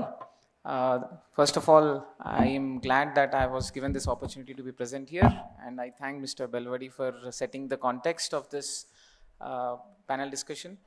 As you have already heard in the keynote address, every fourth crime in Bangalore city is actually a cyber crime. But of course, numbers apart, the kind of growth which we are seeing, or the exponential rise in the number of cases, if I only talk about India, and that too in Karnataka, we have seen more than 75% rise in just 1 year. And if you take 2 years figures, it is 183%. If you just take 2 years of figures and see the rise in cyber crimes. And he has already put out the global context of it. Things are becoming very, very complicated post-pandemic. We have seen moduses changing, we have seen the type of attacks changing, we have seen the technologies being used changing, AI being used more and more.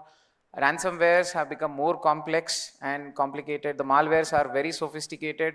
Just recently, a few months ago, we have seen a polymorphic malware which was AI driven, and it can get used to what is happening, and every time it will replicate itself in a different fashion and you will not be able to catch it. So the whole point here is, numbers apart, the business and the economy model apart, things are becoming very, very complicated, and they will become worse in coming years.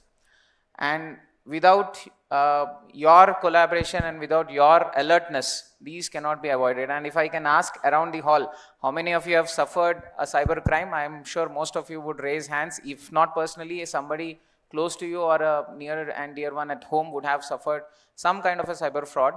So it is becoming very common. Gone are the days when we see chain snatching, we see murders, all sorts of things which are very difficult to do, which are very difficult to commit. But these kind of crimes are much easier nowadays because I can sit at home, I can just take a laptop. With a simple training, you have YouTube videos which are readily available to train yourself to conduct hacking, and you can just get into all these sorts of crimes. It has become more organized, more commercialized. We have even seen ransomware and cybercrimes being offered as a service. Now it is not conducted by a single person, it is a network across states. Not a single cybercrime actually happens committed by a person within the state. So if I'm a criminal, I would like to do it only somewhere else outside. And if you take the total crime in the country, 80% of the crime originates from only 4 states in India. That is as per the recent survey done by one of the organizations. So this is the scale of things, and don't presume that you will not fall for it. Nobody is secure here, including me, including you. It is just a matter of time and chance that you are not a victim till now. It can be tomorrow. The moment you let your guard down, it is the moment when you start falling prey for it. So we'll discuss further as and when the discussion proceeds further. I'm really glad that I got this opportunity. Thank you so much. Thank you. Thank you, DIG Vamsi Krishna, Dr. Shubha Mangala Sunila. If you could elaborate for 2-3 minutes on preventive aspects and legal remedies possible to victims of, cybercrime. Very good morning to all. Thank you, Prakashji. I see a lot of young minds here. Before I could start commenting about the cybercrime and the safety, let me go ahead and throw out some questions first. For all the young minds here, anyways, by heart everybody is young here, I can understand that. So, what's the difference between the cyberspace and internet? Okay, let me throw the next question. How many of you don't have the smartphone here? I feel like I'm asking who is not breathing here. Sorry, I know that everybody is breathing and everybody is having a smartphone. How many of you have a smartphone without internet? Again, a stupid question. But still, we are in a state where we are not understanding what are the primary aspects which we are supposed to know at that stage when we are grabbing the smartphones, right? What's a cyberspace? What's the internet? What is cybercrime? What are these things which I'm going to deal on day-to-day basis? I'm very sure there are a couple of people here who even carries their smartphone to restrooms, right? Please accept. That's okay. If you don't raise the hands, I don't mind. But please do accept that, right? How many of you have the biometric lock for your phones? 99%, correct? But what if you have a malware or a ransom inside your phone, but you're having a biometric on that? Isn't it something like I'm having a thief at home and I'm locking the door and the gate, having something else also to lock, have a guard outside? What am I trying to do? Right? So simple to understand, but we make it so complicated to ourselves, saying that, "Hare yaar, cyber security is not my cup of tea. Let me not think about it. This is something to do with the IT guys. This is something to do with the police guys. Why am I supposed to worry about it?" So my next question, if that is the case, why do you want to use your part of cyberspace? So now let us understand what is cyberspace. Whatever the gadgets we have today, whatever the websites, whatever the database, whatever we talk about on the things where we are connecting, sharing, everything falls under the cyberspace. And let me tell you guys, hope most of you have an assumption saying that cyberspace and internet are same. No, that's an assumption. Whatever we spoke now about the gadgets, resource and data, that falls in cyberspace. And the medium of communication is internet. So where are we falling? What are we trying to not understand as? We want an advanced bike, advanced car, but we are not ready to go for licensing. We are not ready to go for insurance, and we are not ready to go for getting the training done. But we want to ride. And most important thing is we don't want to follow the rules, right? I would like to respect all the police here because they struggle so much, but still We are facing a lot of cybercrime. Why? One is less of awareness. Second thing, we all have one thing which has been prejudiced in the mind, and we have that belief saying that jo bhi hoga samne wale ghar pe. Right? Let me tell you, we are talking about the cybercrime, cybersecurity, everything today at the moment, but how many of the servers are getting hacked at the back end? No idea. When is the cyber warfare? When is the next state? Anybody knows about it? Every second we are facing. We have... Doctor, we'll wind and we'll just come back to you. Yeah, sure. So with all the other things as aspects on the security, probably, yes, as Prakash ji said, we will be continuing with the discussion. But till then, I think we'll be having a lot of questions also from you to answer. Thank you, Shubhamangala avare.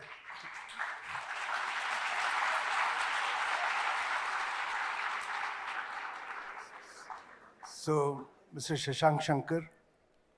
So good morning and thank you for having me here. And already DG sir has said and Mamsi sir has given us number about the rising cases of cybercrime in Karnataka and Bangalore. But as a researcher who has been following cybercrime for very long, I would like to appreciate Karnataka police, because this also reflects that the number of FIRs they are registering, the number of cases they are solving, the amount of money they are recovering from the cyber criminals. And also, I would like to highlight here that cybercrime per se is not a region-bound or geography-bound crime. This is happening everywhere. As we speak, hundreds of Romanian hospitals are under siege. They are not operating. They are using pencils and pen because ransomware attack is there. US biggest healthcare crisis is going on because United Health is suffering a ransomware attack and entire FBI is worried about it. So similarly, cybercrime is nation problem, and I'm very happy that Indian government and Home Ministry is taking care of it. As a researcher, I also belong to a research firm which is called Future Crime Research Foundation, which along with IIT, we did a survey last year which came out. So good morning, everybody. See, this session will last perhaps an hour at the most. And so I have requested the panelists that sometimes I may be forced to interrupt just to maintain, this time, to be committed to this time limit. And because since 2020, when pandemic hit us, everybody was forced to go digital. But digital literacy didn't happen. So cybercrime was rising, and we thought of doing this research that what are the categories in which cybercrimes are happening, and what are the region from where these crimes are originating. So we did an open source, survey, and it was almost 2 years long survey. Excuse me. I hear murmuring in the hall. It's useless first, and it's disrespectful. Please don't do it. Please, thank you. So this 2 years long survey was done, and in which we found that almost 76% is financial fraud. Out of that, 50% is just UPI based, where a cyber criminal used UPI as a platform to siphon off money. UPI is completely safe. But unfortunately, people were not aware, they were not digital literate, and so cyber criminal siphoned off money using that platform. And interestingly, 80% of these fake calls, these scam calls were originating from Jamtara, but the biggest hub was Mewat region, which constitute of a border of UP, Rajasthan and Haryana. So it becomes very easy for cyber criminal to buy SIM from one state, call from another, and jurisdiction issues were there. Best part here is that government knows this problem. I foresee, as DG sir mentioned, a joint team of 5,000 police force was made last year, and they raided these 14-15 villages in Haryana, and they almost arrested over 100 cyber criminals. So I think government is in the right direction. All we need is awareness, and some capacity building. Thank you, Mr. Shekhar. I must tell you that many of the issues that you have touched on especially Karnataka's pioneering role has been recognized, and we'll actually come to it later in a later question. So we'll come to that subject. Thank you so much for coming. He has helped me with some of the questions that I had sent. He gave me some supplementary questions as well. So we'll listen to Faninder. He's actually an advocate as well. So he'll bring a strong legal perspective on what he's saying. Thank you very much. Namaskara, Bengaluru. Thank you. Thank you. While our DAG sir happened to ask you, have you ever been a victim of cybercrime? And most of you would have felt yes, and most of you would have felt no for that. But what I understand is that you would have been a victim of the cybercrime without knowing that you are actually a victim of it. Okay, so however, the reality is that every device what we use today is highly, probable that it is a victim of any kind of cyber crimes or cyber frauds what we are discussing. One of the most important and the dominant cyber crime these days is also about the phishing attacks taking over the identity of an individual, which you also happen to experience that. And the biggest challenge what the investigation agencies are facing is the non-cooperation of these intermediaries. However, they all, like the aggregators, social media aggregators, they always feel like their internal policies are always, bigger and very important than the nation's law. So for this, they also had, touched upon the Supreme Court in several instances. And recently, there has been an intermediary guidelines, which has been floated by the Ministry of MIT. And even to compile that, they are actually not, cooperating completely, which is contributing for more and more of number of crimes, number of complaints related to the taking over of the internet accounts and of this nature. However, yesterday there was a news that the TRI has given a notification to the telecom operators to incorporate the display of the user's name as a caller ID to avoid all this, marketing calls which would lead to some kind of cybercrime. So to compile with that or not, there have been a discussion going on. Rest we'll discuss further. Thank you. Thank you. See, the pace of change is so rapid and we cannot catch up. See, one of the things, Dr. Shubhamangala Sunila said was that do we know what we actually download to our systems? There's an implied question there.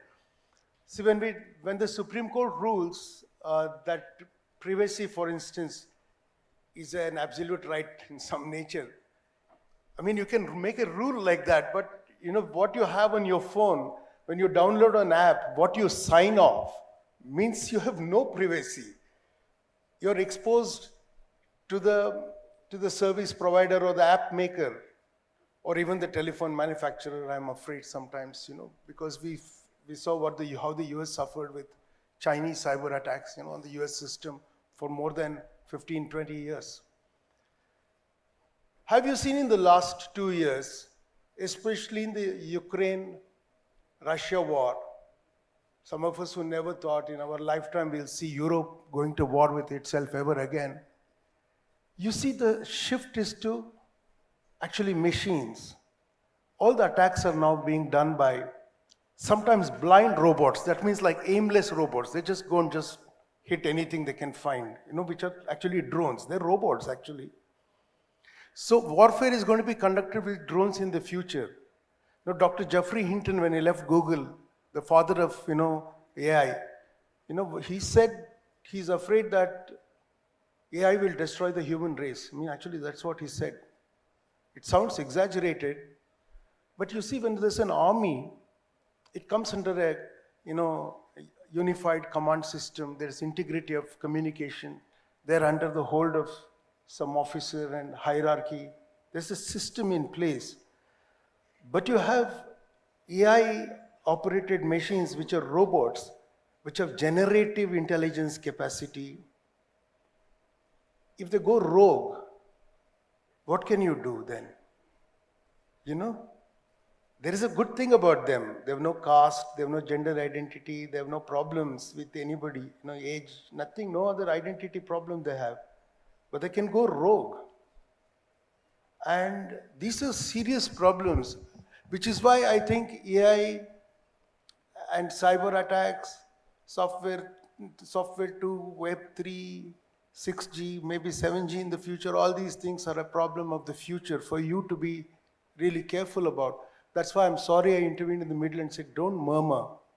Because, this is not something you'll get in the classroom, because these are emerging problems. These are emerging technologies. So pay attention. It's a privilege to listen to these people, okay?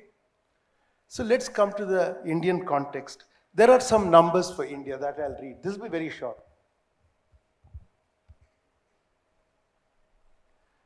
India's own cyber security market reached US dollars 6.06 billion last year.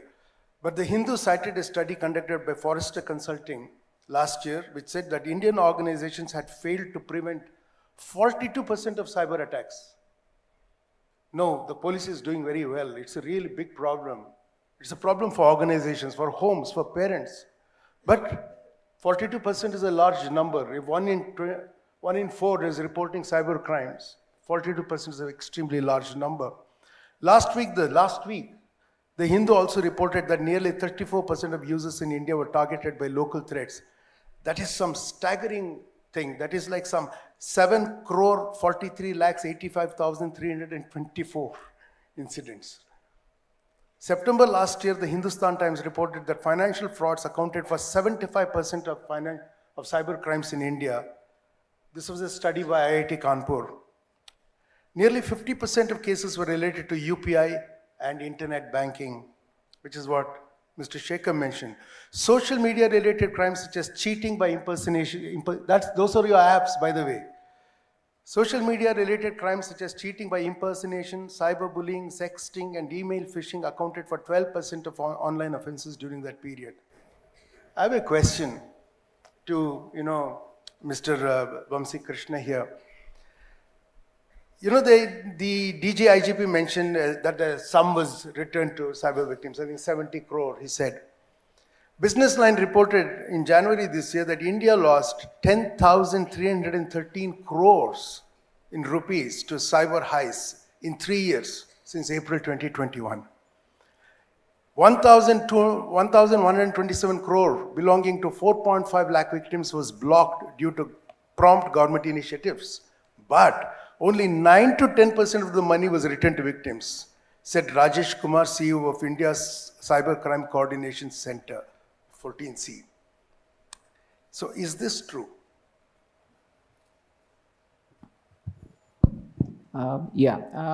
Coming to this point, the 3 years figure which you said is around 10,000. It's actually last calendar year, that is 23 Jan to December, itself is 7,400 crores as per I4C figures, which is MHA. So it's just one calendar year, we lost 7,500 crores. Out of this, the actual figure which was returned is around 12%. That is for the calendar year of 2023. Only 12% could be returned. Now, this is the number of complaints which we got on the portal, which is called as National Cybercrime Reporting Portal.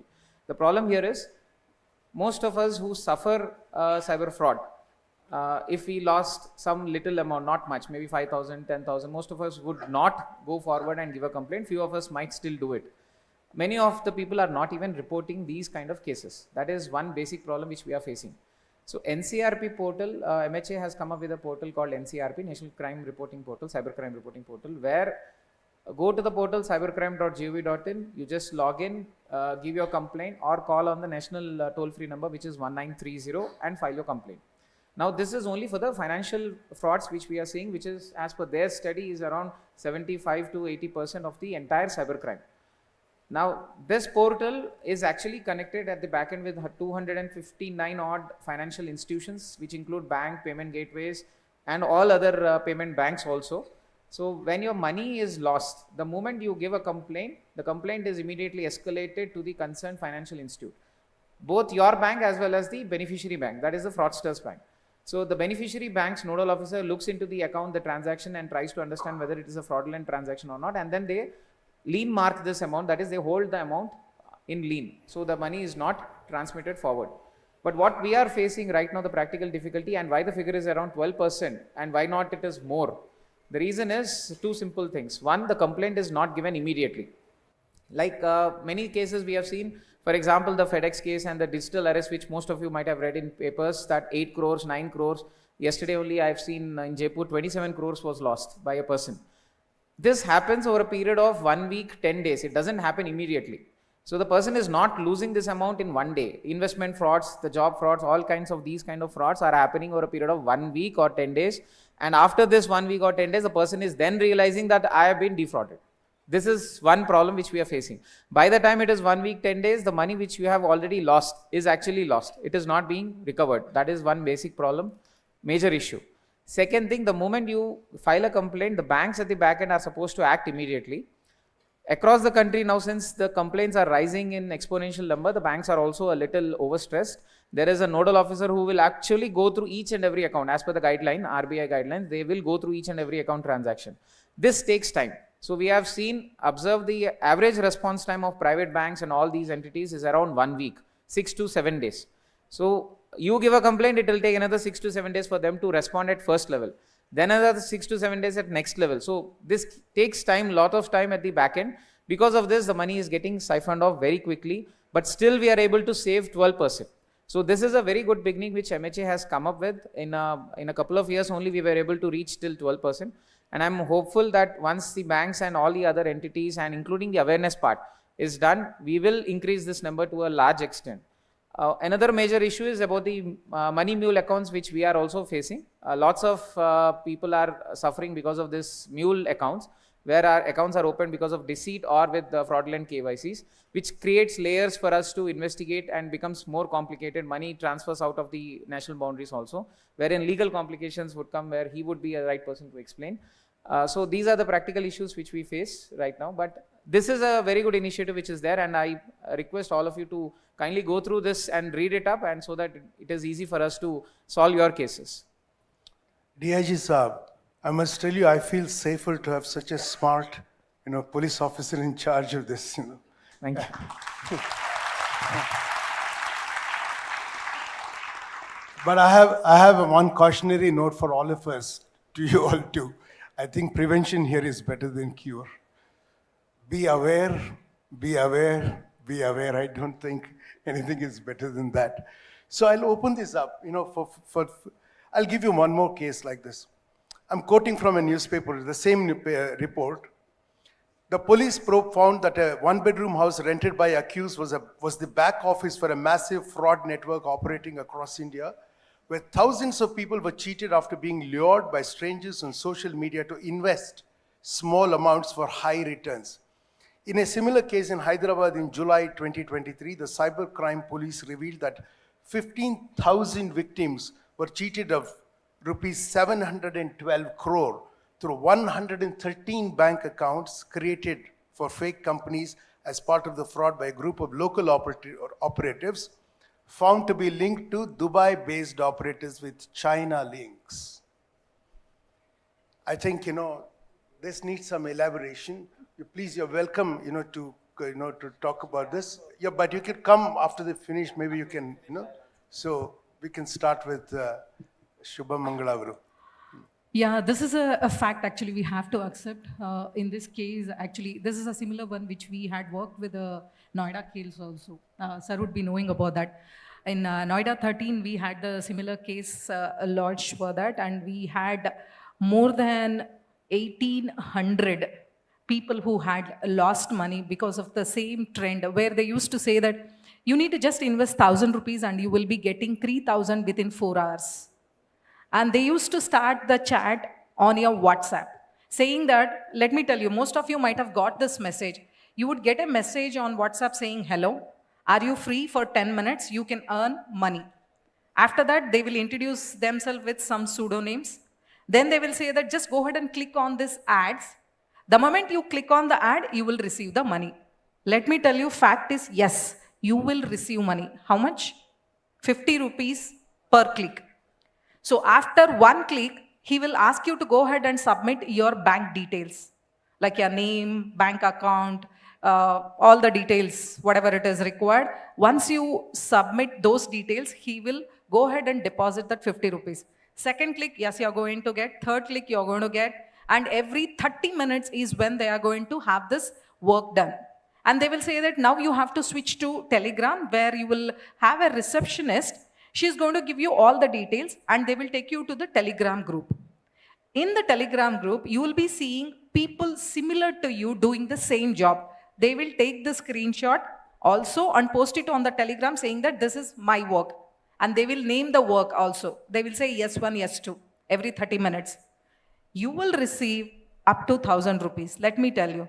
Practically, we have seen it, we have tried it. So in the Telegram group, after that, they will give a comment saying that, boss, company is losing money, now you have to start investing.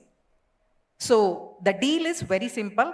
If you invest 1,000 rupees now, I will start giving you more clicks also, and for that 1,000. Because since 2020, when pandemic hit us, everybody was forced to go digital. But you know, digital literacy didn't happen. So cybercrime was rising, and we thought of doing this research that what are the categories in which cybercrimes are happening, and what are the region from where these crimes are originating. So we did an open source, survey, and it was almost 2 years long survey. Excuse me. You know, I hear murmuring in the hall. It's useless first, and it's disrespectful. Please don't do it. Please, thank you. So this 2 years long survey was done, and in which we found that almost 76% is financial fraud. Out of that, 50% is just UPI based, where a cyber criminal used UPI as a platform to siphon off money. UPI is completely safe, but unfortunately people were not aware, they were not digital literate, and so cyber criminal siphoned off money using that platform. And interestingly, 80% of these fake calls, these scam calls were originating from Jamtara, but the biggest hub was Mewat region, which constitute of a border of UP, Rajasthan and Haryana. So it becomes very easy for cyber criminal to buy SIM from one state, call from another, and jurisdiction issues were there. Best part here is that government knows this problem. I foresee, as DG sir mentioned, a joint team of 5,000 police force was made last year, and they raided these 14-15 villages in Haryana, and they almost arrested over 100 cyber criminals. So I think government is in the right direction. All we need is awareness, and some capacity building. Thank you, Mr. Shekhar. I must tell you that many of the issues that you have touched on, especially Karnataka's pioneering role, has been recognized, and we'll actually come to it later. Explain it better? Okay, we have someone who's coming here. Anybody? Yes. Welcome there.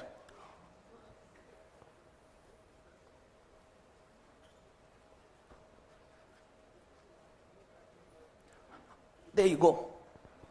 It's a monthly newsletter, and you'll get on cybersec awareness. The incidents are happening. Yeah. Okay, any other answers? It is a repository, yes. Repository of what?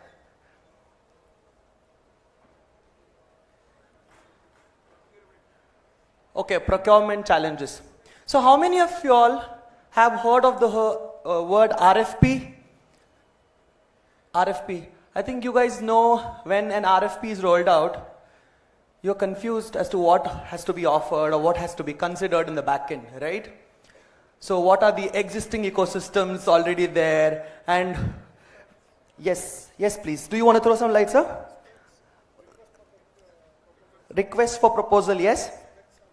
Yes, specifications are required. So you don't know there's a specific guideline on which you can depend. Yeah, you can rely on. So Cyber Matrika is one such repository where you can actually look into it and it makes your work easier. So that's one. Very good. I asked this question yesterday. What is the full form of DPDP Act? Yes, please, go ahead. Data Protection and Data Privacy Act. Okay. Any other answers? What is the full form of DPDP Act? I'm considering your answer.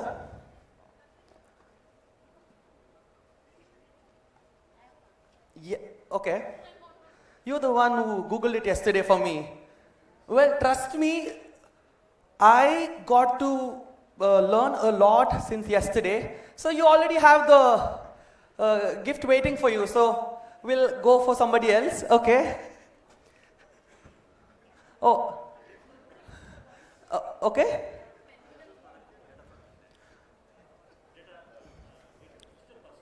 Okay. DPDP stands for Digital Personal Data Protection Act. Very good. Wow. Can anybody explain to me what is zero trust policy? Example would be, I don't trust my girlfriend or I don't trust my wife. Can you relate to it?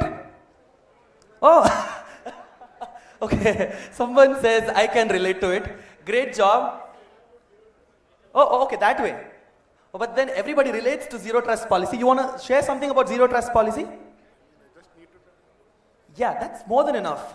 I just want to keep everybody awake because the sessions are going to be really exciting in the second half. Are you guys equally looking forward to the sessions? Come on, everybody. I can't hear you. I like that. Okay, so zero trust. Okay. It works as same. Every time it asks for the new password when you enter. It doesn't go with the previous setted one. So every time it asks for the double verifications when you go with the passwords. So this is called zero trust. Okay, so I don't trust you. That's what we have to follow, right? So everybody repeat after me. If you really believe in it, I don't trust you. Will you? I mean, this pledge is very important for all of us because we are at the Cyber Crimes Conclave. So I just don't want to give away that trust element so easily. Do you want to? Okay, I'm getting a call. Yeah.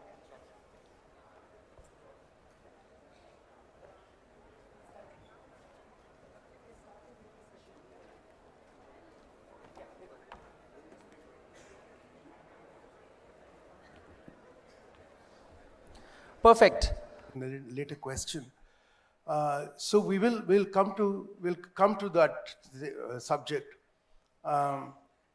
Thank you so much for coming. He has helped me with some of the questions that I had sent. He gave me some supplementary questions as well. So we'll listen. 2024 here at J.N. Tata Auditorium, Indian Institute of Science, Bengaluru. That's Namma Bengaluru, I said. Okay. So the upcoming session is about the dark web crime and the critical role of threat intelligence. It's my pleasure to introduce our distinguished speaker for this segment, Mr. Avkash Kathiria, SVP, Research and Innovation at Cyvare Labs. In this session, Mr. Kathiria will share the secrets of dark web crime. With his extensive experience in threat intelligence, he will provide valuable insights into the methodologies used by cyber criminals in the hidden corners of the internet. So please give a warm welcome to Mr. Avkash Kathiria. Come on, everybody.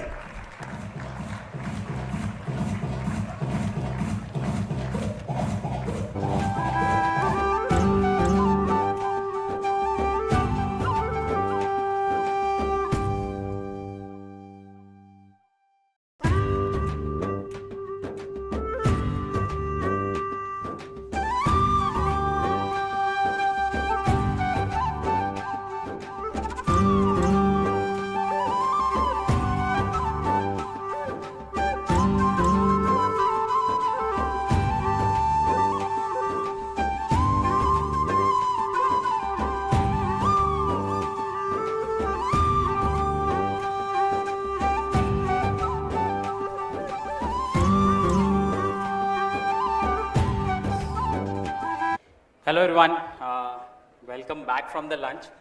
I hope I will not make you sleep here in this room. I'll keep you engaged. I'll try my best. Just be with me. So today's session, we are going to talk about primarily on threat intelligence and the secrets of dark web crime. So first of all, thank you Cybercrime Conclave and Security B-Sides Bangalore team who gave me the chance to come here and present specifically on the aspects of the dark web and the cyber crimes which are arising out of the dark web, and the role of overall threat intelligence in this space and when you're trying to uncover those crimes. So first of all, what is dark web? Many times people don't have the understanding that, hey, what we are surfing today, that's just the tip of an iceberg. If you see this diagram, the top portion, that's the surface web, what we call. If you go a little bit deep, it's called deep web, and then there is something called a dark web, which is very deep rooted.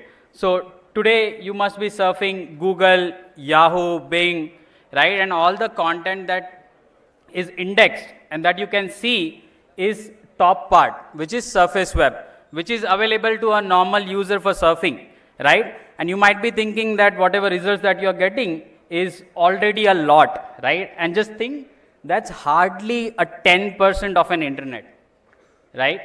The part below the surface, which you see the deep web and the dark web, that is also the major portion of an internet today, which we are not aware.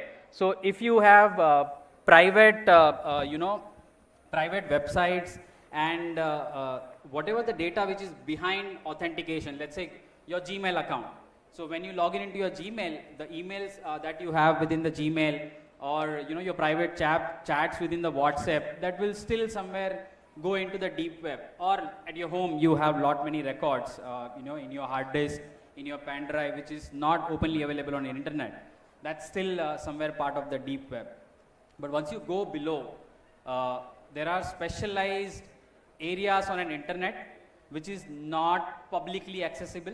That means you cannot access those dark web using a normal browser or a normal tools. You need a specialized tool. You need specialized methods to connect to a dark web and get access to whatever forums or websites which are part of the dark web. And that is where most of the illegal activities happen today. Though the introduction of a dark web happened for the purpose of good, but eventually evils took over, and we see a lot of misuse of the dark web which is happening today. So how many of you have heard about Tor, Onion? Wow, a good amount of hands out there who have at least known Tor. I would definitely not recommend you to go and try directly Onion or a Tor on your laptop unless you are very familiar with the risk that it comes with, right? It's not that you install Onion, Tor or any similar website in your mobile or in your laptop directly. There are a lot of precautions required. You should know what are the repercussions of using any of the such tools which can cause a harm or a security issues to your devices, to your digital space as well. So to give you an idea, it's like an onion, right, which you keep peeling up, and it's multiple layers and layers of peeling into the onion.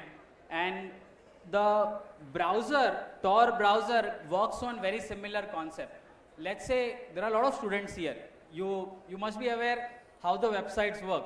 You develop some code, you deploy into the web server, and that website is now accessible on an internet. When I visit a website, when I visit a google.com, google.com knows my public IP. The public IP which is assigned to my router is known and logged at the Google website, right?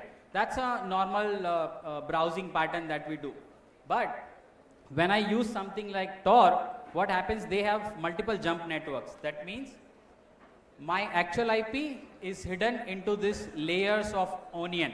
That means they have the jump networks. That means my actual IP will never be revealed to a end website which I am visiting.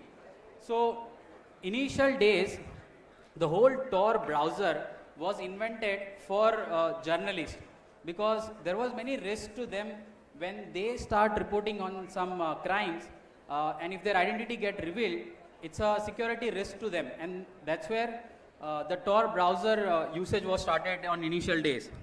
So again, when you see the tools like Tor, it gives you an anonymity, it gives you an privacy, and there were legitimate use cases from a law enforcement agencies and from the journalism as well.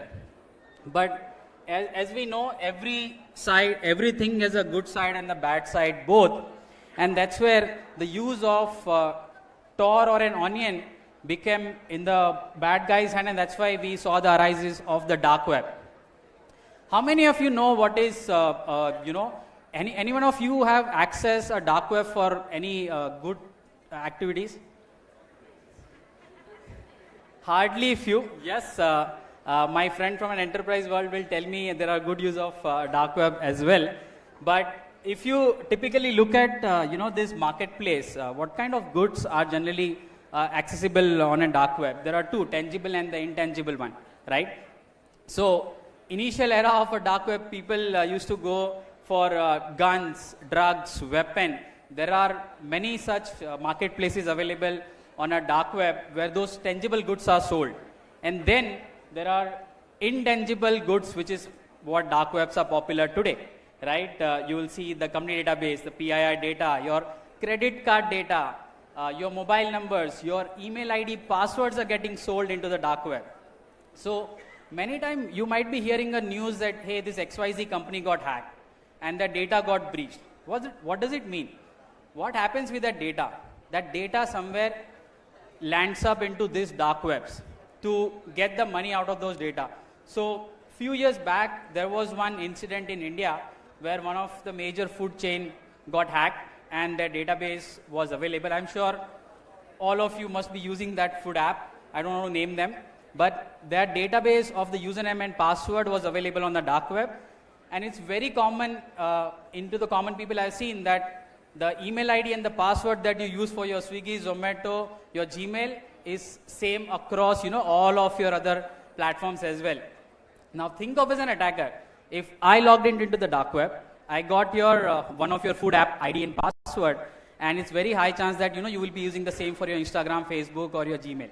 It's easy to get a narrative and get an access to other of your digital personas or digital space accounts that you have created.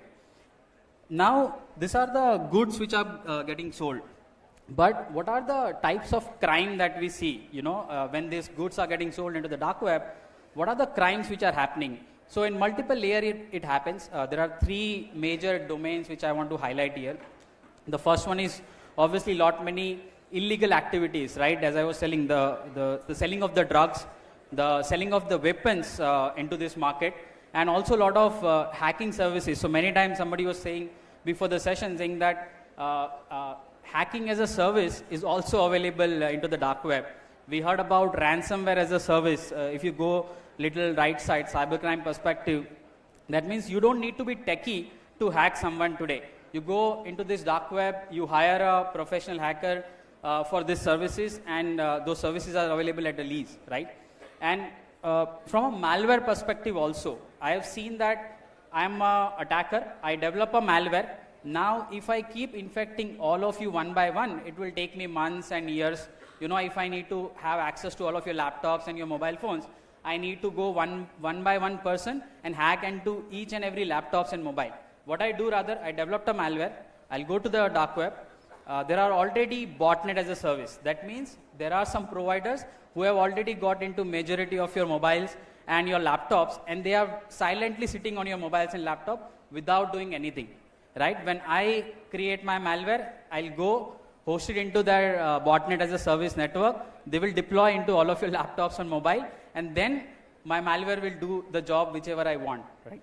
So many times you see that a lot of free things is available on internet. We download free movies, free music, free apps without understanding its repercussion. You think something is free and nothing is happening to you. There is, a lot of security repercussions which happens. There are apps which are sitting on your mobile. You think that you are using it for a good purpose, but might be there are unknown permissions that you have provided to those apps, and somewhere they are acting botnet as a service to a larger purpose as well. So it's always advisable to super cautious when you install any such apps and you give the permission to those apps. As a best practice, I always keep looking at the permissions of all of my apps regularly, and if you don't want your Instagram to have access to read your messages, please stop, because you're not doing any activity from your Instagram which will need your SMS reading permissions. Just an example to give you.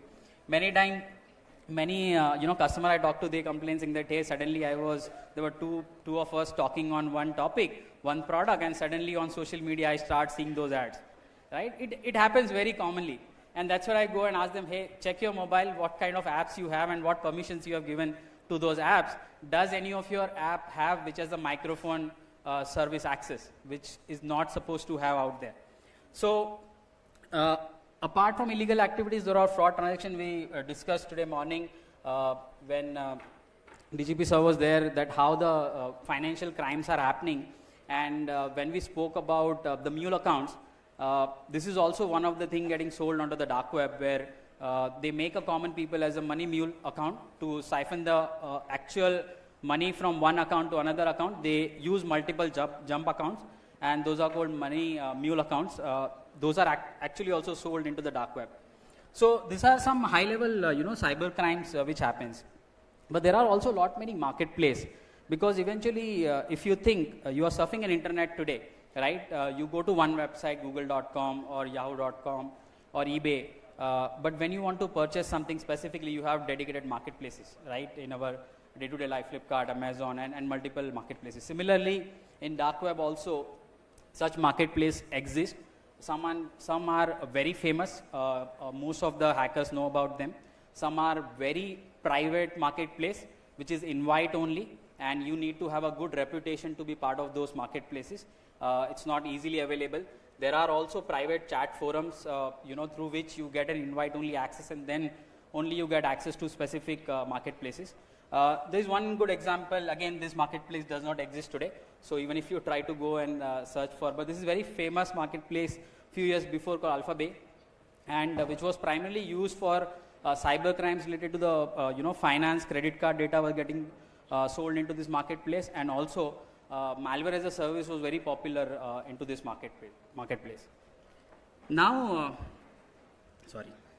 so let's look at some of the actual cyber attacks which has happened, where the role of the dark web was actually visible somewhere. So one popular case was Silk Road. How many of you have heard about the Silk Road? Yep, there are few, I see the hands there. So Silk Road was a very famous marketplace few years before, specifically for drug trafficking, human trafficking, and illegal sale of weapons.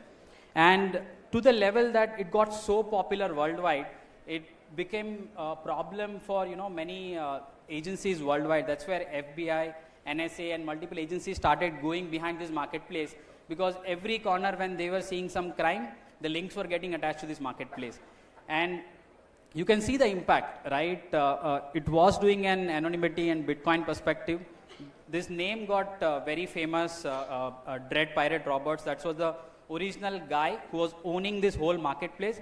When he got busted by FBI specifically, his name was Ross Ulbricht. In 2013, he got busted, who was behind this whole marketplace, and there was a trial, and then whole marketplace was shut down by all the law enforcement agencies globally, because this marketplace, as I said, if you go back to the first slide, which I was showing, that what you see on the internet when you search Google is the surface web, which is just 20% of the internet, right?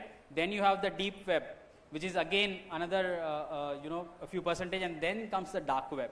That means dark web is not that easy to access. That means this website where they were running, those infrastructure was also not easily accessible for a law enforcement agency to track and bust all of those websites down. This was more from tangible good perspective, but the recent example, I saw in the morning also we discussed this attack, Colonial Pipe Gas, pipeline attack. This was most interesting because the origin of this attack was the dark web somewhere.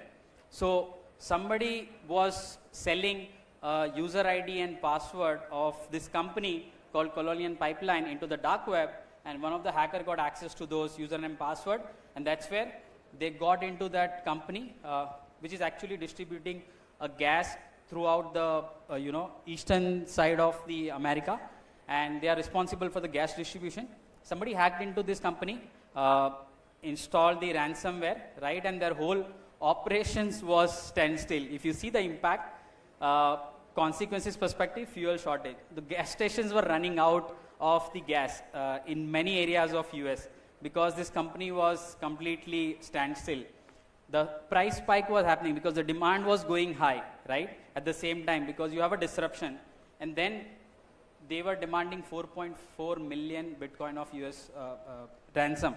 And there was a question debate whether we should pay the ransom or not to pay the ransom. This was the classical case where they ended up paying the ransom because a lot of law enforcement agencies came together. Eventually they tried doing their best, but they realized that this was touching the human lives and the economy of a country as well, right? So in this situation, you have to decide whether to pay or not to pay. Sometimes you don't have that much disruption. You are an enterprise, few of your customer records are impacted, that's fine, you can recover someday. But when you have a situation like this, which is impacting larger perspective, you might end up paying for those ransomware as well. And this is a classic good example where something got originated from dark web and then became into such a huge cyber attack globally. Now, enough of the knowledge about this cyber attack and the dark web, but how do we fight this, right? How do we safeguard ourselves using this dark web perspective?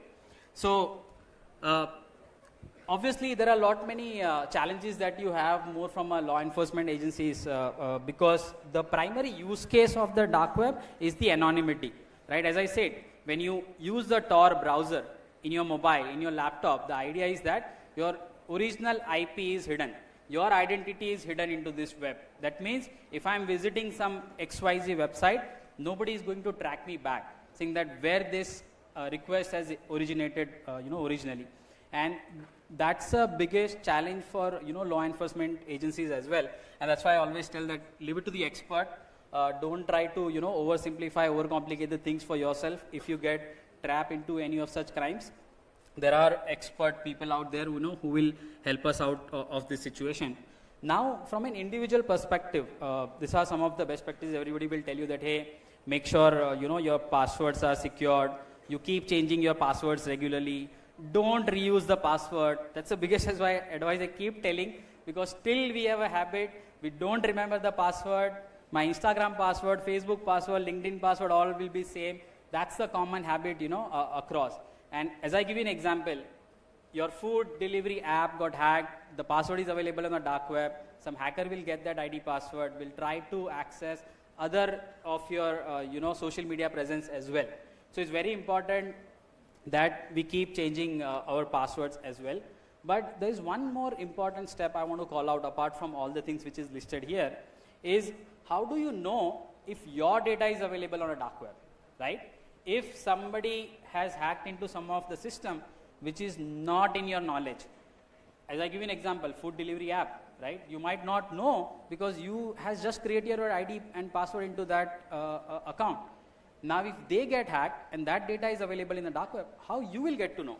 So there are many services, which I personally use. One of them is very popular, Have I Been Pawned, where you can go and type your email ID or your mobile number, and they track lot of databases across an internet which is available on a dark web. And if your data is getting hacked, you can go and check your email ID. Previously it used to be free service, now it's a paid service. There are other free services as well. I don't know name it here, but if you want some information, I can help you offline. Other most popular and very commonly available, which I also personally use, is the Google. So if any one of you has the Google One subscription, so Google One subscription also comes with one of the service called dark web monitoring. You can define your critical parameters like, hey, this is my email ID number 1, email ID 2, this is my mobile number, this is my date of birth. And they also have acquired many threat intel companies in last 5 to 10 years who keep monitoring this dark web. And whenever your personal record match with any of the data breaches, they will alert you via email in that console saying that, hey, recently some data breach happened, and in one of the data breach, your email ID popped up, and this was the password as well. So they give you the first 2 and the last 2 digits of your password if possible, if they have those data with you. But at least you will come to know that how your data is getting leaked, whether your data is getting leaked or not. And if something happens, what you should be doing, because you know that, hey, if my let's say LinkedIn got hacked or Instagram got hacked, and if my Instagram password was available on dark web, I should immediately go and change my password, maybe have a 2FA, and make sure that the same password is not available in any other website. So at least this is the bare minimum we can do as an individual. Now coming to the large enterprises, if you are a large organization, how do you safeguard yourself? Because what we saw was more from an individual perspective, and that is where now for enterprises there is a concept of dark web intelligence. There are dedicated companies who does this job very well. They keep on scraping through the data continuously from the dark web, from social media, surface web, multiple purpose, and then they keep curating intelligence out of that. And whenever the intel is very relevant for you, for your organization, they will inform you, and they will give you some set of action item which you need to perform. So what are the examples of dark web intelligence? So when I was saying that, hey, your individual data, similarly for large corporate also, their vulnerability data is exposed on an internet, and if some attacker is planning an attack on any other organization, generally there are forums where these attacks getting discussed. So they keep an eye on these forums, these IRC chat rooms, this popular marketplaces, and they keep curating those data, and whenever the records match, they will tell you. Few of the example I said, the leaked credentials, stolen data, zero-day exploit, targeted discussions. Let's say if somebody is planning to launch an attack on XYZ bank, they will alert you. Brand mention, if this is very popular for large banks where, let's say, somebody has created a phishing page for your net banking website and is asking your customers to log in into that phishing net banking website where people are giving their credentials, and they are in the back end having your ID and password of your net banking. So that's where if somebody creates a fake website using your brand name, they will alert you on the fly. And zero-day exploit, as I was saying, if there is a new vulnerability which you also don't know in your software, and if somebody gets hold of it and trying to sell an exploit for it, there are intelligence services around that as well. Now, these are few of the applications, from the dark web intelligence perspective. You can use those intelligence for gathering the intelligence data, specifically, as I said, monitor those IRC chat forums, track the activities, who are planning to target a specific organization. You can gather the intel on specific threats, vulnerabilities, or threat actor. And coming to a mitigation perspective also, right? This is very important. If you take an example, RAW as an agency for India, what do? They keep an eye on external threats to the country, internal threats to the country. They keep curating information and create an intel out of it. But now let's say they curated an intel saying that, hey, there is a bomb threat in Bangalore Sunday 9 a.m. I'm just making it out. Don't be scared. But now this intel came, and it should be passed to the right law enforcement agency to the right time, and they need to act upon it. Many times we hear there was an intel failure, the blast happened. This exactly applied in cyber case also.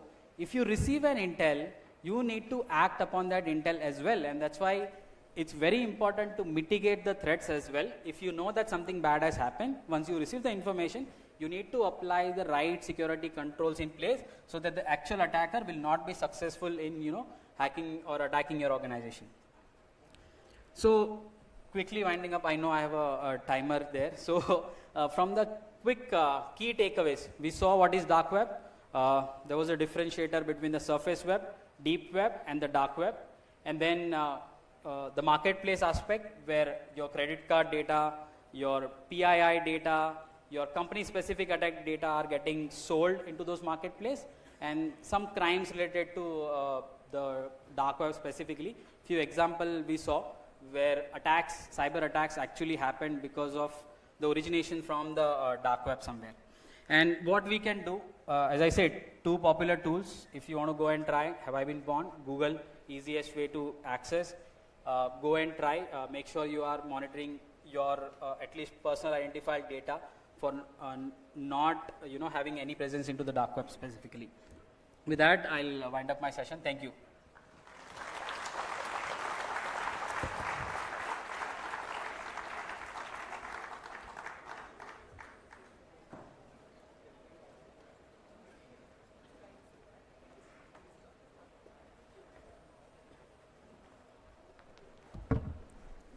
A round of applause to Mr. Avkash Katiria, whose insights into the secrets of dark web crime have added a new dimension to our understanding of cybersecurity.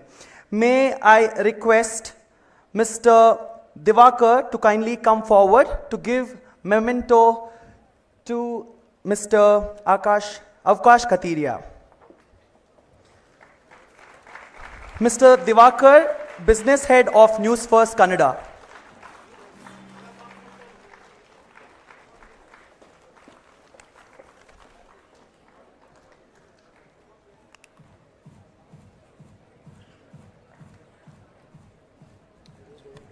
Thank you so much, sir.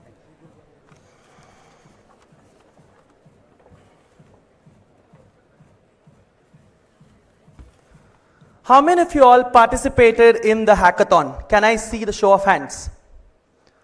Okay, so it's time to acknowledge the jury of our hackathon.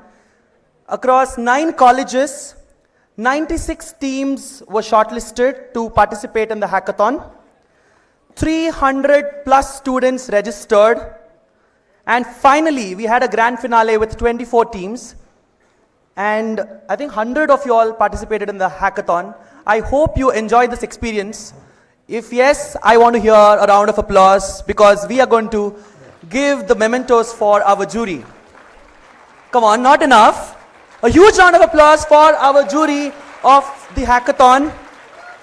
I request Mr. Ravi Kumar, MD and CEO of NewsFirst Kannada, to kindly come forward to give away the mementos to the jury of the hackathon. Mr. Sudhir Goyal, kindly come forward.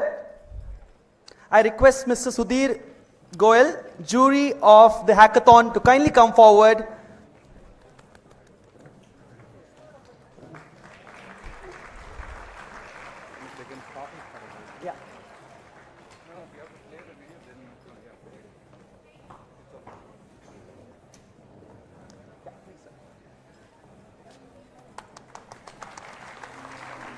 The results of which will be announced in a while.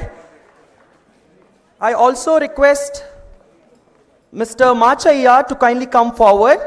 Thank you so much, sir.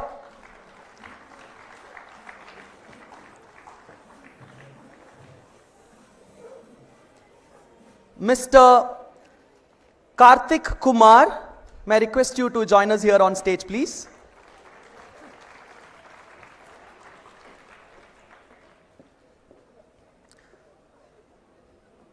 Come on, everybody.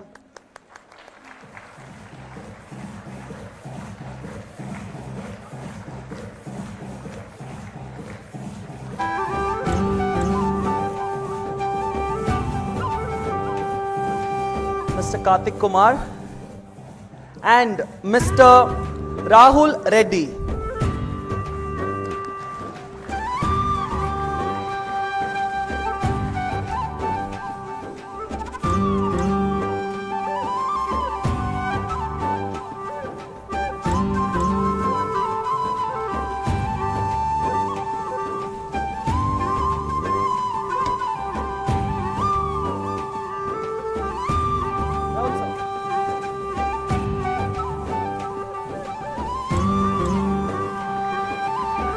Thank you so much, distinguished jury.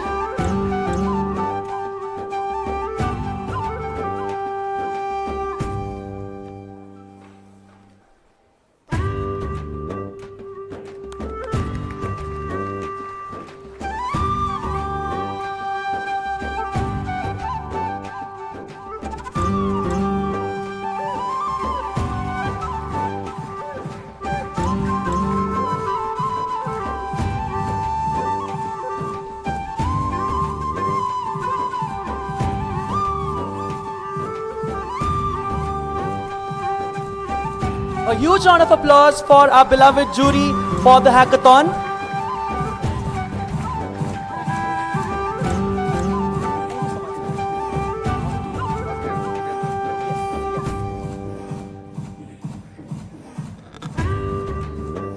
I would like to express our gratitude to our esteemed partners at the Cyber Crimes Conclave organized by NewsFirst Kannada, NewsFirst Prime, presented by Genie Minds, powered by Ramaya University of Applied Sciences and supported by the Government of Karnataka in association with the Cambridge Institute of Technology, CISO and Security Besides Bangalore for being our official partners, Akamai Technologies, Pure Storage and Parablue for being our session partners, Karnataka Digital Economy Mission, All India Management Association, Young Leaders Association, Next Grids, Go Cybex and N-Wallet for being our strategic partners. Can we all give a huge round of applause for all our sponsors and partners who have made the Cyber Crimes Conclave 2024 possible. Moving on to a very interesting segment.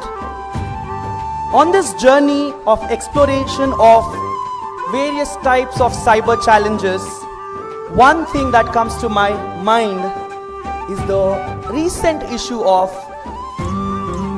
deep fake videos. I know how many of you all have consumed such content and a lot of image has been gone for a toss because of the deep fake video issue. So we are going to discuss this and we have our panel with us today. But before we get started, we have a small video capsule on deep fakes by the NewsFirst Kannada. So can we all bring it on and have a look at it?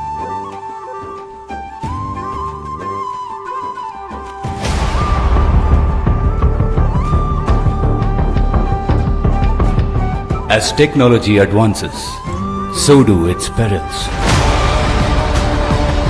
Deepfake is a technology that can be used to alter videos and audios to suit one's whims and fancies. In the digital world, it has perhaps emerged as the single largest threat to one's own identity and even dignity.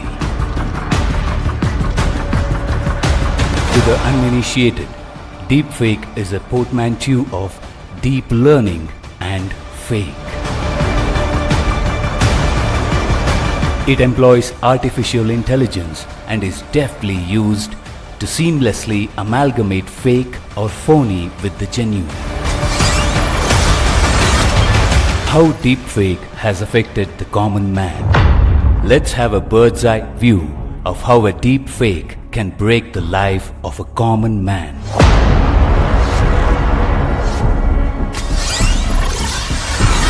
Fraud using one's identity. Deepfake imposters can create fake audio or video clips using someone's voice. And using this voice, they can corrupt the gullible into revealing their personal information and credentials.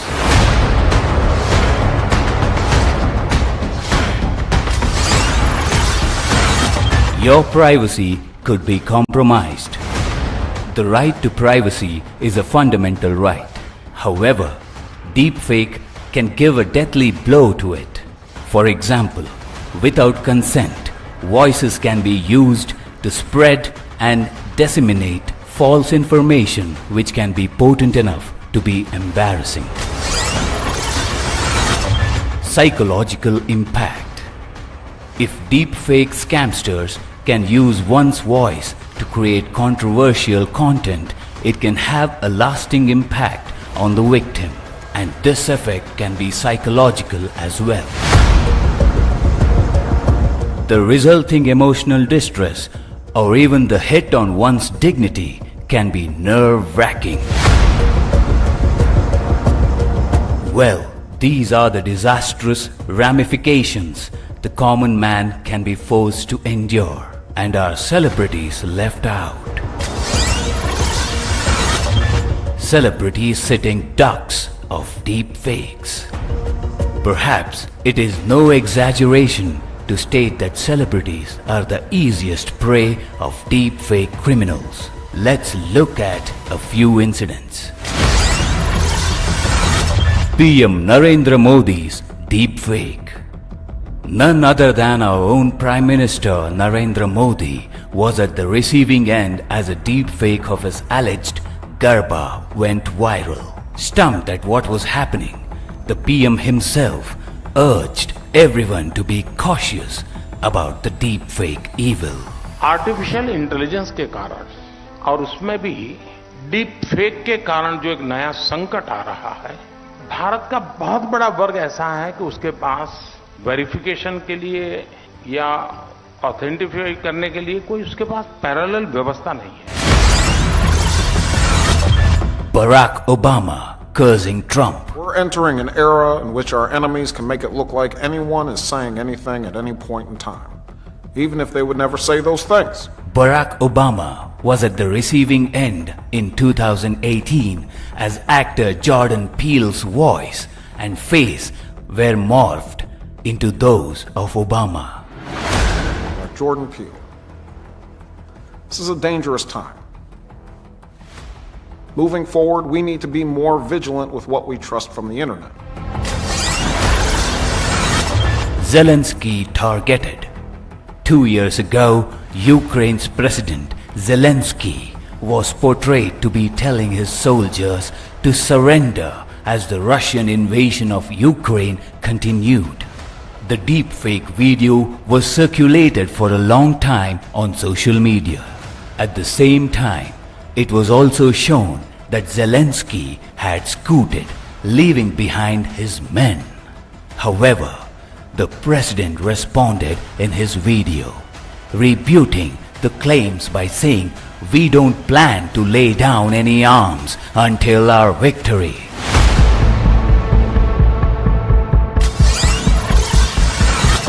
Rashmika Mandanna in the firing line.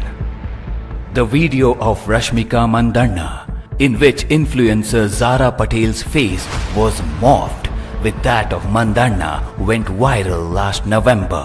The whole nation was stunned and shocked at the sleight of hand of the digital demons who could easily destroy a woman's life. The empirical evidence in the form of a few real incidents we just saw only reiterates how traumatic one can feel, whether one is a commoner or a celebrity. Deepfakes have the caliber to push them into an endless topsy-turvy ride of anxiety, stress and enigma too. Deepfake is a threat that looms as the black cloud over each individual.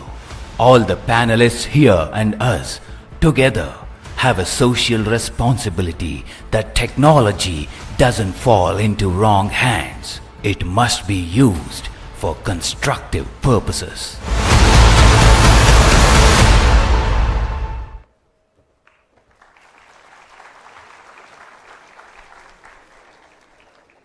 Moving on to the panel discussion on deep fakes, social media and fake news. I am absolutely delighted to invite our beloved panelists for this discussion.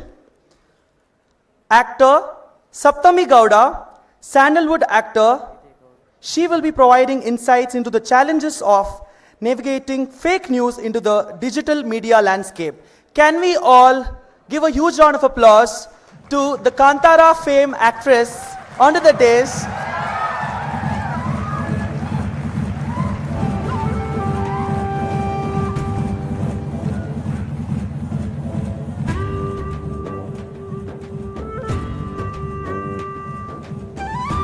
Panelist number 2, Mr. Karthik Bappanad, Center Head for CISO.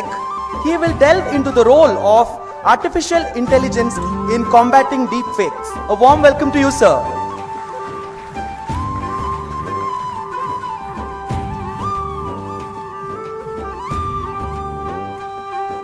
We have Nandini Damti, theatre artist and model with us.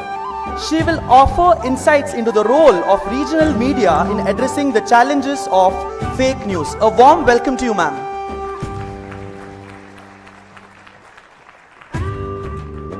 Our panelist, number 4, Prasad Bidappa, fashion stylist and choreographer. He He will share insights into the impact of fake news on the radio and media industry. A warm welcome to you, sir.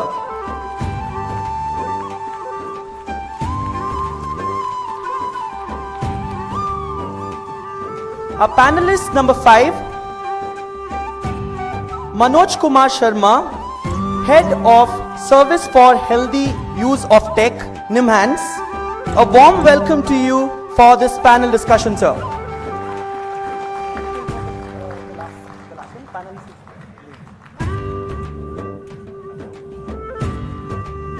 And to discuss about the complexities of deep fakes, the role of social media and the challenges that we are facing because of fake news, we have with us Suruchi, who's going to be the moderator, Suruchi Kapoor. A warm welcome to you. She is the consultant for the Times of India. A warm welcome to you, ma'am.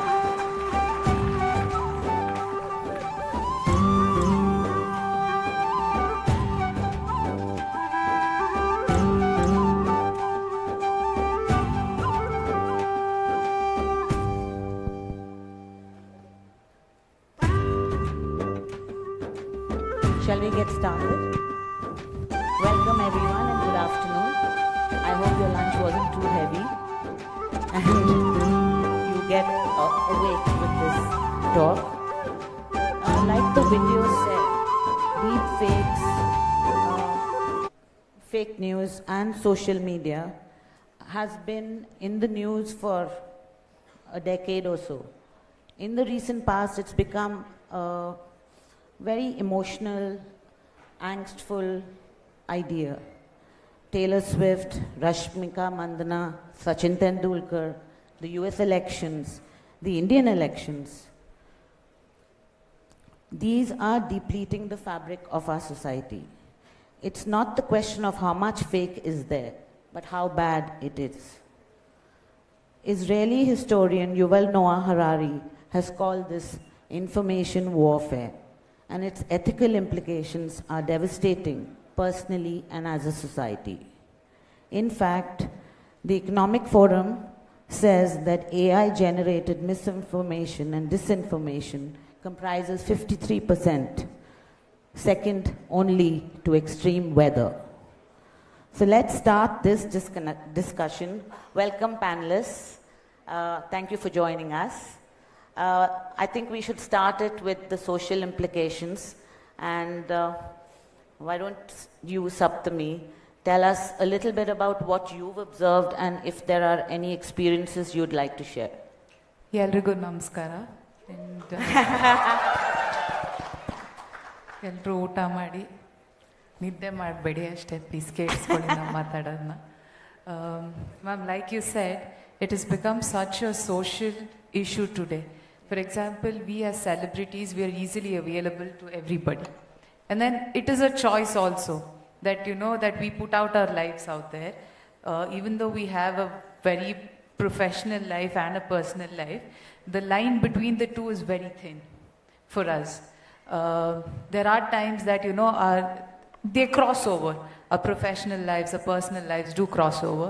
And everybody thinks that, you know, they have a say in our personal lives more than our professional lives. Yes. For example, I don't know, ಇಲ್ಲಿ ಎಷ್ಟು ಜನ Big Boss ನೋಡ್ತೀರಾ ಅಂತ, but I feel Big Boss is such a huge hit on such a huge platform today because everybody gets to say what this person or that person is doing on their personal lives.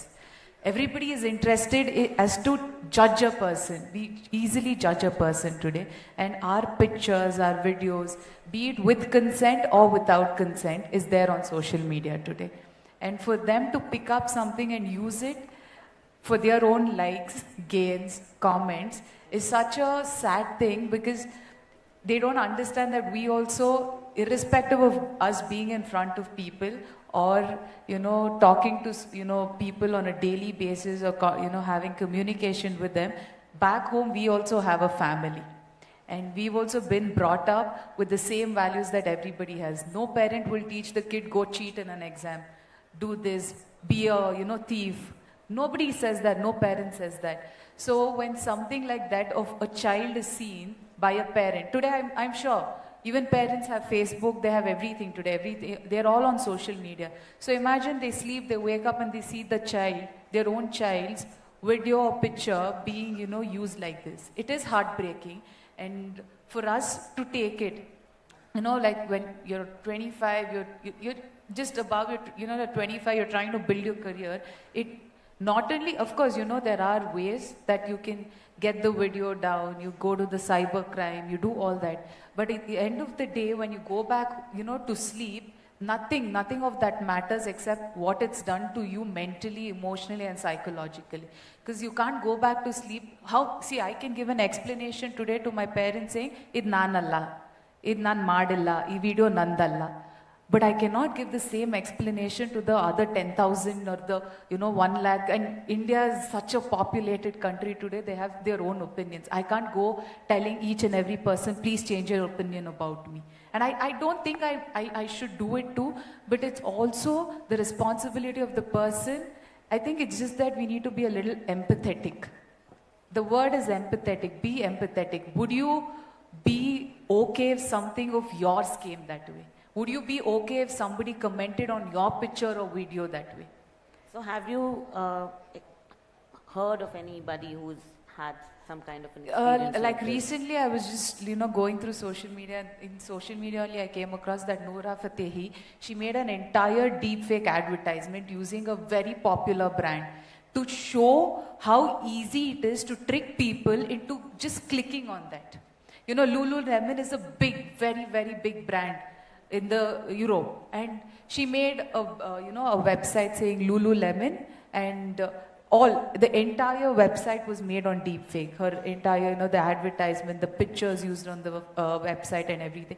And they had so much traffic on the website and people clicking on the website. And these are all clickbaits, So it is so easy to have anybody believe anything. Like before they used to say, like WhatsApp forwards you used to get, oh, this is happening in India, that is happening in India, and your parents send it on family groups and you say, Appa, yo, it's fake, sumne.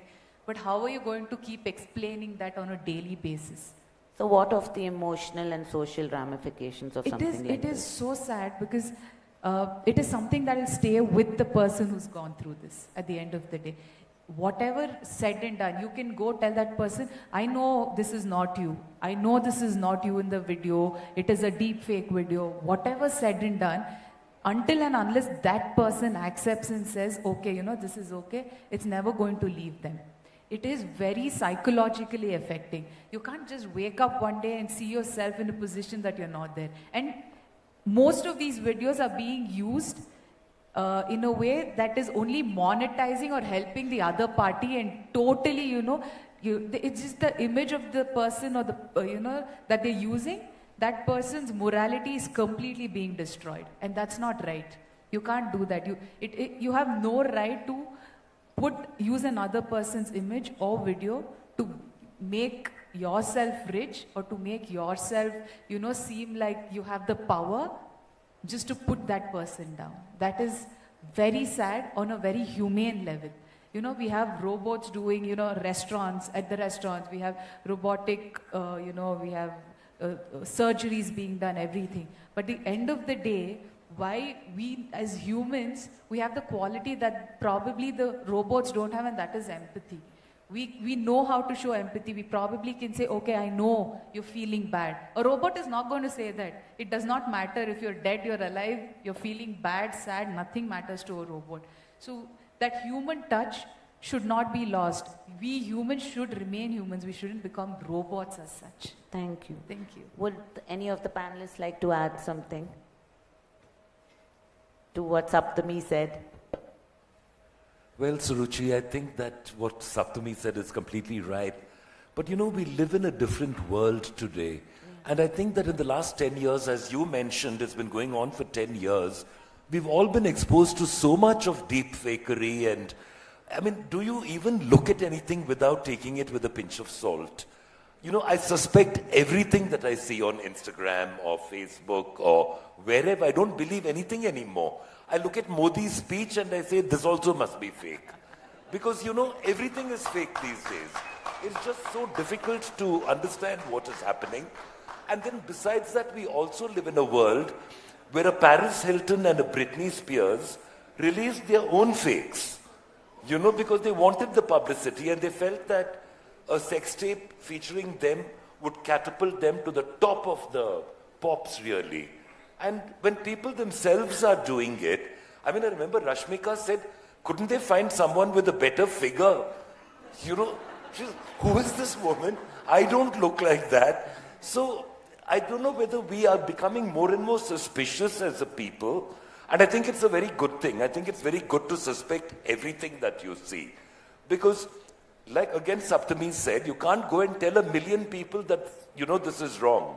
So how do you counteract it? Well, issue a denial immediately. Don't wait. Don't be scared. Because I think that in many ways I find a lot of people are very scared of artificial intelligence and what it can do. But I think that we all need to be in a position of control. We have to control AI. AI cannot control us.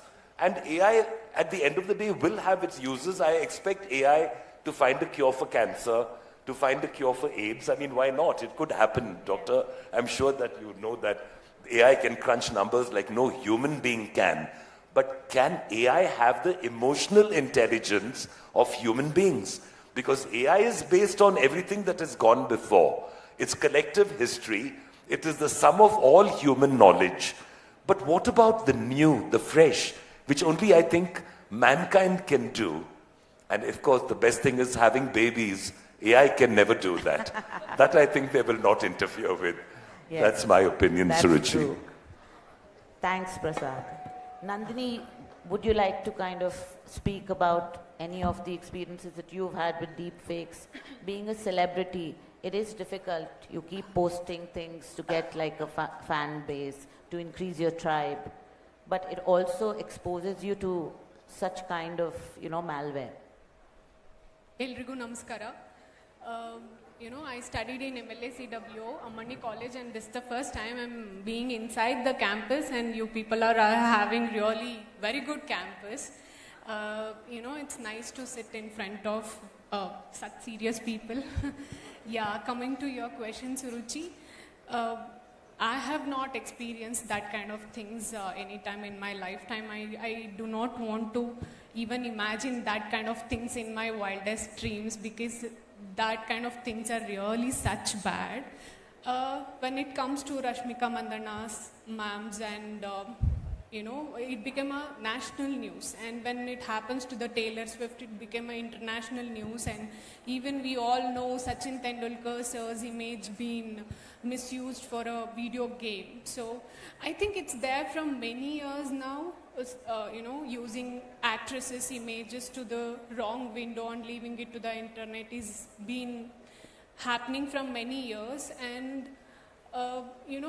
being an actor, I'm sitting here as a girl first, then an artist, so it shouldn't happen to any girl if it comes to privacy, respect. Every girl in the nation deserves to have that respect of their privacy. I can't help because being connected to the people, audience is part of my profession. Being active in the social media became part of my profession, and I really can't avoid that. So how would you explain, the emotional angst that, a person might go through, that goes through something like this? It definitely tears them inside, because, any girl will not even imagine to see herself in such kind of videos. Yeah. So definitely it will break them inside, and it feels really very bad for them. Thank you. Thanks, Nandini. Prasad, what would you say? You've been in the industry, you've seen celebrities, you've seen models, you've seen a world where there were photographs, and now there's a smart era where things have changed so drastically. So, according to you, how does a celebrity protect? How does a normal person protect? How do you deal with something that could land up to be, debilitating to you? Well, you see, the thing is that everything has such a short shelf life now. Yeah. And sometimes it's better to just wait it out, because in 5 minutes the next scandal will break and everyone will forget about yesterday's scandal. Everything moves so quickly. So sometimes I think it's better not to take it too seriously. I mean, you girls might one day find yourself at the receiving end of some, random video showing you doing something that you've never done. But besides issuing a denial, going to the police, making the complaint, what can you do? You can't run a cyber cell in your house, like the last speaker spoke so wonderfully about the whole aspect of the dark web. You can't monitor the dark web. We have to move on with our lives at some point in time. And I think the best thing to do is really to ignore it as much as possible. You do what you can and you move on. I mean, when I look at the British royal family and the amount of scandals that have been associated with them, quite frankly, I can't remember anything. Maybe one or two things about Princess Diana, but even that I'll have difficulty in remembering. So sometimes it's very good to have a short attention span and forget about everything that is negative and everything that's awful and just move on. What can you do really, Suruchi? There is really, I think Dr. Sharma or, Karthik may be able to answer that better, but there's precious little you can do. Would you like to add to Dr. Sharma? I think said. basically because deepfake has become an issue in recent years also. And I think the first thing comes why deepfake is there in our lifestyle. I think as the previous speaker also said somewhere that anonymity comes up into the cyberspace. Anonymity gives a lot of freedom to the other person to create and to circulate. Then what happens once you create and circulate, then it goes to the users. Then comes another phenomenon which we call FOMOs, fear of missing out something. That is, fear of missing out something is for the youngsters also to remain active on social media chats, and they remain active till night also, so that they should not miss out any exciting information. But once that excitement comes, that excitement leads to circulation of the information, where they could have judiciously used their decision making to whether this is the right information to forward or whether this is not the right information to forward. And that circulation leads to massive circulation, and which creates impact on the particular person for which this information is intended, as well as for other things also. And then what does this anonymity and FOMOs create? I think that's in psychiatry and psychology we call regression. Regression means you move to the previous primitive stages. And the internet also promotes regression only, because sometimes you engage in behavior which is not desirable, which is not expected of you. And where deepfake is one of them, where people feel that anonymously and somewhere they can just circulate. And that's why somewhere, as Satish said, moral development also comes up, because the moral development is getting affected, because children get access to the devices very young in their lifestyle. And they know, even though they send any wrong message, rather than saying verbally sorry, they just delete the message. And they say, once I delete the message, my job is over. I don't have to say anything. So this is so it means the whole public, whole society, all stakeholder has to take a responsible role in case if we have to target this kind of development. But I think as any person who get affected by deepfake, automatically it leads to 3 stages of reaction. One is shock, that how does this happening? Then person always remain in a denial mode. They will also engage in repeated checking whether that is the real information, whether that is happening or not. And the denial further leads to anger and depression and low mood states and other things. And there I think the needs comes. Then the person is in the stage where he or she doesn't want to communicate. Because I think as you see, most of the celebrities, they have taken an approach of communication. If you communicate, you build up support, and then you work out the strategies. I think that's remain the milestones if you have to work on the impact of psychological issues related to deepfake. And as rightly said, that we have to move ahead. Somewhere we have to acknowledge, communicate, and move ahead in our lifestyle. So, Doctor, one thing that will shock everyone is that the most deepfakes are pornographic in nature. And most of them are mapped from celebrity actresses and, famous people. Now, what is the psychological aspect for the person that it's mapped, and why is it so rampant? Basically, because I think the deepfake, the underlying, the motive is to create a content which get maximum circulation, which get maximum forwards, And I think with this content, I think most of the preferred choices are in the sexting content, and most of the time it is in the pornography content. And that's why they feel this, if this content is there, it will get more circulation. And that's why this kind of contents are preferred content. And definitely if these kind of contents are imposed on anybody, it creates a lot of psychological distress. Basic thing is comes, I mean, though we are saying acknowledgement, acceptance, but the acceptance doesn't come so easily because they are in the shock state, they are in a stage of denial, and sometimes whether this denial leads to stress related issues, whether this denial leads to other kind of psychological problem, it depends upon the individual resilience, individual protective coping mechanism and other support systems. You know. So I would like to ask you from an Indian perspective, the US and UK recently set protocols on social media because of the fake news, because of, deep fakes. They've basically made all schools follow some social media usage things. So what would you say, why is India lacking in this? So what would you say?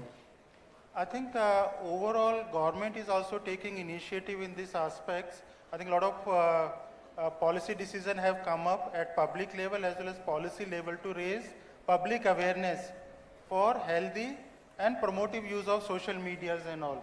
But I think it is all stakeholder has to take a responsible role to maintain their dignity as well as to create action so that other people's dignities also remain intact. I think that becomes a public health concern and all public stakeholder has to work for it.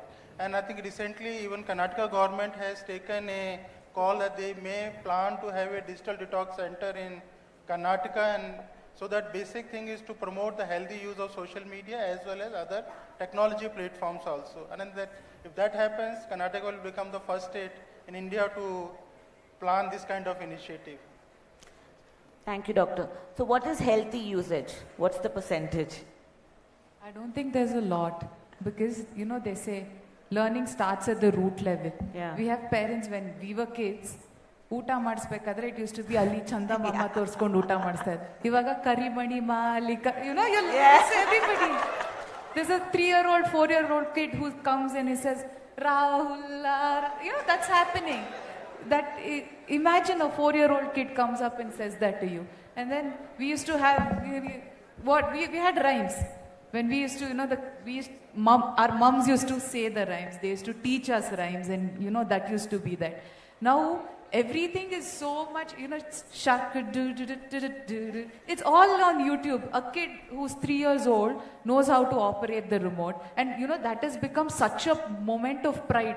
My kid knows how to use YouTube. My kid knows how to operate the remote. Please don't be proud of it. It's not going to help your kid in any which way in the future. It has to start in the very root level. Go back, make your kid sit on the compound, show the kid that, the moon is at this stage. How to climb trees. Yeah, and it really has, and because that also has to come with the factor that it's such a fast-moving life. Both the parents are working. They need to feed the kid. If they don't feed the kid's going to fall sick. How are you going to feed the kid? Get the kid, make it sit in front of a screen time, feed the kid. I think it also has to do a lot of, probably conscious decisions when it comes to parents. Because for now, all the, the reels or anything that you see on Instagram are probably very, very old songs that are coming back. Why weren't the songs viral back then and they're coming back now? Because it's accessible to whatever you call the Gen Z, all the people, and you want to stay very, very in term now. I'm a millennial. I want to become a Gen Z. I don't want to remain a millennial. So I will try to learn what the Gen Zs are doing. I want to impress the crowd, right? So that, that feeling of trying to impress somebody by being fake and trying to portray yourself on social media should happen from probably, like the homes, probably check your kids, how much screen time they're using, what is it, and if that is done because the government is going to come up with policies, but they're not going to come to every house and check how long the kid is going to use the device. The government can't send one government official in one house check what the kid is doing. That cannot be done. It has to come from a very young, root level. Thanks, Apmi. Now to Karthik, the man with all the answers. So I think months ago there was a robocall using a fake audio of US President Biden urging Democrats not to go for the New Hampshire primary. Now, Indians are around the corner with the elections. How do we solve this as a society? The fake news, the fake deep fakes, the garble that's there. So, Saptami used the word empathy. You know, she said, be empathetic. Let me also add to it and say, be skeptical. So, whatever content you see online, be skeptical about it. Just think whether the source from which it is coming can be trusted. If something is outrageous, it probably is not true. So it's better to be skeptical, treat whatever content we see with a bit of skepticism, and trust something only when we are sure we have verified that it is worthy of our trust. I mean, this is not a new phenomenon, right? We have all been in WhatsApp groups where we have family, friends who keep sending false information. What AI and deepfake is going to do is it's going to make it more realistic. That it is going to make the false information more realistic. It's going to make the fake news more realistic. So the level of skepticism, if anything, has to increase. Okay. So in terms of what the center is doing, are there any things that you can throw light to the audience with? So this is an area where the whole world is grappling with it, right? So there are no easy answers, there are no set answers as of now. If you have seen the movie Oppenheimer, you have seen a bunch of scientists who are grappling with this new discovery, the new invention they have come up with, right? So they have discovered fission and fusion, and then they know that this can be used to create a bomb which can be very powerful, which can be used to stop the war which was going on at that point in time, but which can also be which also has the potential to end humanity, right? And that's the question the scientists then were wondering what approach we should take. If you see, with AI we are in a similar kind of situation, so AI is the cyber equivalent of the nuclear bomb, I would say. The key difference is then in the 1939, 1940, early 40s, it was a bunch of scientists who were grappling with this question. Today, it's a bunch of technologists in the private sector whose primary motive is profit, right? But who are trying to also give answers to this question, right? So how much we should trust them, I'm not too sure. But, well, if you see last week at the Munich security conference, all the big AI players made a pledge that they will do their AI deployment, they will develop their AI solutions in a responsible manner. But I think it's also important for governments to take this seriously. I think regulation is very important. It's early days yet. After the Rashmika Mandana video came out, immediately Government of India issued a notification to all the social media platforms that if any user complains that there is a deep fake of them on any social media platform, they have to take it down within I think 48 hours. So that guideline was issued immediately, and the Ministry of Information Technology has mentioned that they are working on coming up with more detailed regulations for tackling deepfakes. It's work in progress as of now. So I know it's work in progress, and I know countries all over are grappling with it, and individuals all over the world are grappling with it. However, you can be ethical, you can get the policies, but if you don't have the tools and you don't have any way to bring them all together, it's not sustainable. And the trajectory of deep fakes and fake news, I think, is going to carry on. It's not going to stop. So, what technology taketh, technology giveth, right? So, while deepfakes are being generated, there are researchers who are working on identification of deepfakes as well, right? So, I think it's a matter of time. We will get solutions, which will help us identify deepfakes as well. But the overarching point still remains that technology is evolving so rapidly that today it's deepfakes, tomorrow it could be something else, right? And we are living in an era where every new technological advance, all of these are dual-use technologies, right? So it can be used for good purposes, it can be used for bad purposes. So every new technology can be misused. And it's a cat and mouse game, so you need to keep finding out ways and use the same technology to prevent the misuse. So what would you say are certain things that we can keep in mind as individuals when forwarding, when looking at mails, when receiving something from somebody else? Again, first point is be skeptical. Be skeptical about whatever you are receiving. Yeah. At the same time, it's also important that we all keep pace with the changes in technology, right? We should know what's the latest in technology that is being used. It may not be what's been worked on by the researchers, but at least what is in the mainstream, right? It's important we know what's happening in the technology domain and what are the ways in which it is being used, it is being misused. I think it's important we are aware of it on a regular basis. Also, I would like to say that Karnataka and India have cybercrime helplines. They have a cyber bureau, crime bureau.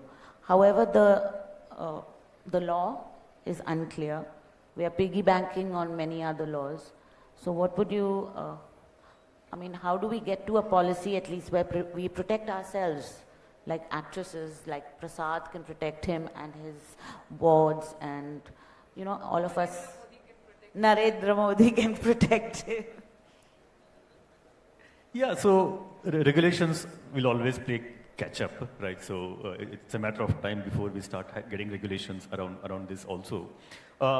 But as of today, it's not really the lack of laws, it's more of the ability to implement the laws that we have today, right?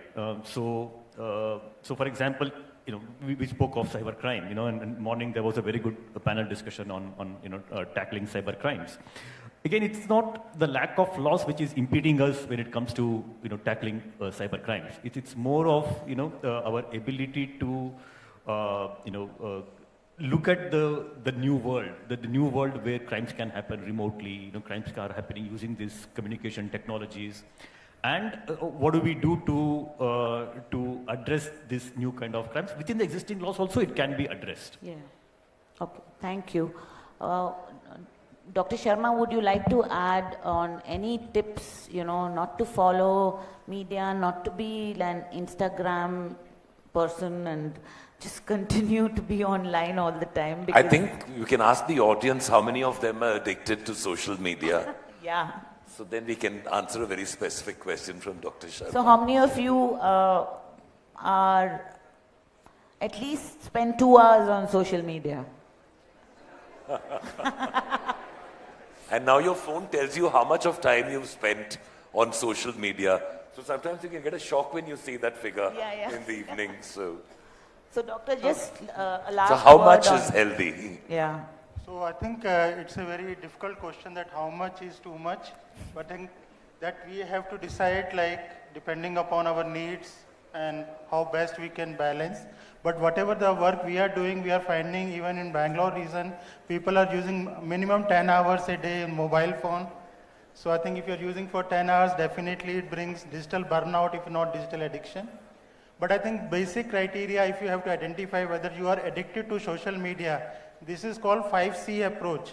The first C stands for craving. Answer can be yes or no. You can judge yourself now itself. If there is a craving for using technology or social media, if answer is yes, that's the first yes toward addiction. Second is control. Are you losing your control over social media use? If that is there, that's a second yes toward addiction. Third is coping. Are you using social media as a method of coping to feel good or to overcome negative mood states? If that is there, that's a third yes toward addiction. Fourth is compulsion. Has it become a compulsive user? Have you become a compulsive user? Compulsive user, when we say, sometimes social media also leads to social media fatigue because you are always on social media. And another phenomenon through social media comes, what we call, all of us suffer, is called scrolling syndrome. We keep scrolling our mobile phone, and that takes away a lot of our time. If that is there, that's the fourth yes toward in your lifestyle. And the fifth is consequences. Because of social media, are you developing XYZ consequences? So out of 5C, if you have 4 in your lifestyle, today is the time to take a call and to work on a healthy use of social media. And the best strategy goes what we call digital fasting.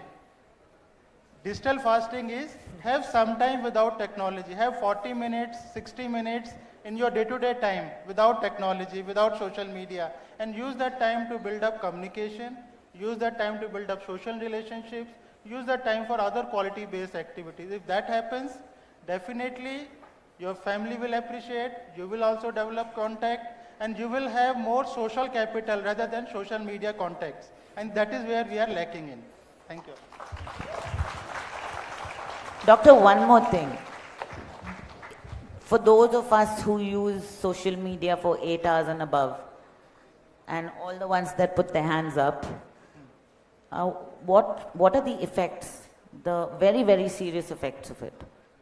Basically, social media takes away what we say, social contacts, social relationships, and what it promotes is, more not promote, I would not say generalize, it promote everybody, but in some of the cases it promote social isolation. Because you are always connected, but you are not losing out your social contact. So that's the first thing we are losing. Second thing, because of social media, most of us have a rationalization that in the night time I can use social media because sleep is mine. I can delay my sleep. But we have seen if you are using social media during sleeping time, 60 to 90 minutes loss of sleep will definitely happen.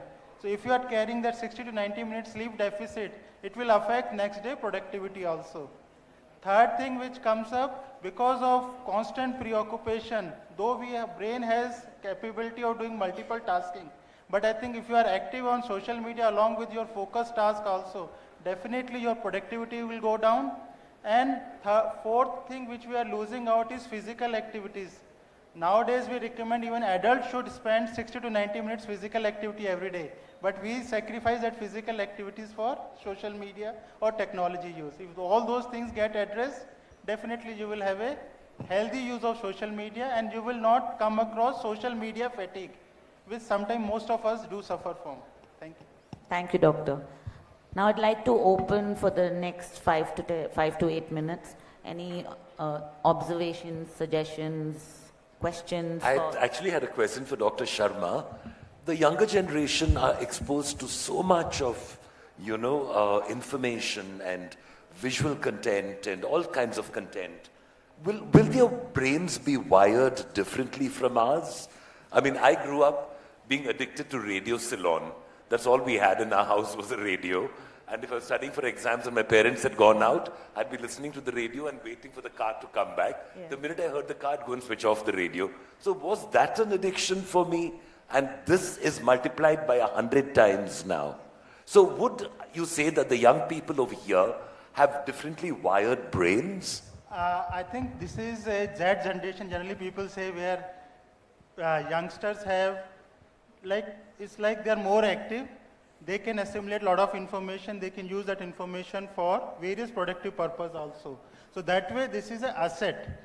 But I think somewhere when technology use start bringing dysfunctions in their lifestyle, then it becomes a concern for us. And that's why the overall concept goes for balanced use of technology, healthy use of technology. And the overall, even I think there are a lot of guidelines have come for youngsters and adolescents. But people are not saying instead of having guidelines, we should promote digital well-being in each one of us, and we should take a conscious call so that we can use our assets for productivity rather than for dysfunction. That's very true. And my advice to you all is, make sure your bedtime is set in stone. If you're going to sleep at 11 o'clock, make sure you're in bed by 11 o'clock. Because if you keep extending that time and one day sleep at 12 and one day sleep at 1, you are not going to be fresh and wonderful the next day. You'll get very little done. And 2 hours before you sleep, no technology. 2 hours, I don't know. Maybe half an hour. But definitely minimum half an hour before sleeping time, no technology use. Yeah, half an hour I think is good. I recently came across an interesting analogy between sugar and content now. So we humans, historically, we have always wired to crave for sugar because calorie was always difficult, right? I mean, historically, we were never sure will we get our food tomorrow. So whenever we get a high calorie food, we tend to consume it because we need that calorie probably tomorrow. We need to consume and store it. But in the last 40-50 years, calories have become very easy for us to consume, and that has resulted in overconsumption of calories, and then diabetes and all the health related issues. In the last 20 years, we are seeing the equivalent of it in terms of content. Right? Again, historically, we have always lacked easy access to content, right? When we were kids, if you want to get access to a content, we had to go to a library, hope that the library has some good books, if not go to another library, etc., right? Today, we have all the contents that we need on our fingertips. And that overdose of content is also harming us to a good extent. So, like how we watch our calories, what we eat, I think it's also important, we watch how much content we consume. Thank you, Karthik. And I want to say that I really got shocked when you people said, you use 8 hours of social media. I know it's quite addictive because it's addictive for me also. I just want to tell you like what I do. I use it for half an hour in a day. I'll upload whatever I wanted and I'll uninstall it. That's what I do. Because it's so much addictive that all the time hand will go to, to the phone and we feel like using it. So uninstall it and reinstall it. That's the only solution what I do. Thank you. Sapni, I would like you to send a message to all the malware people who are doing all these ridiculously kind of devastating, hurting things by deep fakes. So a small, quick message. Yeah, before that, like doctor was saying, it leads to social isolation, right? So, I don't know how many, I'm pretty sure a lot of them would have, you would have DM'd somebody, some girl, some guy and said, hey, you look pretty, you look beautiful, you look nice, right? But the minute the girl appears in front of them, they don't know what to say. They're like, I totally agree. I've never seen this woman in my life. But on social media, they've stalked her. They know who her father, brother, sister, mother, everybody is. Like a WhatsApp relationship. They know everything. Yeah. But as soon as they're in front of them, they're like, I don't know the existence of this person. So they've made them into covers, and at least before, I think, sir, that they used to write letters and they had to go give the letter to the woman, or the woman has to go give it to a man. Now it's all so easy. They'll send it and they'll think, this girl is not nice, this girl is nice, so I'll unsend the message and send the same message to this girl. It's so easy to do it now. So, I mean, social isolation for sure. And like sir said, if you're going to go to bed at 11, then be on the bed at 11. But the problem is, for sure, we're all on the bed at 11, but we keep scrolling on the bed till 1 and 2. That's the problem that's come. So, probably like half an hour before, keep it aside. Okay, 2 sentences But message. I just have to add to Saptami's thing. Yeah. They say that if you keep your phone near you, especially when it's charging, it's really not good for you at all. So get into the habit of keeping the phone charging somewhere far away. Get into bed at 11 and switch off the lights. Otherwise, it's not going to work. If you take your phone to bed with you, it's the worst bed partner in the world, really. 2 sentences and then we'll take questions from the audience, only 3. Yes. So I mean, like everybody, like I don't know who these culprits are who are doing these deepfake videos. Please stop them. It's not only harming the individual, it's harming the society on the whole. It's sending a wrong message to people, to the youth. And today, as a country, as India, we have the most number of youth. So, you know, it's sending the wrong message to people out there saying that, you know, it's easy, this is fun, you can do what you want and hamper with anybody's life. Don't do that. You have no right to hamper anybody else's life. You are only responsible for your own. So please do not engage just for your own monetary gains. Please do not do that. And I hope that the government comes up with, you know, really rigid rules that, you know, probably that leads to, you know, if they can identify the person who's started this, it can, you know, probably end up, that person ends up in jail. So probably it becomes very, very serious because it is a very, you know, it affects the person in a very, very wrong way. Thank you. Thank you. Now we'll take questions. Yeah, perfect. Thank you. I think we had the first volunteer waiting for the question. Go ahead, buddy.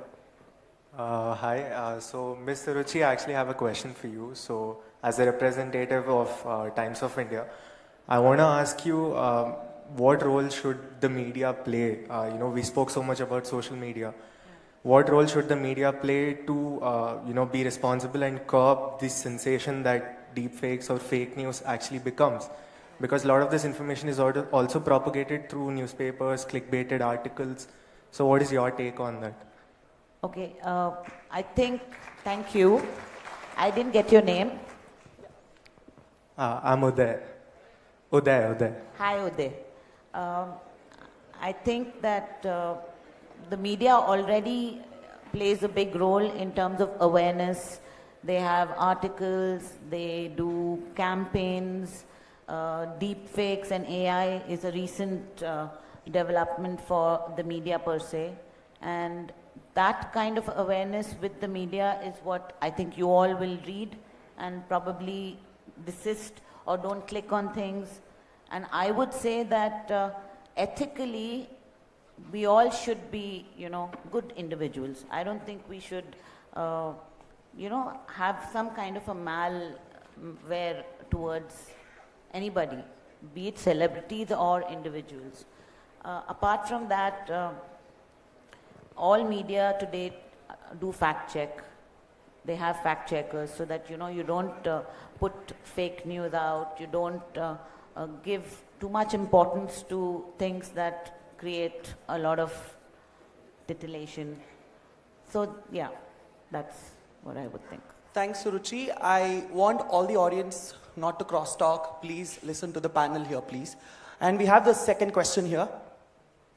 Hi, Ashwani this side, Ashwani Pariwal. I think this was a great session, but one question I wanted to ask to the entire panel, more specific to the doctor, is we have been discussing social media addiction as far as I remember from 2018. I think that's when Instagram blew up. And there have been a lot of discussions, but never have I heard about a concrete solution or solutions that people have been able to accomplish and reduce their time. It's only increasing, right? One of the only biggest tipping point I saw was banning of TikTok, which actually significantly reduced the time, but that was not due to in the benefit of people, but that was rather due to geopolitical reasons why that happened. So do you think something like that is only the solution to this? Because this is a problem that these guys are hiring psychological engineers to create content that, you know, you keep on just scrolling throughout the day. So you are, in fact, Netflix CEO said, my biggest competitor is sleep. So that's what he said. So do you think that's the only solution, handling it at a compliance level and just banning these things? Both of you can answer. I think generally, because sometimes policy level comes up like to ban or to restrict the use, but that doesn't bring significant change, though it has a impact also. So the overall message goes is promotive and educative message to go to the public so that they can take their individual decision to work on control. As I'm saying, the work on control can be how to enhance, have a good sleep, how to have a social life, how to have a physical activities, and as well as how to have a productive schedule for yourself. So that's an individual decision, and that can come through more through awareness, more through other stakeholders' involvement also, that everybody reinforce for the healthy use of technology. Thank you, Doctor. Karthik? I would probably differ from what Dr. Sharma said. I think it's time we bring in regulations. Here. If you see, China has taken the step where they have, mandated that gaming companies, ensure that kids don't play games for more than, I think, 3 or 4 hours in a week, right? So this is the regulation which they have already brought in. Car accelerator, you can't press it further. Yeah, so we need to get the balance between free choice that we give to our people versus protecting them from the harm that they are going to have. I think it's important we bring in the regulations. Otherwise, we probably are looking at a lost generation. Thank you so much. Anybody else have anything? I used to play a lot of PUBG back then. Okay. So when PUBG got banned, my mother celebrated so much. She said, yes, finally in the night I don't have to hear you say, shoot, shoot, I don't have to hear you say that.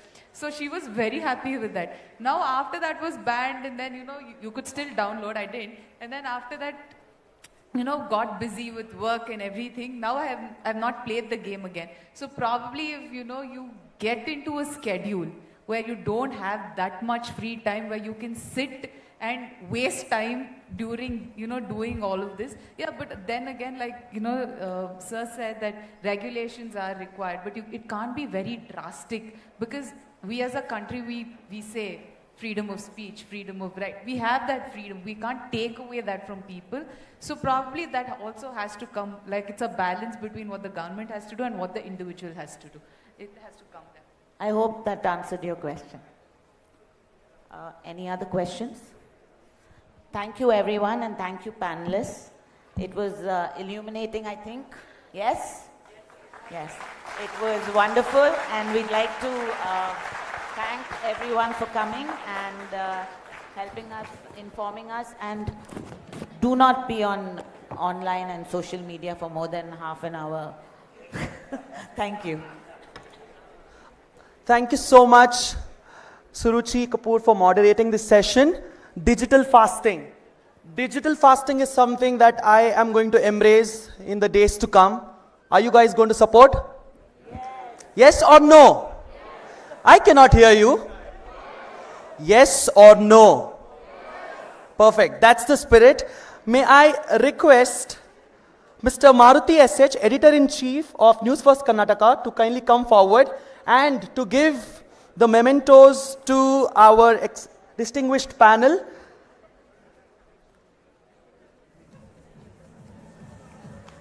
Mr. Karthik Bappanad. I want all of you to give a huge round of applause.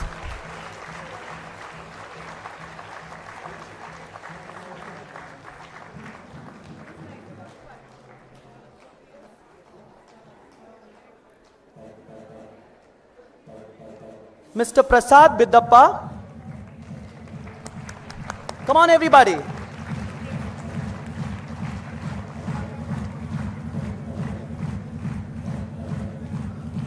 Dr. Manoj Kumar Sharma.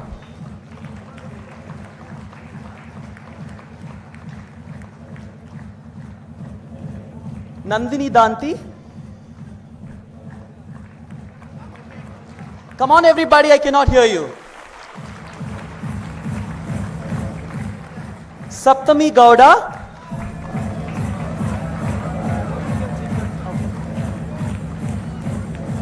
And the moderator, Suruchi Kapoor, consultant, The Times of India. So before I go on with my digital fasting, I have a request. Since Saptami ma'am is here, we'll join for a group photo as you enjoy a one-liner from my side. I hope you guys enjoy. Are you with me? No. Yes? ಮಾತಾಡುವ ಮಂದಾರವೇ ಕಂಗೊಳಿಸಬೇಡ ಹೇಳದೆ ನಾನೇತಕ್ಕೆ ನಿನಗೇಳಲಿ ನಿನ್ನ ಮೈಯ ತುಂಬ ಕಣ್ಣಿದೆ. Everybody repeat after us. ಸಿಂಗಾರ ಸಿರಿಯೇ ಅಂಗಾಲಿನಲೆ ಬಂಗಾರ ಆಗೋ ಮಾಯೇ ಗಾಂಧಾರಿಯಂತೆ ಕಣ್ಮುಚ್ಚಿ ಹೊಂಗನ ಸಾರಸೋ ಚಾಯೇ. Thank you so much. This was a wonderful panel discussion. Means a lot. Oh wow.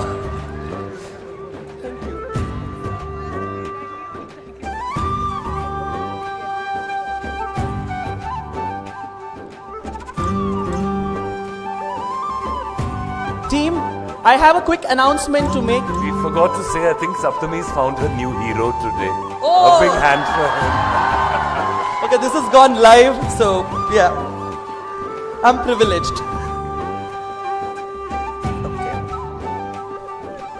Moving on to a very interesting segment, we are going to have a panel discussion. In the digital age today, we know the importance that micro, small and medium-sized enterprises hold in our economic landscape. We bring together experts to explore the nuances of implementing effective cybersecurity for MSMEs, even with budget constraints. I repeat, we are bringing together experts to explore the nuances of implementing cybersecurity measures for MSMEs, even with a very short budget. And I would want to call upon the panelists, Mr. Ashwani Paliwal, founder of SecOps Solution, offering security solutions tailored to the specific needs of MSMEs. Can we all give a huge round of applause and welcome Mr. Ashwani Paliwal. Come on everybody, I cannot hear you.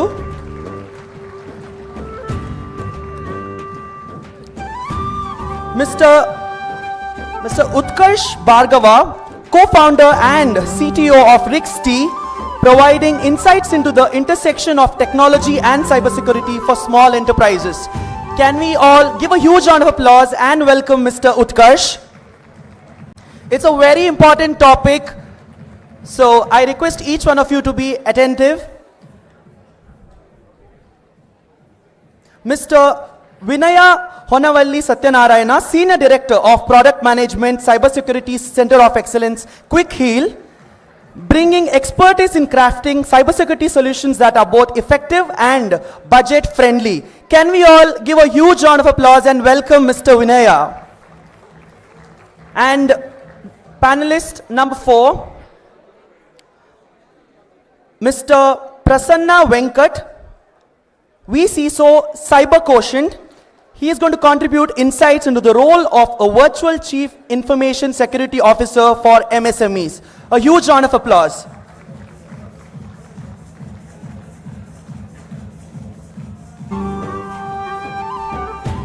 And in this panel, our respected speakers will guide us through cybersecurity on a shoestring budget for MSMEs, as we acknowledge the importance of securing businesses of all sizes.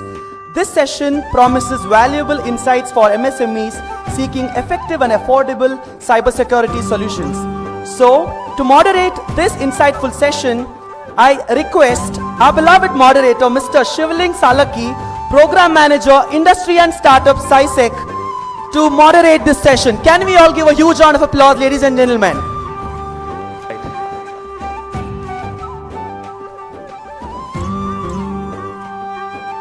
Okay,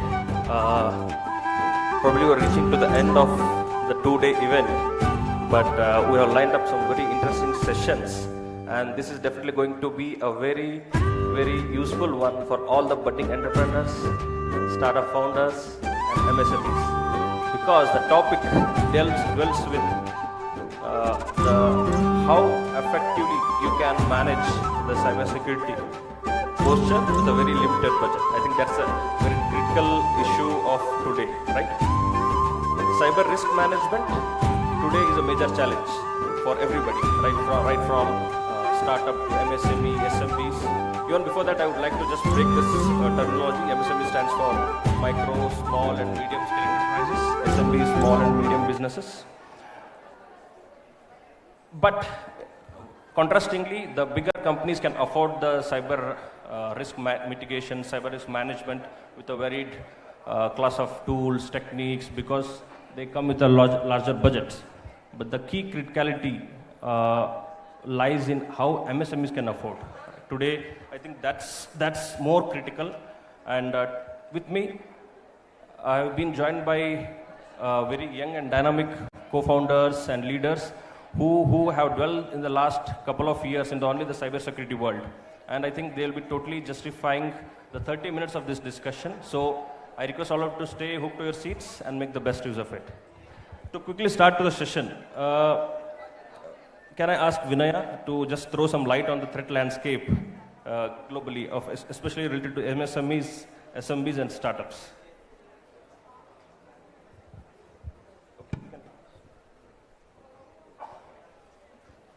I think that's a great question because I think the biggest challenge today is ransomware, right? It doesn't matter what type of enterprise you are, micro, small, medium.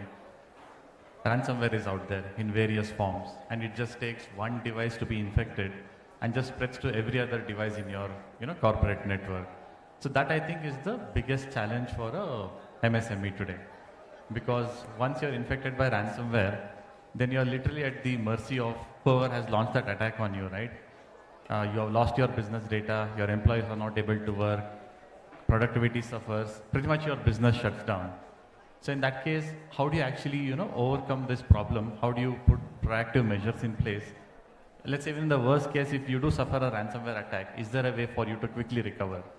And like I said, this is not just a problem for large enterprises, it just matters for any enterprise today. Right. Very well, rightly said, Vinaya, because today ransomware definitely is the most attack which the enterprises face as a whole. But I am sure the MSMEs are open for much bigger challenges, right? Maybe I'll request Ashwini to throw some light on this landscape, especially to Indian context, because that is more which is, the Indian MSME is differently poised, right? Because of the various, firstly, it's a growing country, right? Today, SMBs play a major role in our economy, in our GDP, in everywhere. But the unaware of the fact that today they are one of the hotspots or attractive spots for the threat actors to dwell upon. So how do you share this thought with me? Yeah, sure. I think one of the important points that I have learned along my journey is the nature of MSME is very different when you compare it to India in comparison to, let's say, US or more developed areas. They still have some budget and some access to right skills to handle their security. I think ransomware was rightly, one of the most important problems, and ransomware is also a lot visible. The another threat landscape I see is a lot of insider threat. A lot of time employees, maybe due to lack of awareness or maybe disgruntled employees, they creating security loopholes, clicking on phishing links, which in a lot of cases you might not even will not be even visible to you. I think that is something that is the second biggest threat I see for most of the MSMEs. And in India, like after having spoken to so many MSME founders, CEOs there, what I realized is for them, security is something that has come out of the syllabus for them, right? Their main focus is, man, I want to get this manufacturing done and make my product. They're anyway still struggling to survive. They are important for economy, but for them survival is also one of the key important things. So security just, what I've seen is comes as a separate headache. So I think as an industry, what we need to be doing is offering them simple solutions and very, very direct outcome related solutions rather than talking about, so many security jargons, and which I know security industry, I think after finance, security is one such industry that prides itself in talking about jargons. So I think getting away from that and helping them with the right outcome-driven solutions, and maybe something like vCISO, the idea of vCISO, which has come up quite recently in last 3 years, that is going to be very helpful to all the MSMEs around, because that is one person that you can rely on who can actually help you get this one bit sorted, and that's what they need. Right. Yeah, like Ashwini said, virtual CISO is one of the options, alternatives which has come up recently, where it brings in that economy, the budget play part where MSMEs can afford, right? But I'll circle back this with Prasanna Venkat here, who is also a VCISO from Cyber Quotient. But my question here would be, how do you think, or what stage of the SMBs or MSMEs could start affording VCISO, right? And even before that, what are the stages of cyber risk management for us, whereas MSME should look up for? It's a great question.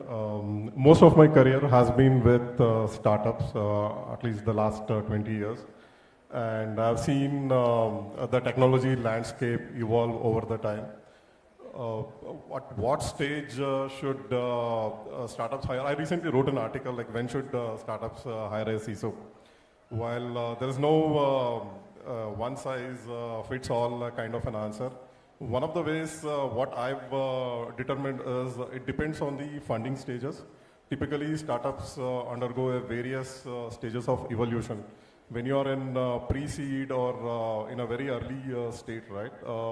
Obviously, the funding is less. Most of the startups start with bootstrap.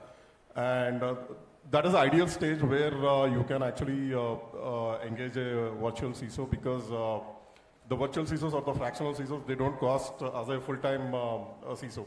And more importantly, you may not have a work that determines a full-time role. And as you grow and as you evolve, right, then you can actually add more people. Typically, during Series B or Series C is when startups should look for hiring a full-time role. And again, it depends whether you want to hire a senior role or a junior role. It all depends on the company's growth trajectory and their landscape. Right. Okay, so next up I'll ask Utkarsh, because Utkarsh leads a co-founding company, and he's a co-founding company called Rixty, which they are into advanced automating the threat monitoring, and they have a SOC, advanced SOC. So Utkarsh, how do you see what are the biggest challenges today for MSMEs? Cost budget is definitely the first most, but what are the next series of challenges which SMBs face today? SMEs has a lot of challenges when it comes to security. It's not just on the technical front, but there are compliances as well. So privacy things are there. They have to do a lot of reporting as well to the authorities in case of any data breach. I'll ask you. Yeah. So all sort of challenges are there, and they have to overcome these challenges. Now, I talk to a lot of small companies, and I found one common problem over there, that all their networks are flat, and that's where the whole cyber risk starts. Because if your one machine get infected, it will spread the infection, and the whole network of 50, 60 devices will get infected in a couple of seconds. So that's where they should start working on it. And as you were talking about, Prasanna was talking about the importance of VCISO. So I believe that they should have the CISO on the day one. It should not be like, okay, let me design my network and then I'm going to hire a virtual CISO or the fractional CISO. No, you need a consultant who can help you design your network. Because the security start with your architecture. If it's flat, it's gone. So those strategic things you will get from an expert. And that expert you need on day one. It cannot be, okay, let me set up everything, and then after a couple of years I'm going to get someone else, and that guy will come up and then help me design the network. No. That time it will be really hard for you to redesign things or restructure things. So those things are required on the day one itself, not after 2 years or so. Right. Like Utkarsh rightly pointed out, it's right from the day one of where the security should be taken a serious subject even for MSMEs. But there always comes this, skilled manpower availability, right? Because MSMEs always, again, go with very shoestring budget. They're always on, survival mode. So what stands out is how they could afford a very skilled manpower? If not, what are the alternatives? Today, one thing I would see is cloud services, right? So my next question to the panel would be, is the cloud first strategy the right strategy for startups, right? For reduction of the cost? If not, or if yes, why so? Yeah, I'll ask Ashwin to begin, and then the panel can go over. Sure. So cloud security is a shared model. So that's what all of us keep talking about. What that typically means is, even like if you look at AWS, Google Cloud, they keep on saying this, that security is a shared model. What that means is they'll take care of the hardware level of security, that whatever you have created, your servers, they'll not get stolen. But whatever you install on it, whatever you are running an application on it, that is the responsibility of the user. Right? And that's why if you use EC2 or AWS for crypto mining, you will be prosecuted and not AWS because of the shared security model. But having said that, I still feel, yeah, cloud is a good alternative for MSMEs. And adding on to the point that he said, right, having security from day one. And I just want to add a subtle note to it. It need not necessarily be a hardcore security professional doing that for you, because that could be costly. Because here I am creating my prototype. I don't even know if this business will succeed, and you're asking me to spend money on a security consultant. So it could be your senior engineer who is taking after it. But what I want to add is that should be in the mind. Like, for example, when you're creating a company, you do get a CA somehow to make sure some of your compliances are in place. Right? You are not hiring a CFO full time, but that is something in your mind. Same goes with security. That should be in your mind. It could be the senior most engineer of your company who has some idea about security, or take help of these cloud providers. To get started in India, these cloud providers, they provide you technical support as well. And at that time, ask them questions. But the idea is to keep that security should be in my mind. It should be at some priority so that you don't face repercussions later on. Right. Great. So, Vinay, any thoughts? Any thoughts from your side? So, in fact, I've actually lived this challenge. Like, as a startup founder, my biggest question always was, where should I spend the money? Should I spend it on user acquisition? Should I spend it on marketing? Should I spend it on payroll? Or should I spend it on security? Right? It's always going to be a challenge when you're a startup or even a small or a micro enterprise. And for us personally, the cloud first strategy worked because we were able to use all of the inbuilt security mechanisms on service like AWS, whether it's a web application firewall, an API gateway, or other things, right? AWS has really matured on that front. And then you actually get all of these security services built in, which means when you build your product, release it, your DevOps, SecOps, all of that is taken care of. So in my case, personally, from my experience, it worked. But definitely once you scale, so let's say you go to Series B or Series C as a startup, that's when you really need to have a hardcore security team in place in the organization. Right. So even in my previous roles, whenever I used to interact, I had a lot of engagement with the the MSMEs, especially from India. They're not even aware, when they should actually go for a security, a risk assessment or cyber risk assessment, or it could be a simple audit. Don't even go for annual VAPTs also, most of this MSMEs. So I think that's the right quote from you, where the Series A after Series B, the startups, the MSMEs should ideally look for going into a full-time, roles from cybersecurity background or putting up a cyber team. But even before that, the cloud solutions is always the first preference, right? Because it comes with no strings attached. Much of, at least like Ashwini rightly quoted, there are risks but limited. It's a shared risk, I would say. So any thoughts from Prasanna? Because Prasanna is been CISO, been into multiple verticals. So what's your thoughts? What's your take? Definitely, I think the cloud has brought about a paradigm shift. Security is all about people, process, and technology. Earlier, the technology aspect was sort of shackled by the dependency on the IT. Just to provision a web server or any applications, right? It would take a lot of time. What cloud has done is it has decoupled all those dependencies, and today you can spin instances at a click of a button, have everything up and ready within minutes. Definitely, cloud is benefiting all the MSMEs and even startups. The other effect of this is there are a lot of software as a service companies, the SaaS based companies, right? Using which actually they have brought down the cost of the security tools and solutions. And not only security tools and solutions, even the IT or the technology aspect. I think the cumulative effect of the cloud as well as the SaaS companies has sort of drastically reduced the cost of security as a whole.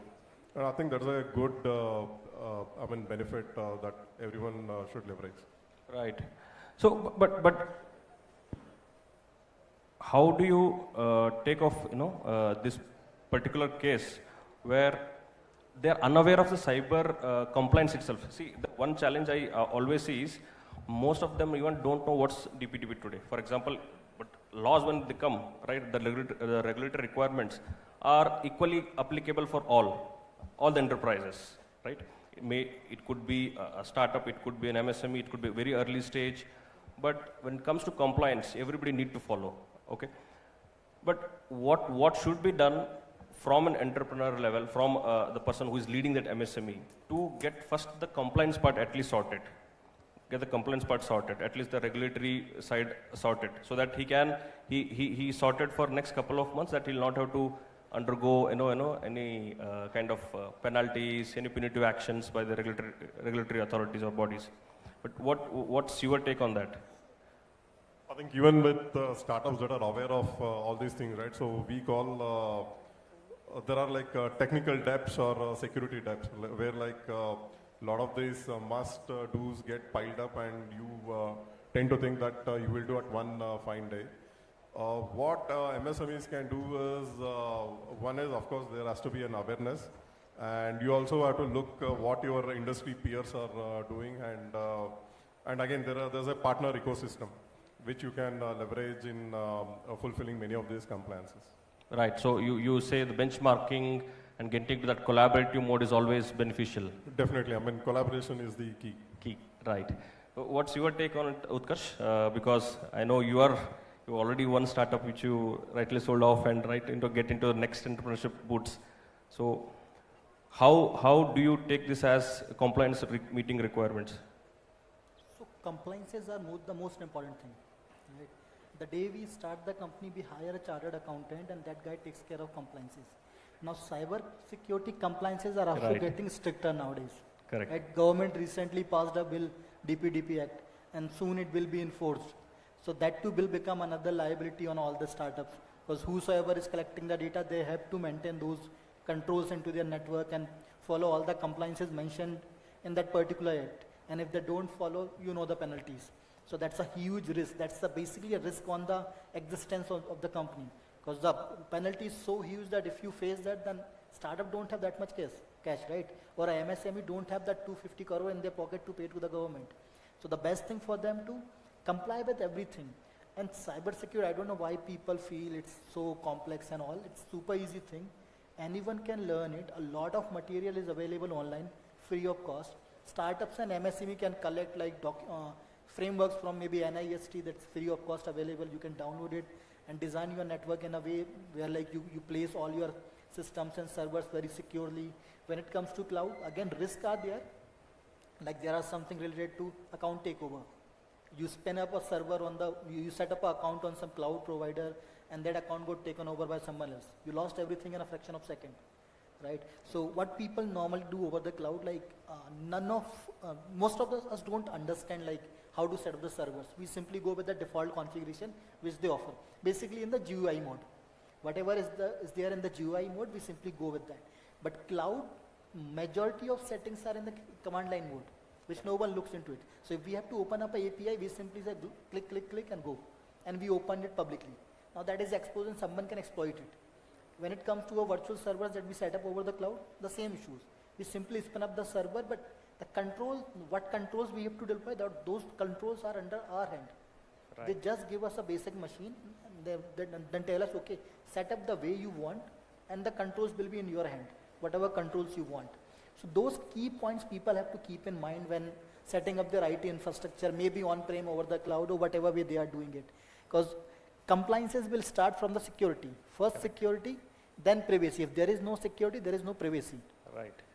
So these are few things which MSMEs and startups should keep in mind from the day one itself.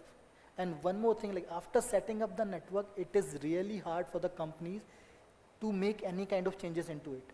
I see those like my clients struggling with those things, because we know the problem, we know how to solve it, but now okay, it's really hard to make changes into these 50, 60 machines.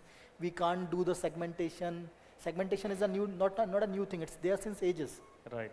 but the whole network is flat and there is a risk and compliances are demanding you to have those segmentation, and now you can't do it because it will create downtime of 2-3 days or 7 days and you cannot stop your business. So those issues are there. So security should be taken care on the day one itself when you are designing things. It should not be something, okay, I'll take care of it later. No. Compliances, again, when you are starting company, you take care of all the regulatory compliances by hiring a CEO.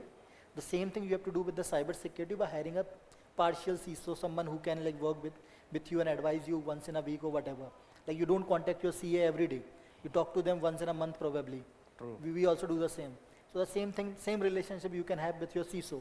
You can talk to them once in a month or so and take whatever valuable advices are required. Right, like, yeah, I really like that analogy where you say that tax regime is how seriously it is taken, following filing a GST or any other financial compliance, how seriously it is taken by any enterprise, right? So should the security controls or security as an enterprise security should be taken seriously right from the first stage, right from building it, right from writing the code itself. Well, okay, so lastly to conclude, what I would request you is I know of your flagship products all the way, but could you just throw some light on what you are doing at your enterprises to help the MSMEs, right? I know of SecOps for, say, you have a vulnerability management system and you have patch management system. I know of SecRite, building so many XDRs, EDRs, wonderful, which are affordable. That's interesting. I know of Prasanna offering the cyber quotient with virtual CISOs, right? And Utkarsh, because definitely it's an automation company. But would you take this as a chance to throw some light on specifically what initiatives you're driving to help this community of enterprises where it is specifically catering to the need of matching the shoestring, that is budget friendly. Ashwini. Yeah, sure. So at SecOps, what we realized was there was a need for an indigenous product that can help organizations identify security vulnerabilities in their infrastructure, so servers, network, devices, containers. And we were building that, and while doing that, we realized people want to find vulnerabilities so they can patch. And patch seemed to be a very critical operation. Usually it's your senior most engineer that gets involved. You can't give it to a fresher. And for those who follow cricket, it's more like a wicket keeper's job. If done right, nobody cares. But if you drop a catch, then everybody notices, systems goes down. So that's why we built this patch management system. And to help MSMEs, we are bringing it at a cost that they can afford at their scale. Like I know that there weren't any good enough alternatives, and which are the products based out of US and Israel. And their minimum requirement was for like, we need at least 5,000 assets. And MSME won't have that. So we removed those limits. Even if you have like 50 assets, this will work. One additional thing I wanted to mention, we were doing this comparison with a CA in the tax scenario and security consultant here. One area that I find where some of the MSME CEOs they are a little worried is CA is a well-defined degree, right? There is a backing that you are a CA. In terms of security, there is rarely that you get a degree, right? Most people are computer science engineers, or some of them are dropouts. So how do you trust somebody? And I think in that case, I think we have been collaborating with CISEC, and where it started with US's CISA, and which we are collaborating with CISEC, is where CISEC, along with SecOps, will be offering vulnerability scanning solutions and helping them with the patching side as well. And I think that is essential, where MSMEs can have a faith in an organization that they know if they do this XYZ job, my compliances will be clear. I think for them that is, because for them at the end of the day, they want to get their compliances clear, right? So I think having that more trusted body where they can go with is the requirement and the solution for MSME. And for vendors like us, I think it is essential we establish those relationships with bodies like CISEC, DSCI, so that they can enable it for the MSMEs where the larger players or the SEBI listed organizations might not be interested because they are a small deal in terms of business. Right, thank you Ashwini, because yes, as you rightly said, there is a need for a nodal agencies where to bring the entire ecosystem together, rightly from, it could be researchers, it could be industry, it could be academia, it could be governments. And I think at CISEC we try to play that role where we try to cater to the various requirements at various segments, right? And as you rightly said, vulnerability assessment as a service is what we are trying to come out with. And definitely we'll have more and more services added on going forward. Right now we're just starting the pilot, and we'll see how it goes in the future. Yeah, and I also just want to mention, I know like there are little viewers for it, but something like the things that you're doing on YouTube, right? Bringing Javagal Srinath and having those videos, I think that's an incredible way of pushing this forward. I mean, I would really like for everybody here to check out CISA's YouTube channel. I think some of the most amazing, informative, and very, very simple to understand videos are being uploaded there. And I wish that could have more views and people could learn from there. So yeah, great job on that. Thank you, Ashwini. Yeah, over to Utkarsh and how, what are key offerings you have and for MSMEs? Utkarsh. So we started Rixty. See, if you look into the compliance part, now all the compliances across the planet, like government across the planet are coming up with the cyber security and privacy compliances. Now there is one common thing among all of them. That is, you have to collect the logs, you have to process them, and you have to report any incident which is going on, any kind of cyber security incident. And that's where we came into picture. Now our dependency on IT infrastructure is continuously growing. Suppose a company having 1,000 servers today, next year they're going to add another 100 servers, another year they're going to add another 100 servers, so they're continuously growing, so that dependency is growing. Now the challenge is the visibility. You have 1,000 servers, 2,000 servers, but you are struggling with the visibility. You have no idea what's going on, how your firewall is working, what kind of processes in your system is going on. You don't have. So there was a need of a product which can communicate with all sort of devices, collect all the log data. Now there is one more challenge with the logs. Infrastructures generate ton of logs, like terabytes of logs per day. And storing that data as per the compliances, like you have to keep it from 1 year to 7 years. In case of banking, you have to keep it forever. So that data is a lot of data. Like some of my customers, they generate like close to 2 terabyte data per day. Now that's a lot of ton of data which they have to keep for 5 long years. That is another huge cost for them. So first problem is visibility. Second is ton of log data. That means ton of security alerts you're going to have, how to manage those things, right? So that's where there is a huge demand, something which can automate the whole process of identifying the malicious activities, investigating them, and then performing the response. The whole process should be automated. That's what we have done. On top of that, we have also developed an algorithm which compresses the data by 25x. So your 25 terabyte of data will become 1 TB with me. So your cost of storing that data for 5 years, 7 years, or forever will become very little. Like that you will be like, you can simply say 25x lesser cost. And your operations are already getting automated with us. So the overall security operations cost will also go down, and that will also help you with the compliances, because your cost of compliances will also come down. Now if I talk about the log data, it's not a business data which people love to store. Like management is not so happy with about that data because it does not add any business value. You can't do anything with that. It's just you're keeping it for compliance purpose. Because government can anytime come and say, hey, do you have that log data from here, this and this? And if you don't have, then you have the penalties waiting for you. So you cannot ignore those things. Compliances are really strict. And India is also like touching like the standards of European Union and United States. So the DPDP is like almost like it's at par with the GDPR and FISMA of US. So we have to do that, and that's where like we said, okay, let's come up with this product. Let's work on these problems. Let's automate all this stuff. So that's how the whole concept of Rixty came into picture, and we are working on it since past 2 years. And every other day, like we are coming up with something new. So now we are working on the predictive AI. Like what we are doing right now, it's like, okay, something will happen, that data will come to us, then we're gonna give you the results. Why we there are ways like where we can predict that as well. So that's what we are working right now. And maybe in the next 5-6 months, we're going to have that one more algorithm which will let you know what kind of threats you can face. So that level of innovation that we are doing at Rixty. Great. So I'll reiterate your word of today, the cost of security compliance is much cheaper than the penalty. That at least that way, the startups are bound to get the security controls in place.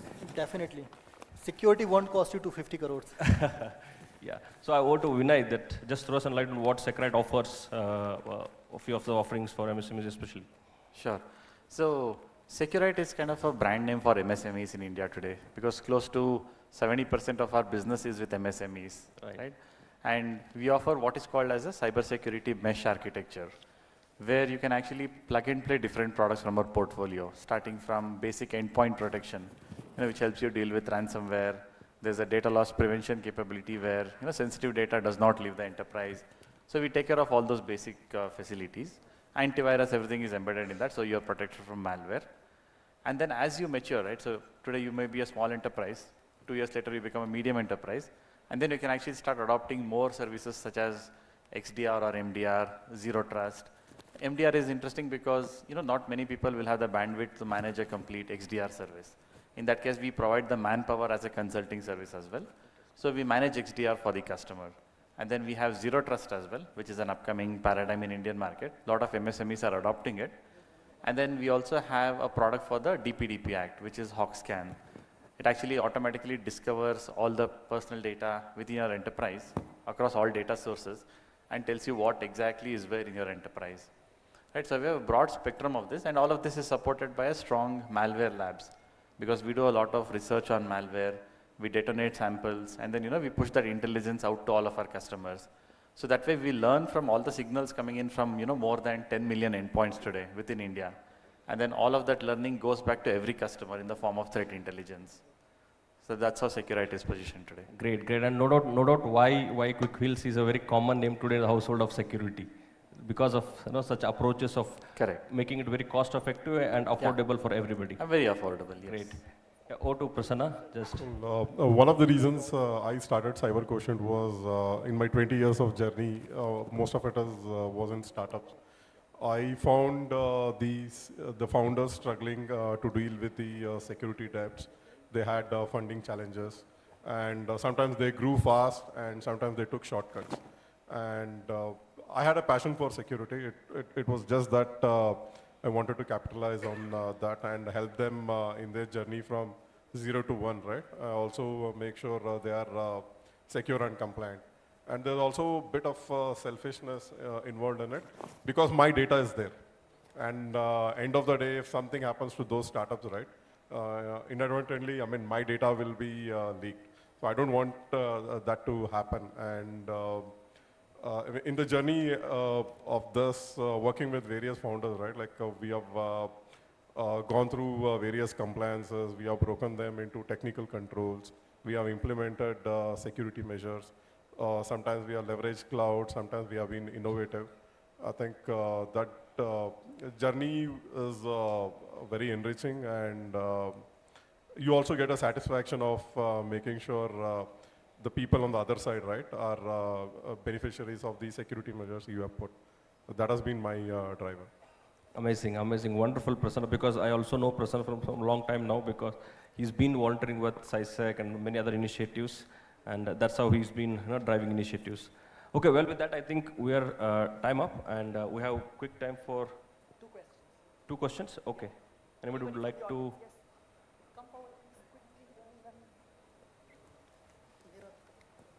Consider any questions? Yeah. Hi, I'm Pavan. So you said you will be compressing logs to 25x. How can that be done? Because end of the day, each and every log is one individual log, and when we need to preserve it, we need to preserve it as a whole. So how do you compress it? Anything on that? That's very confidential thing. So I cannot You're asking him an IP. on the public stage. Yeah. So our patent application is pending. Once that will be approved, I'll disclose it to you. Okay. Wait till then. Anything on the surface, like how it is usually? No, sorry, what? Anything on the surface on a higher level, just the... So when we receive logs, there are a lot of values which repeats, and they repeats millions of times, like host name, IP address. So first thing that we do, we don't store repetitive data. Suppose the host name is something like host name 1. So that will only stored one time, does not matter, I'm receiving 2 billion logs from that host name. So that's how we intelligently manage data, and on top of that we deploy the compression. So that's how we achieve that 25x compression. Okay, got it. So that won't be an issue for compliance then? Like if you... Not at all. Okay. Thank you. Thank you. Any quick question? Anyone last question? One final question. Anybody from the audience? Anybody from the audience? I think we're good. Yeah. Okay, we are good.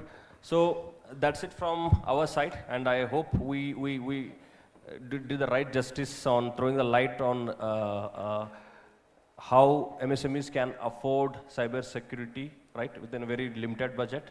Though we could in the limited time, I know we could cover only one aspect, but on the larger side, there are so many solutions today, especially the cloud, and you see the founders like the people on the stage, which are making it, building for this segment, right? That's important. We have ample people today in the industry who are building for this segment, and they are in the with the right attitude and right approach.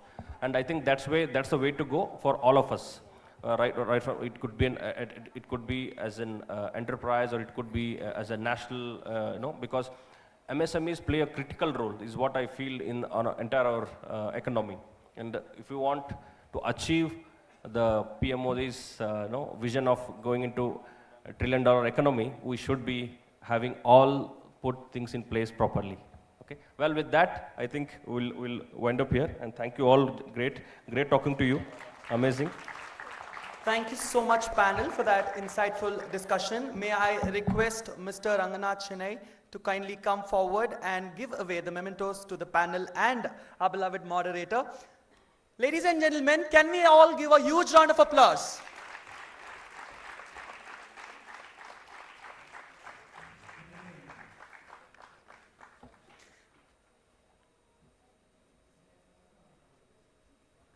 Cyber Crimes Conclave 2024, organized by NewsFirst Kannada, NewsFirst Prime, presented by Genie Minds, powered by Ramaya University of Applied Sciences and supported by the Government of Karnataka in association with Cambridge Institute of Technology. We thank our partners, CISO and Security Besides Bangalore, for being our official partners. Akamai Technologies, Pure Storage and Parablue INC for being our session partners. Karnataka Digital Economy Mission, All India Management Association, Young Leaders Association, Next Grids, GoCybex and NWallet for being our strategic partners.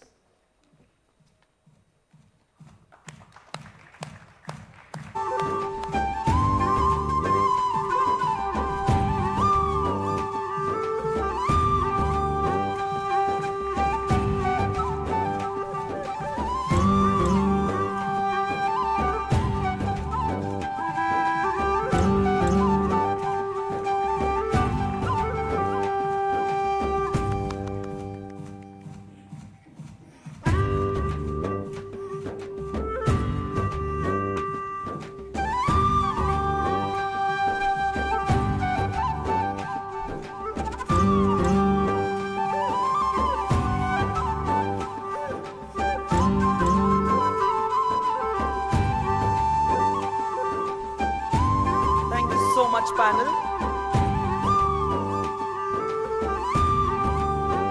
Thank you so much, sir.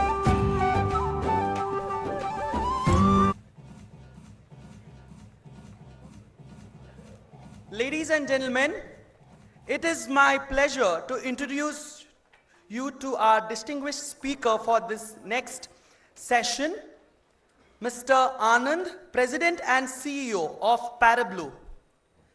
In this session, Mr. Anand will speak on the critical topic of ransomware protection. With his years of experience and expertise, he will guide us through strategies and technologies designed to fortify our defense against ransomware threats. So let us all put our hands together and welcome Mr. Anand for the expert session. Over to you, sir.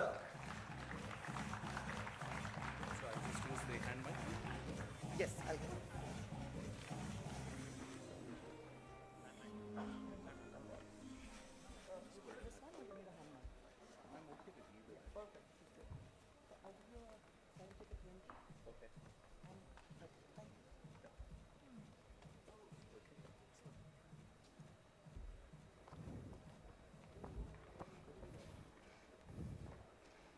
Do you have a... Hi, good afternoon, everyone. I hope you all enjoyed the sessions the last couple of days. Some really amazing sessions. I hope you were able to make the most of that.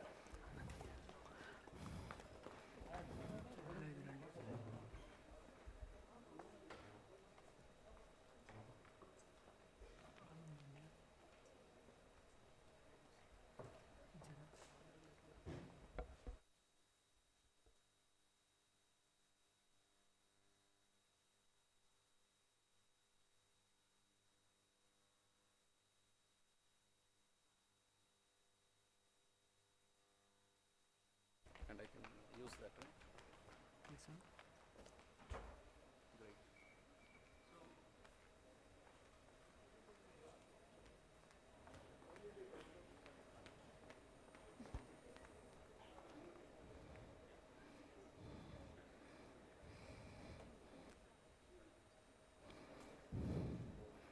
Great. I think it's working now. Okay. I think we're all set. Excellent, excellent. So I'm going to be talking to you guys about ransomware, a term that probably has cropped up at least a few times the last couple of days. So hopefully it should be an interesting topic. How many of you, I know this is a pretty educated audience, you know, from a security standpoint. Is it okay to assume everybody knows what ransomware is over here? How many of you know what ransomware is? Okay, most hands are going up. Awesome, awesome.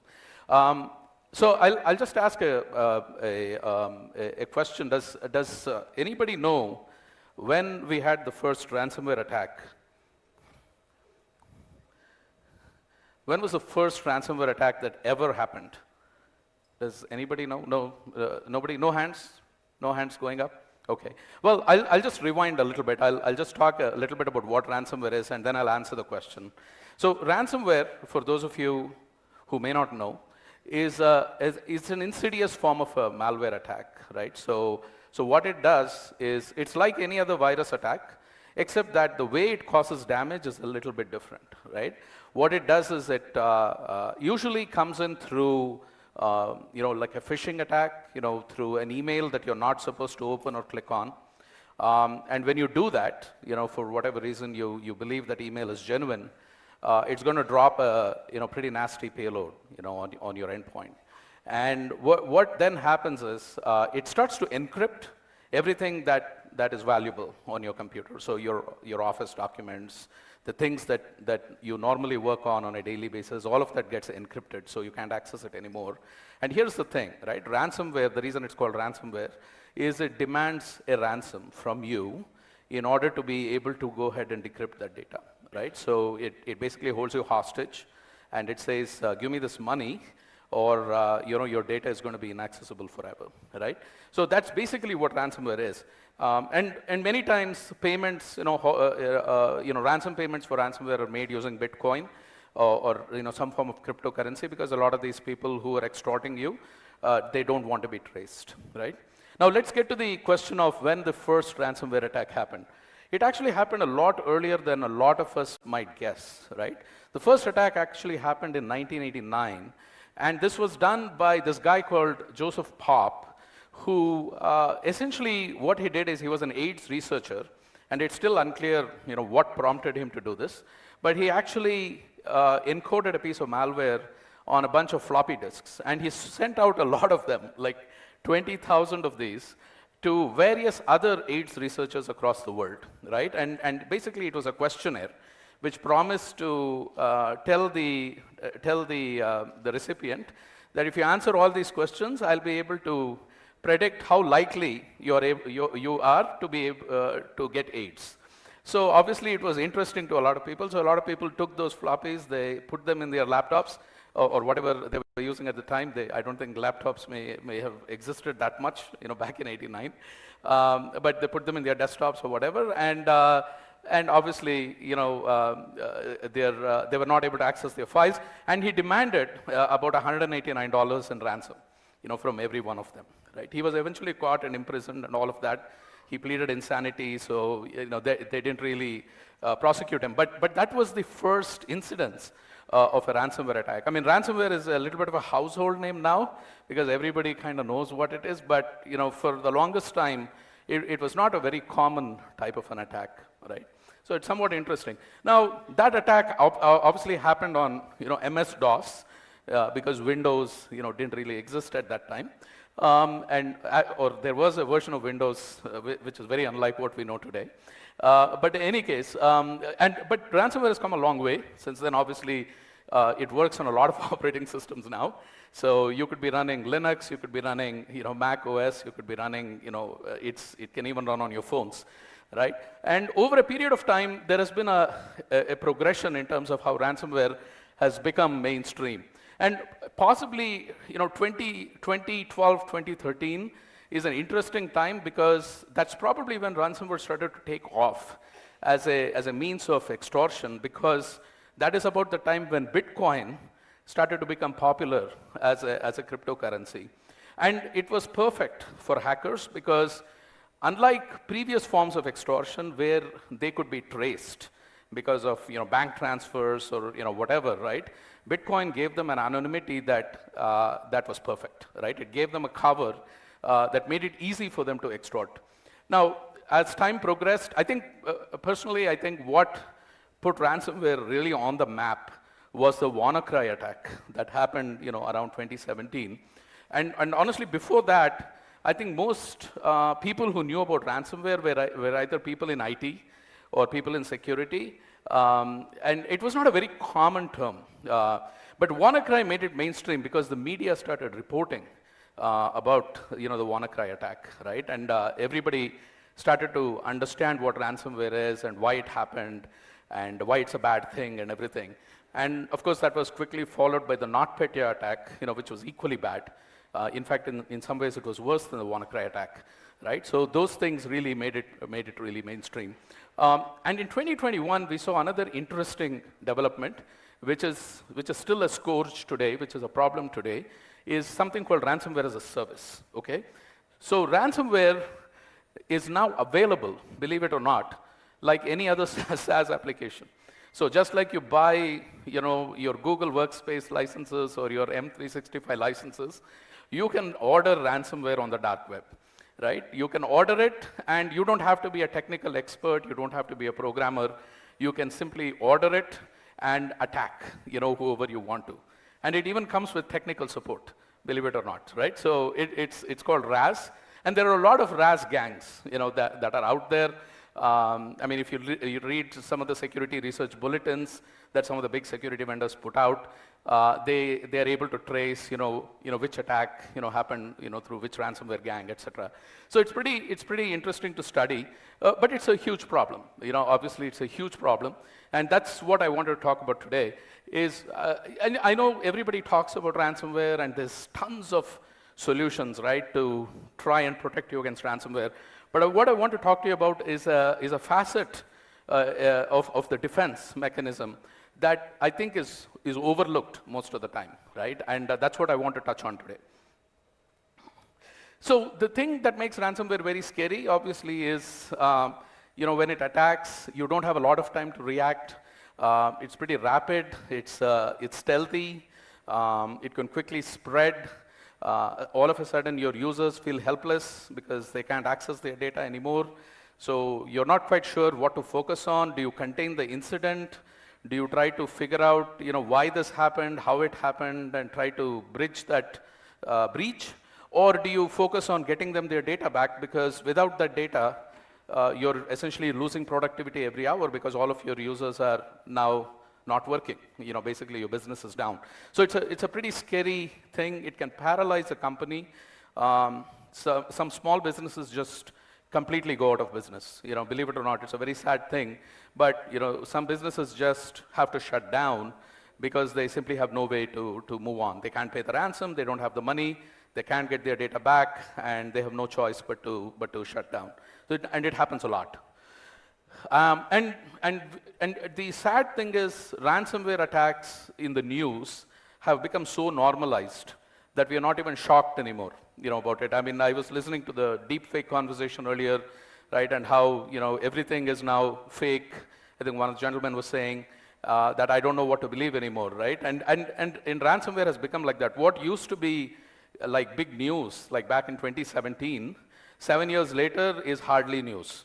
right? You read about ransomware attacks all the time, you say, okay, you turn the page and you move on. And that's basically what it's become. It's not a good thing, but that's the reality. And the costs that ransomware is imposing on all of us, right, globally, is exponentially growing. It's a massive drain on productivity. It's a massive drain on countries' resources. I mean, you can see the graph here. I mean, we are still in 2024, but this is the expected growth in terms of what ransomware will cost us as a society moving forward. Interesting, stats about the attacks. Probably not a surprise that the United States is the biggest target. But it's interesting, what comprises the top 10 countries. Obviously, it's a function of how many users are online, populations, how many people have access to the internet. But India figures in the top 10, right? So India is also a big target, for attacks. Little bit of information about types of businesses that get attacked, right? There's no, I mean, there is some pattern to it. Obviously, attackers want to target businesses that are prosperous because they can pay the ransom. They also want to target businesses that have weak defenses because they're easier targets, right? So both of these factors come in. Business services, these tend to be companies, that provide services to businesses, right? For instance, they might provide you payroll services. They might do landscaping for you. They might do staff augmentation. So these kinds of companies tend to be a big target, an easy target. They tend to be small businesses catering to larger companies, but don't necessarily have the type of infrastructure, the type of abilities to defend themselves, right?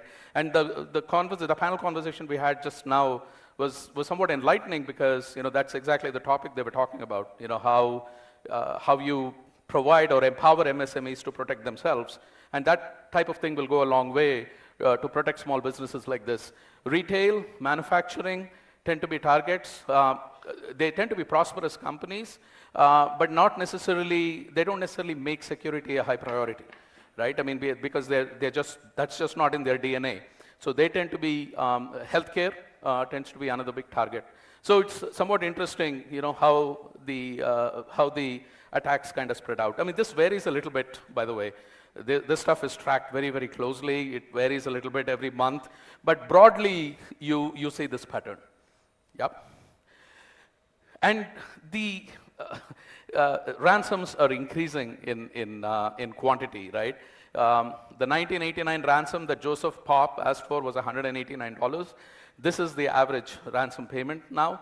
It's close to $1 million, right? About $850K that a business has to pay just to get access back to their own data, right? And this is not even counting the costs of being down for that long, your business being down for that long, the reputational damage, the public relations fallout, the lost opportunity costs, business that you lost, you couldn't sell during that period, labor costs because you're still paying your employees, during that time. You can't stop paying them. Increase in your cyber insurance premiums, right? And lawsuits. You are going to have lawsuits, right, when this happens. And all said and done, liabilities can easily exceed, over $2 million.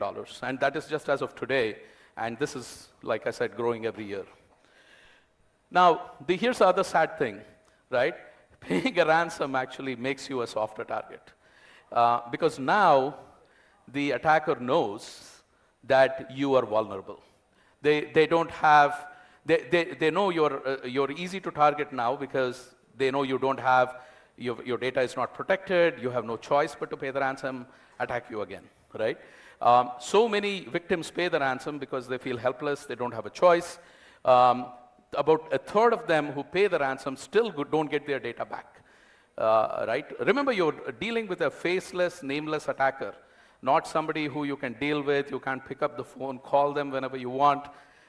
It's a very messy situation. And about a third of the people don't even get their data back, even after they pay the ransom. And almost 80% will get attacked again in a few weeks, right, in a month. I mean, there has been a movement, across governments to ban ransomware payments, and it's a very contentious topic. because obviously businesses who can afford to pay the ransom just want to pay the ransom and move on because they need to get on, with their business. But on the other hand, when you pay the ransom, you're actually, financing these hackers. It's like paying them, so they get bigger, better, stronger. They improve their technology. Some of the money may go to terrorist causes. We don't know. So governments want to stop those payments from happening. And while in general that's broadly for society a good thing, for an individual business it can be a real dilemma. So the other interesting thing is, and we talked a little bit I think in the last session about regulation and all of that, can a ransomware attack actually make you non-compliant, right? And the sad thing is it might. It might, because if you read the GDPR regulations, what they define as a breach is not just losing data. If any of this data is modified, damaged, or anything, loss, alteration, you're liable, right? And that can happen for various reasons. It can happen because of a human involvement, or it can happen because of an attack like this. But either way, you as a business are considered negligent, for having let that happen. So you can actually fall afoul of regulations, which means now you have to pay those fines, deal with regulators. You probably have to disclose the breach, usually within 72 hours. And in addition to everything else you're dealing with, the attacker and all of that, you may also have to deal with regulators. And a lot of people think data in the cloud is safe, right? And one of the gentlemen in the panel just before me made this really good point about the shared responsibility model and how, the cloud vendors, what they decide is their responsibility versus what is yours as a customer of theirs, right? And that line is pretty clear. It's your data in the cloud, it's your responsibility, right? And a lot of people think their data is safe in the cloud, and for the most part it is. I don't think cloud vendors are going out of their way to make your data unsafe. They do everything in their power to make your data safe, but at the end of the day, they are also vulnerable, just like you. And a lot of solutions like OneDrive and Dropbox and Google Drive, which synchronize your data, they can actually be pretty unsafe because they are real-time syncs or close to real-time syncs, right? So if you have an attack on your on-premise systems, on your endpoints, on your servers, that data is going to replicate. That damage is going to replicate over to the cloud, literally within minutes. So let's talk a little bit about how to manage this, right? And this is a classic. I mean, some of you may have already seen this picture. This is NIST's picture of, how do you protect yourself, right, against an attack? And ransomware is not from that perspective very different than any other type of cyber attack, right? And you kind of still have to do the same things. You identify what assets are at risk. You make sure you protect those assets, whether it is through governance, whether it is through software, whatever. You routinely monitor, you detect, when there is when there is an aberration, you respond, be always ready for the worst, and go back and recover your data, right? Now here is where I want to just pause and talk about, while there are so many solutions, I mean, there's probably hundreds of security solutions, right, that give you ways to do all of these things. And one of the things I think people don't think about a lot is something I'm going to talk about.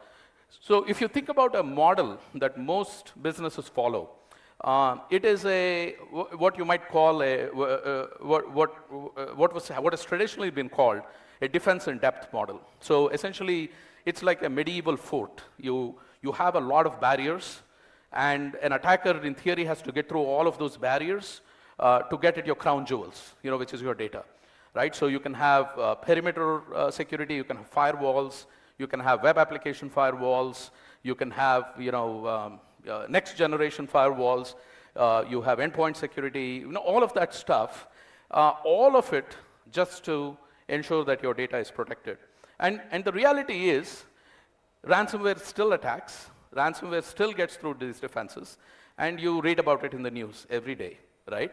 And the reason is very simple, and this is a classic issue or a race that security companies have to deal with against attackers is you build higher walls and deeper moats, and they come with taller ladders and bigger boats. And it's a constant seesaw, right? And sometimes you're going to be successful in defending them, and sometimes they're going to get through. And like the gentleman said, I really love that analogy of a wicket keeper, because when you're defending, everything is okay, nobody is going to pat you on the back, but when things go wrong, they can go really, really wrong, right? Now, what I'm going to submit to you, and this is what I think a lot of people think about too late, is what I call data security or cyber resiliency, right? And a cyber resiliency strategy essentially enables you to bounce back from a ransomware attack. It enables you to recover from an attack and come back. So in this model, I'm assuming at some point or the other, you are going to get attacked by ransomware, and it's probably not a very unreasonable assumption, okay? Now, if that happens, how prepared are you to be able to bounce back and recover from that attack? And that is what cyber resiliency is. Now, what cyber resiliency does is it allows you to control your own destiny, because you do not have to be held hostage to the attacker. You don't have to negotiate, because you know you can get your data back, right? And one of the things we do at ParaBlue is we build cyber resiliency solutions, which is obviously why I'm so passionate about it. But we build solutions for backup, right? And backup is a very, very important component of a ransomware defense strategy that a lot of people overlook, because they're so overwhelmed with all these other security choices that are in front of them that promise to prevent a ransomware attack from happening, but nobody can guarantee it, obviously, right? But when it happens, how ready are you to bounce back? And that is what a data resiliency strategy gives you, right? So a few things, right? And I know we have very little time left, so I'll be quick. A few things to look for when you are looking at a data resiliency strategy. Look for a solution that can actually take you back in time. So when a ransomware attack happens, you do not discover that right away, right? You maybe discover that a day or 2 or 3 days later, sometimes maybe a whole week later. It depends on how good your teams are. Now, when that happens, what do you do, right? Can you go backwards in time and get your data back from before the time the damage was, the damage occurred, right? The other thing is, does the solution give you anomaly detection? So can it detect unnatural behavior? Can it detect aberrations from the normal, right? So for instance, ransomware leaves some pretty interesting trails. Suddenly you're going to see a lot more encrypted files than you normally would in your environment. You see a lot of file deletions happening. You see a lot of files getting created. And solutions like ours can actually track that stuff. And we can put that up on a chart for administrators to see, so they know when we detect anomalies, right? And the other important thing is, and ransomware has become very smart, because they know that people have cyber resiliency strategies. They know people have backups. So one of the things they do is they go and attack the backups. They go and try to damage the backups as well, right? So what you have to do is look for a solution that, in backup parlance, we call it a virtual air gap, right? So what you do is you want to make sure that the backup repository is safe, and the only people who can read and write to it or authenticate it via APIs that are not available to the ransomware solution. So in other words, ransomware should not be able to jump that gap, whereas the normal daily backups that you do should be able to go through, right? So we call this a virtual air gap, right? And what if that air gap is compromised for whatever reason? And now they're able to get to your backups. Can they steal data from there? So how safe is that backup repository? How does the backup repository itself stop data exfiltration from happening, right? So there are obviously encryption is a great technique, but there are also techniques like data shredding that you can do. Essentially, decompose the data into a lot of small pieces, encrypt each of them separately. So essentially you create a digital jigsaw that nobody can really put back together, unless you're an authenticated user, right? And one of the other things we've also learned, and with real experience dealing with customers that actually go through a ransomware attack, you also realize what actually happens when they're dealing with a problem, right? On the one hand, you're trying to manage the incident. You're trying to figure out how the attack happened, who it can be attributed to, which is the network or the system it came through, how do I bridge that gap, etc. And on the other hand, you're also trying to recover data for your users. Your CEO is probably saying, hey, where's my data? I can't access, I'm not able to send emails, etc.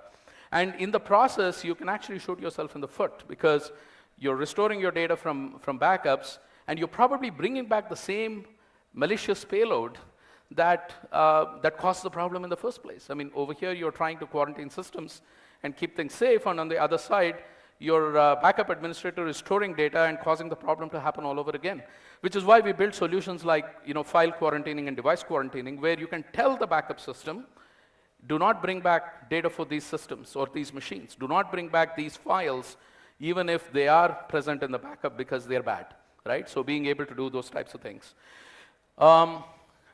In summary, I mean, believe it or not, there is a ransomware attack every 9 seconds. Okay, not all of them are successful, right? But there is an attack every 9 seconds, and which means that you're constantly being bombarded with these attacks. And one time or the other, when your guard is down, they're going to be successful, right? And the prediction is by 2031, it'll be every 2 seconds, right? That is how often we'll be attacked. About a fifth of all attacks worldwide are ransomware attacks, and that number is growing. But almost a fifth of all attacks, right? And almost 70% of organizations worldwide have been impacted by ransomware in some form or the other. Not all organizations admit to it. They might have managed the attack, they might have recovered from it, but a lot of people don't go public with the news. But the reality is a lot of businesses have been impacted. And most of the time, the attack vector is email, right? Email is still the biggest attack vector, which means educating your users. And I think one of the gentlemen said on the other panel, in the deepfake panel, he said, be skeptical of everything. So teach your users to be skeptical, right? Don't trust every email that you get, and these attacks are very smart, right? So they take advantage of the fact that people order things from Amazon. So you'll get an email from Amazon that says, hey, this is about your package and so on. You're going to click on it, and that's when the damage happens. So be careful, look at the email address, where is it really coming from, and so on. And the sad thing, again, like I said, it causes real damage to real people. I mean, this is not just damage to companies. Companies are comprised of people, and these people, these companies that get impacted end up laying off people. They end up, shutting down entirely, etc. And like I said, almost 60% of small businesses simply go out of business, within 6 months after the attack because they simply are not able to recover. No resilience. And so, key takeaway, if there's one thing I want you to take away from this session, just understand that in the worst case, if you don't have a cyber resiliency strategy, you could literally take months to recover from an attack, which means that if you're a company with deep pockets, that has the staying power to be able to go that long without being impacted, you will survive. If not, if you do have a cyber resiliency strategy, the average time is maybe 6 days, right? So huge difference in terms of how you can recover from an attack. So one quick shout out to everybody, and then I'll take some questions.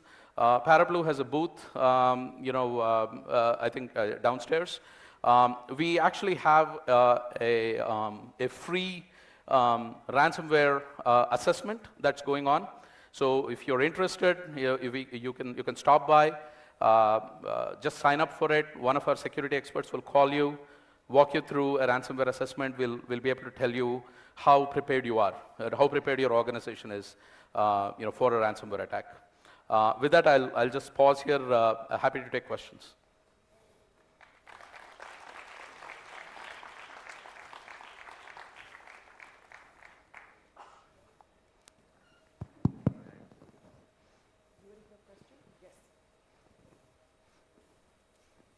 Right at the back.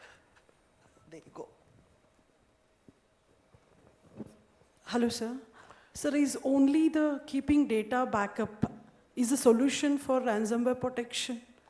No, definitely I wouldn't say that should be your only strategy. Because yesterday in one of the talk we saw the keeping the snapshots. as a backup again for every few seconds. So here you spoke about the back, right? Yeah, so yeah. What would be the other means to protect? That's a really good question, Miss. There are several means. Obviously, I mean, I talked about all of the other layers, right, in that onion diagram I showed you. So all of them are protections you should have, right? But backup is also something you should have. And snapshots, I really don't know the context of the discussion from yesterday, so I should be careful what I say.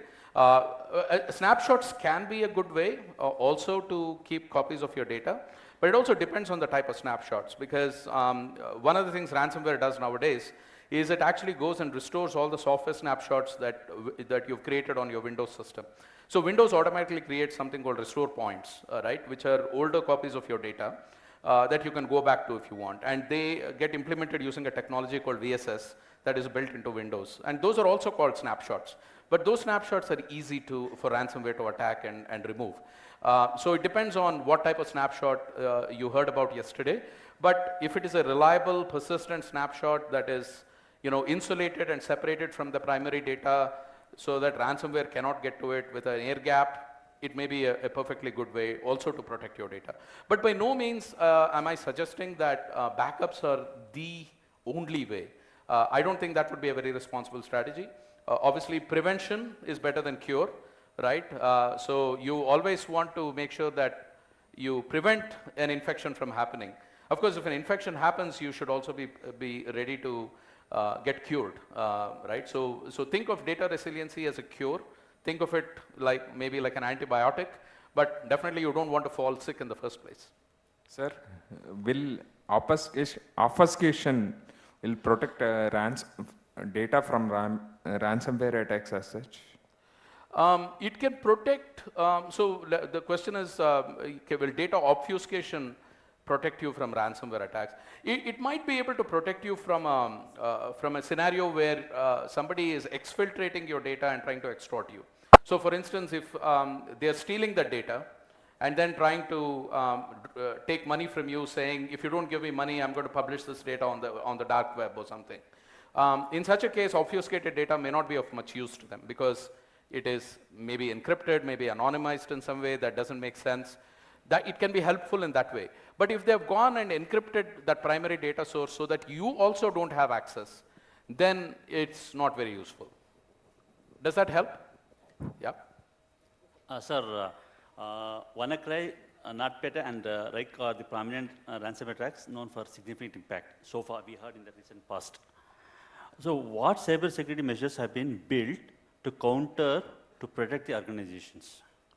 Can you please repeat your question once more? Sir, we heard about this recent past attacks, WannaCry. WannaCry, yes. Yeah, NotPetya and Rike are prominent ransomware attacks known so far which had impacted the organizations. Correct. So what are the measures taken by the organizations to counter this? So yeah, I mean, WannaCry, etc. are old attacks, right? That happened about 6 or 7 years ago. Ukraine war we have recently. Right. I mean, yeah, a lot of these attacks get attributed to different nation states. Sometimes people say it's Ukraine, sometimes Israel, sometimes China, and we don't know, right? So be that as it may. But each time an attack happens, security vendors do learn from that attack. So the attack itself is not the issue. I mean, most ransomware works more or less the same way in terms of what it encrypts and how it holds you ransom. What is more interesting is what is the vulnerability that allowed that attack to happen in the first place, right? It could be a vulnerability in the operating system. It could be a vulnerability in an application that caused the attack vector to get through. So people learn from that. Security vendors learn from that, and then they bridge that gap. But software being what it is, new weaknesses will emerge at some point. So people, hackers will go and exploit those weaknesses. So like I said, it's a constant race, right? There will always be new weaknesses that can get exploited, all the time. And which is one of the reasons. This is a little bit like saying, I'm going to make sure I never get a cold, right? And the reality is all of us will get a cold, at some point or the other. So you want to be able to make sure that you also have, antibiotics and other things with you. right? To say I don't need them because I'll never fall sick is a bad strategy. But on the other hand, saying I don't need to be safe because I always have antibiotics is also a bad strategy. So you need a little bit of both, right? So security vendors do learn from these things, and they do, bridge those gaps, which is why people say, please update your software all the time, right? I mean, a lot of attacks happened recently. The Move It attack, the Sonic Wall thing, all of that because the software was not updated. There were on-premise systems. People were slow in updating their software. The companies did put out patches. They did put out security updates, but patches were not put in, right? So they do learn and they do make changes. Yep. Any other questions? Time's up. Oh, time's up. Okay. Hey, thank you guys. Great talking to everybody. Great audience. Appreciate the opportunity. Thank you so much, Mr. Anand, President and CEO of Parablue. May I request Mr. Maruti SH, Editor-in-Chief, NewsFirst Kannada, to kindly come forward and to give away the memento to Mr. Anand. Can we all give a huge round of applause, ladies and gentlemen?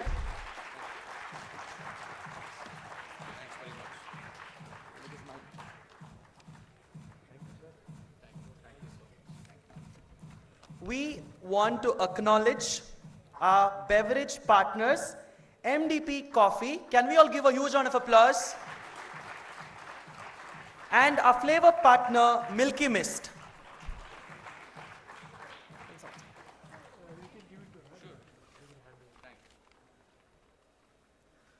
Moving on to the final panel discussion, a very important topic of utmost significance, which is cybersecurity and national security. Cybersecurity and national security. I would want to introduce the panelists for the next panel discussion.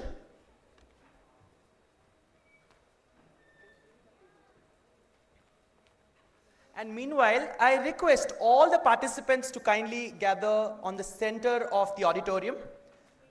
Quickly, please. I request all of you to move here.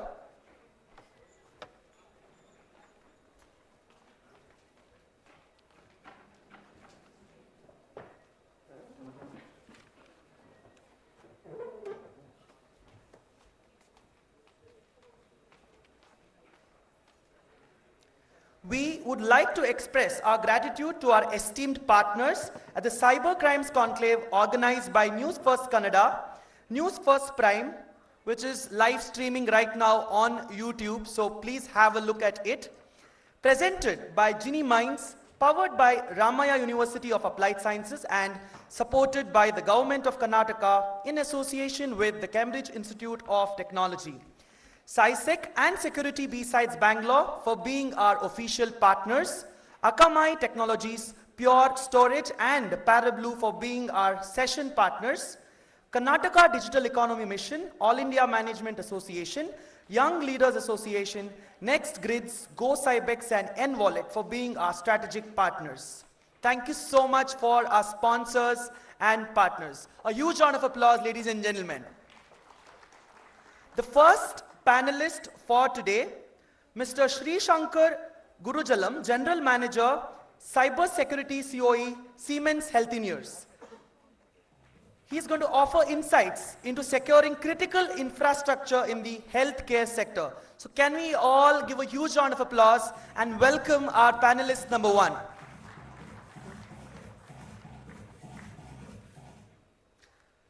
Mr. Jason Joseph, Director of IT and Security, Ransom, has extensive experience in IT infra management, among others. So let us all put our hands together and welcome Mr. Jason Joseph.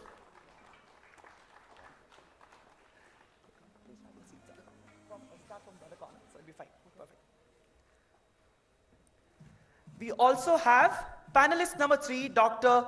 Mahadesha V, Chief Information Security Officer, Government of Karnataka and Director CEG. He brings in depth knowledge of securing government systems and critical infrastructure. A warm welcome to you, sir.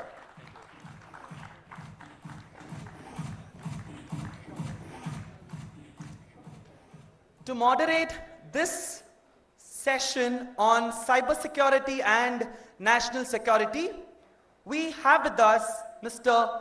Vinay Disley, Strategic StarSec Advisor. He's also an executive thought leader who has deep understanding of enterprise VISL management and cybersecurity machines. Can we all give a huge round of applause and welcome the moderator for the session on cybersecurity and national security.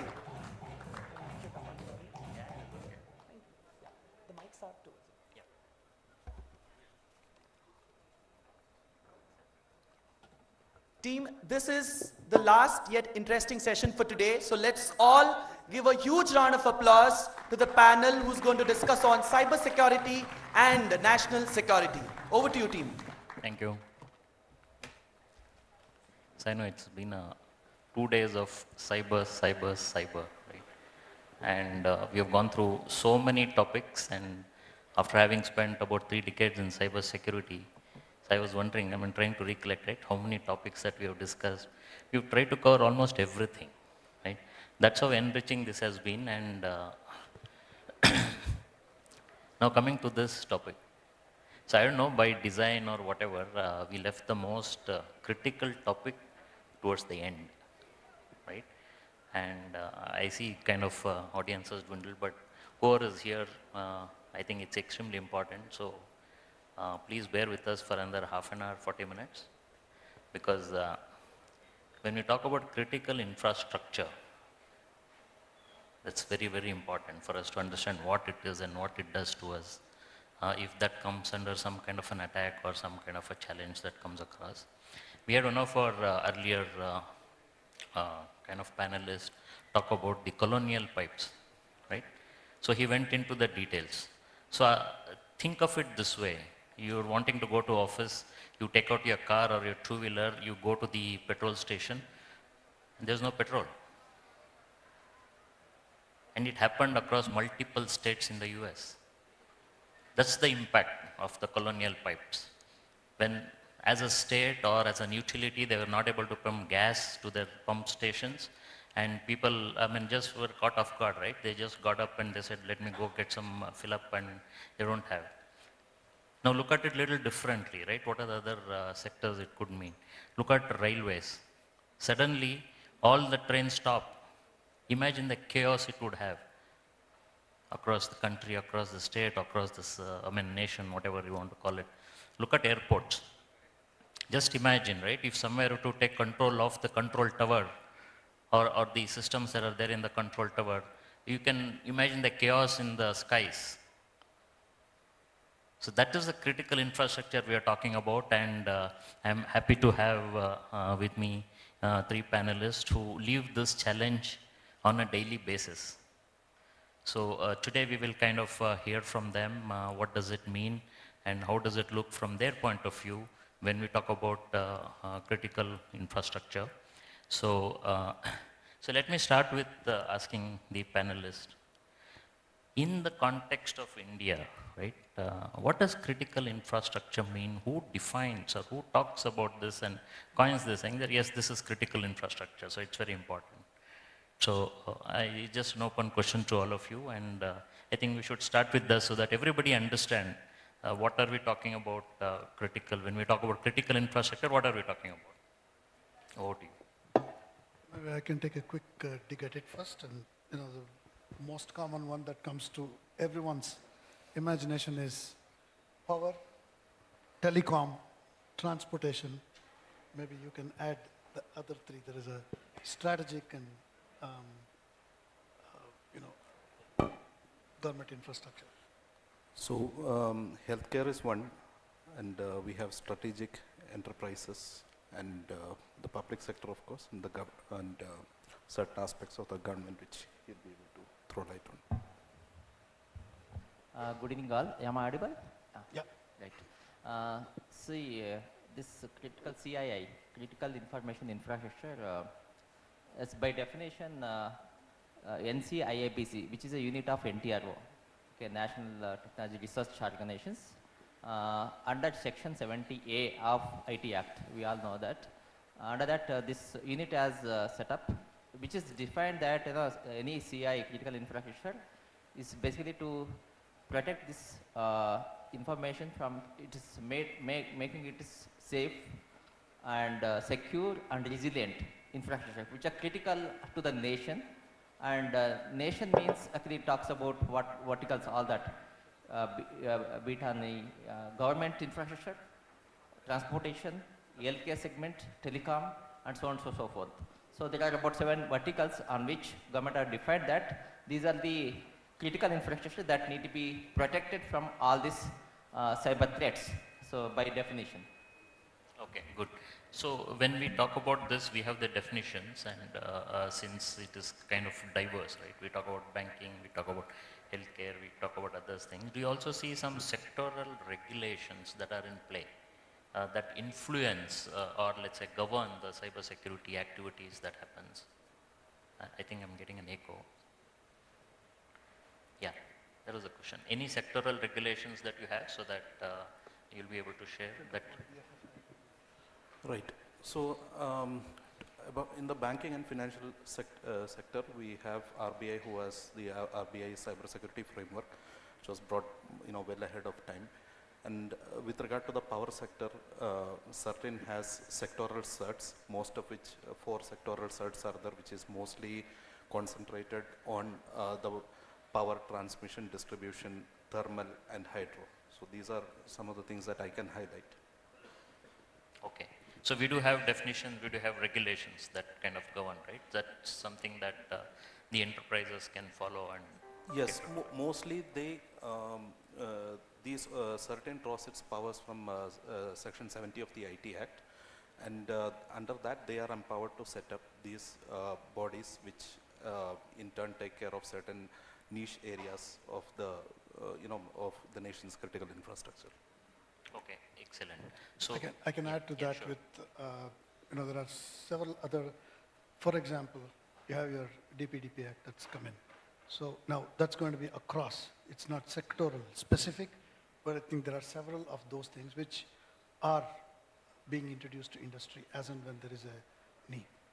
Okay. So do you also see, I mean, in the future, right, any specific law that is coming out, for example, for healthcare only? Like if you look at the US, you have a healthcare specific, we have HIPAA, HITRUST that gets talked about. Do you see something that is going to evolve in the Indian context? Absolutely, there is a need. First of all, healthcare is a very different critical infrastructure.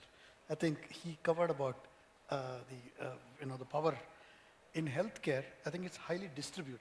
There are many people who are across the, you have large Apollo hospital, you have small clinics.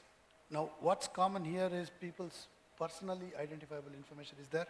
What's also vulnerable is, the kind of data that goes in, because it could be weaponized. Your medical data could be weaponized against you. Okay. So, so it's very critical to hold it in a way that's regulated. So that's the need. So how do you do something which is a sweeping solution? You don't have any one solution for it. And also, when you talk about the medical devices or the setup, they also have quite a lot of regulations and restrictions today. It's beginning. Okay. And we are on the way. Yeah, good you brought about the devices angle, right? So when we look at the topics that we covered in the last 2 days, and also when you look at enterprises, you have an enterprise IT that talks about all your functional processing, your HR, finance, all that stuff, right?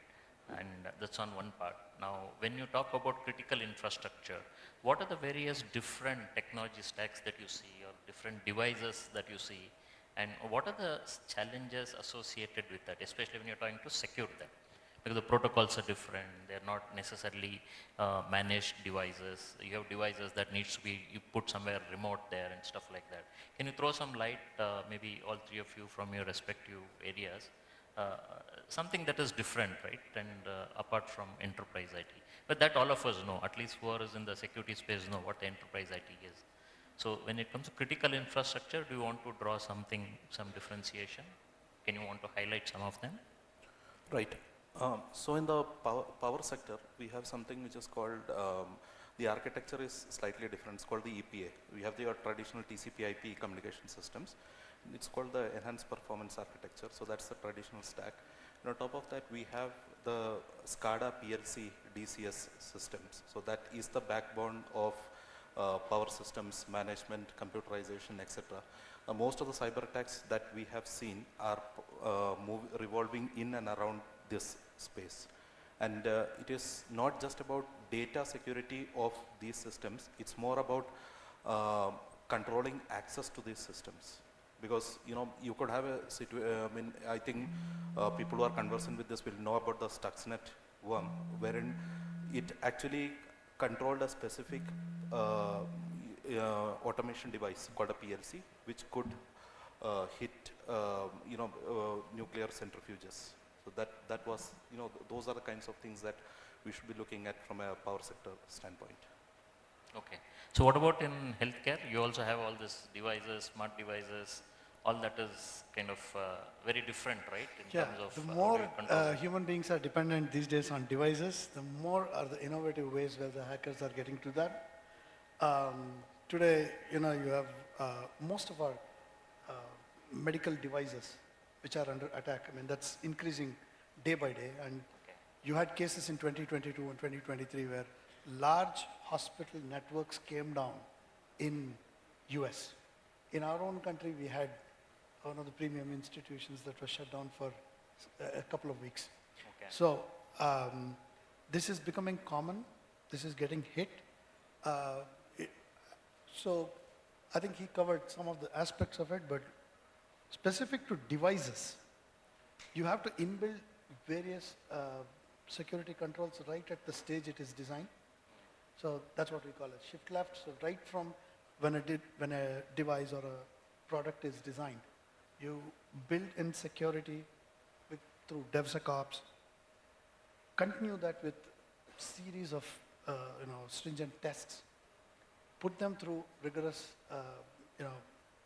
testing regime, and then you say, okay, I can reasonably hold a cyber attack on the system. That's how we can say that.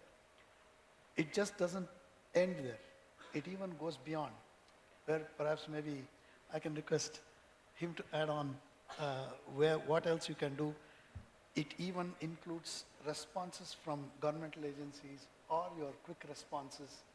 So I think those are the additional aspects that you need to look at critical infrastructure. Absolutely. So before we come to that, how about availability? Because when you talk about critical infrastructure, it's not necessary that is a ransomware, right? There could be a DDoS attack that happens and suddenly everything is crippled and systems are no longer available. How do you see that? Because that I believe is extremely valuable from both healthcare, this or even citizen Absolutely. services. In the CIA triad, I think for the critical infrastructure, it's anyway critical, right? And availability plays a very important role. And in an enterprise, if you say, okay, I'm going to have a network and I'm going to have a redundant server, you can't have it for a power grid. Okay, if one power grid goes on, I'll have another power grid. So it is a very big resilience requirement that we have in critical infrastructure, and that all is inbuilt into design. That's one of the necessary things. So you're saying high availability, resistant to DDoS. DDoS is a denial of service attack for people who may not know. So those availability consideration you're saying by design needs to be there. Absolutely. Excellent. I'd like to add one point to it with respect to healthcare availability. Availability aspects in healthcare could mean the difference between life and death. So especially in medical diagnostics for healthcare conditions which require immediate response, like cardiovascular systems, etc., etc. So for that, if there is an availability issue, it could impact life itself. Okay, good. So this question specifically to Mr. Mahadesh. So we saw a lot of people come from private enterprises, banking, we have healthcare, everything represented. You are in a very unique position, right? You manage the security of the government, citizen services, right? over the last few years, there is so much of digitalization that has happened. We get almost everything that is there online, get into so many websites out there, so many portals are there. How do you see from a security standpoint? Because it will be very interesting to hear from you. Because others we know, right? We have so many case studies. But government, very few things we get to hear. So can you please help us on that? Good. Point is, we are actually in the cusp of, changing times and changing, the way in which people actually interact, be it in the business community, be it in the government side, be it at the individual levels. So when we talk about connected systems, people are connected to these devices one or other way. In the government, actually, we have different challenges altogether from the point of citizens. So what actually our strategy is to defend from the cybersecurity is to basically, gentleman talked about, it's not about defense in depth. So gone are the days we are talking about firewall to antivirus to, WAF and things like that. Today we are talking about from outside to inside. So how actually resilient we are in terms of basically defending our infrastructure. So that's the bottom line actually we are working on with the government infrastructure. It's a critical data because the data once is breached, that the ramifications, the implications are actually, which are actually goes into multi-fold and coming DPDP hacked recently. We're also government entities not basically exempted from that. So government entities, organizations also included as under the purview of DPDP Act. So much more responsibilities in regulatory compliances, as well as basically striking the balance between the trade-off between the convenience versus the security. That's a challenge. I'm sure that not only Karnataka government but other government entities across the nation are facing this challenge. But what we are doing in Karnataka government is to basically how are you making it a cyber resilient state. So that's work in progress. But it talks about when it's not just tools and technologies. We're bringing adoption of the processes and best practices and not going with a book. Actually, more about pragmatic in terms of how pragmatic, how are we basically get ready for basically bounce back to provide these services. That is the thing actually we are working on. So from the point of, this is from the government side point of view. When it comes to the citizen point of view, the entities like CISO is also one of the very good partner, which actually Data Security Council of India and the police force working with hand in hand to mitigate the cyber crimes and also educating the people who are actually basically get connected to the devices. But when so there are two aspects. One is from the government infra. Yes, we are doing work in progress, but basically from the point of resiliency. But on the other side, citizen side, a lot of this evangelizing those individuals. How do we sanitize and what are the do's and checks, do's and don'ts that we'll have to do it while doing that particular transactions. That is the effort is going on. But the cybersecurity is not some kind of, and it's going to be risk to be managed, okay, or kind of a risk to be fixed. It's all the condition. How are you going to manage it? So that's what I wanted to sound you. Yeah. So good. So I know a lot of things can be confidential, right? But from a cyber security's perspective, what are the top 2 challenges that you see when you look at the kind of estate that you're managing? And maybe after you, others can also add from your respective areas, because it's important to understand. We've talked a lot about deepfake, ransomware, blah, blah, and all that, right? But when you talk about critical infrastructure, what is it that will keep people like you who are at the helm of the affairs awake? 2 challenges, coping with the demand, because gone are the days, it was a push strategy where people have to, government has to say that this is all digitized, why can't you avail it? Today, citizens are actually demanding. When the citizens are demanding to avail this, provide these services to his or her doorstep, so you just think about the amount of work involved at the government level to make that happen. So it's phenomenal. If you can look at last 3 years, we actually this morning were discussing about the growth rate of the compute and storage and the networking side is phenomenal, about 30% year-on-year growth in the last 3 years. So it is amounting to almost every year, 3 years, the infrastructure getting doubled. What it means to say is that number of applications going on, adding on about 4 to 5 applications going on, whether it's a web application or kind of a mobile applications getting launched. So the other thing is, because the government announces a scheme, how soon is going to be made available? For example, government announced the guarantee schemes all of a sudden in the zip of a moment. But are we prepared to basically render those services? This huge amount of work need to be involved in the IT folks and the security point of view.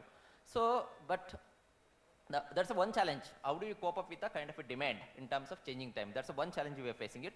The other challenge is on the, because plethora of the, security solutions and, tools and technologies available, which suits best to, in terms of, compliance, in terms of, making it resilient.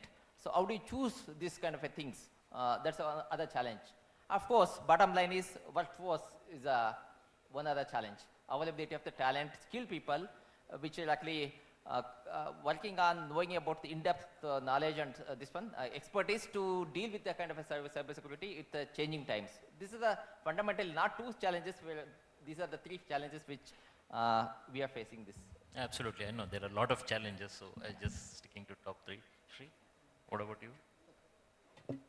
I think in the era of highly evolving, I think we are probably at the peak right now. That's how it feels.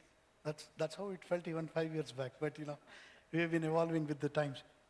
I think one of the biggest challenge I see is, okay, critical infrastructure and how it is being dealt with is one part of it. Response to critical infrastructure incidents is something which I see as something of a national importance. Yeah, that has to be immediate, right? So yeah, and at scale. Exactly. So, for example, cybercrime. How many cybercrimes are happening? How many in the police force are able to help? And everybody expects police to work. Can they? They are not Superman. And it's a ratio which we just even can't imagine. So there is a platform run by, I can mention, this is ISAC Foundation. They do have a foundation called Cop Connect. So they do support victims. How many are aware of it? So it's not only cybercrime that has to be reported to police. They have to know where to lodge a complaint, what is the procedure, what can be recovered, what cannot be. And out of panic, many people do mistakes when they are in a situation. So the same thing happens in critical infrastructure. So response is something that is of national importance. That's what I feel. Maybe I mean, just stretching it a little bit, right? So when you talk about critical infrastructure, the response has to be by a cross-section of the government agencies, correct? It's not just one place. Yes. Government and private and public. But yes. Again, it's not just the police, but you need a lot of other people, maybe disasters agency team to come or whatever, to come and assist you. Yeah. Specialists have to come in, right? I mean, depending on the case. Okay. So it may be banking, it may be industry control, it may be any other domain. You have to have the specific domain expertise to come in. Yeah, sorry. Go ahead. Yeah. With regard to the power sector, one of the challenges will be the IT/OT convergence aspect and navigating around it. So, see, it's good to say that we can air gap systems, we can, keep them safe, but even air gap hacking is something which, is quite prevalent. Now, we all need data at our fingertips and monitoring, OT systems, etc., while keeping that fine line of, security is something which, which is going to be one of the challenges. It's a continuing challenge. The second part is, now he touched upon, secure software development or all of those kind of things and all. Going one step ahead to a proactive approach. There was a session on dark web intelligence, etc. The Colonial Pipeline hack happened because of leaked credentials. Now, if there was enough cyber threat intelligence or actionable cyber threat intelligence which was deployed, now that could have likely prevented this, because most CTI companies scan the surface deep and dark web. So they actioning these in time is something, and a faster adoption of CTI is what I'm coming to. That will be one of the next major challenges. The third one, which I want to highlight, is supply chain cyber attacks. Now, in the last 1 year, with respect to BFSI, we have seen a steep spike in supply chain cyber attacks. Now, your governments, your large multinational corporations which are in the business of critical infrastructure will definitely have multi-million-dollar budgets to secure their infrastructure. But what about the supply chain? So that supply chain cyber attacks has happened in the BFSI, healthcare, etc. So one way to look at it is from a CTI perspective. That's how I would say. Thank you. Okay, good. So I know last session, and I also see people getting restless. So we'll round off with the last point, right? What is the future you see purely from a technology perspective in the security space, right? That the critical infrastructure, this particular sector is looking forward to or really wanting to have as a trend? Maybe if I can take a first dig at it, it's the digital twinning and the metaverse. I think these two are going to be ruling the industry. How? Okay, digital twinning is, you have your Apple Watch and you wear it and it has all the data of your heart, right? So you don't have to literally get to your watch. You hack your Apple Watch, then you get all your data, right? So the increased dependence on digital infrastructure, I think that is something that's going to happen, and the metaverse. So that's what I think. From the point of, basically, if you have to talk about government side, this adoption of cloud, adoption of cloud, seriously thinking about, but at the same time, then I think one of the gentlemen touched about in the previous, his discussion about ransomware protection. So basically, again, government is, basically rationalizing on the infrastructure to be set up on premises, what it goes on the critical data and assets, what is that goes to be onto the cloud. So, and whether should we own it and manage by ourselves or to basically this one actually lend it as a services. But bottom line is actually the ownership of the data, accountability rests with the data owner. So in the government side, yes, it's a departments. So department is the owner of the data. So but as long as is the owner of the data, he is actually is responsible, accountable for safeguarding his data. So you talk about then length and breadth about technology tools and processes, all that. When it comes to the new era of this one, so if you can think about delivering the government services to the citizens, I think of course from the point of how quickly basically identify any critical infrastructure, be it on the power or in the water supply, which is getting affected to the citizens. I think digital twin technologies can help a lot, where government has also basically embracing and basically looking about frontier technologies in the adoption of those to provide services to the citizens. So in ensuring continued services. So availability is a matter of this one high importance, be it in the digital data availability or the services. Maybe it can be on the water supplies, power, telecom, all that.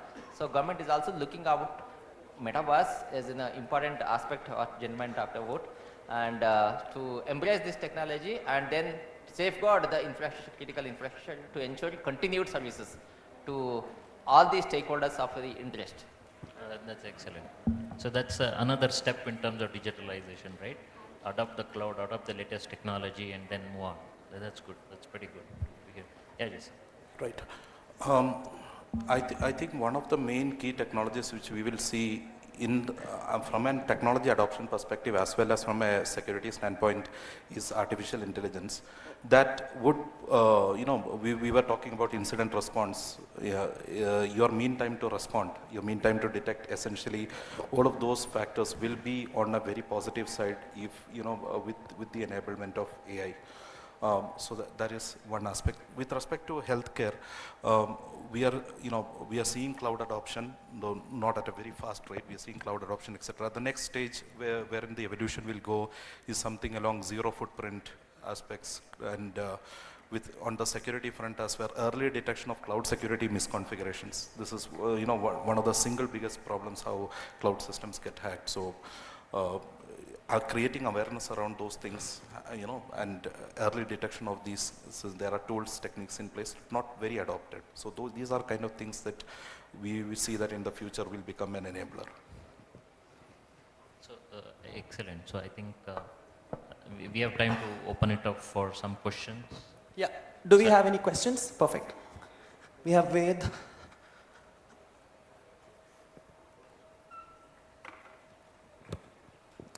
Hello sir, my name is Dwibhashi and I have a simple question. What if a hacker gets access to a software or recreates a software like Pegasus? Software Pegasus. Pegasus.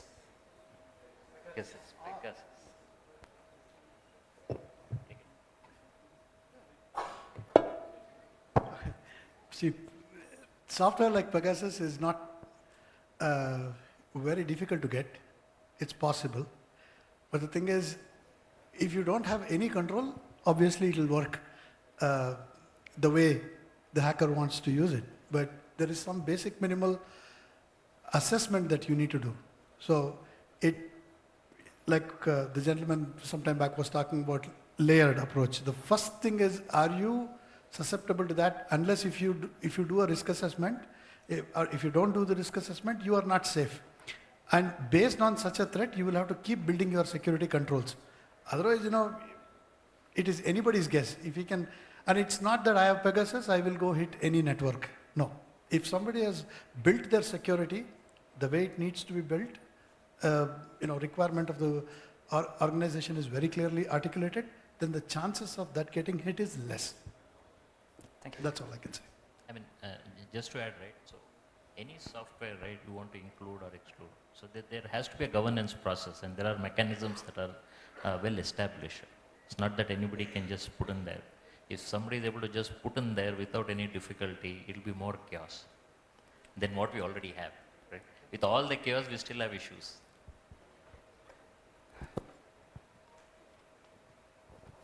Anybody else for a question? We'll take one last question. Anybody from our audience? I think we are good to go, sir. Okay. So thank you. Thank you for the panelists. I know it was a last session, but still, it was very important we covered this topic. Thank you.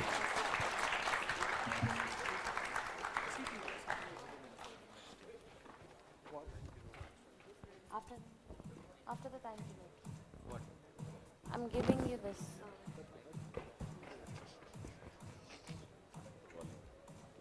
Thank you so much, panel, for an insightful discussion on cybersecurity and national security.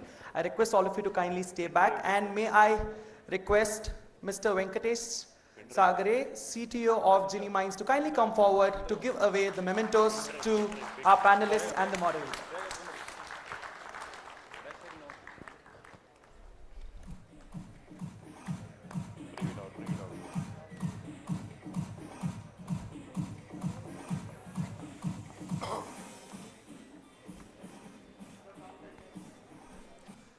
Can we all give a huge round of applause to our panelists?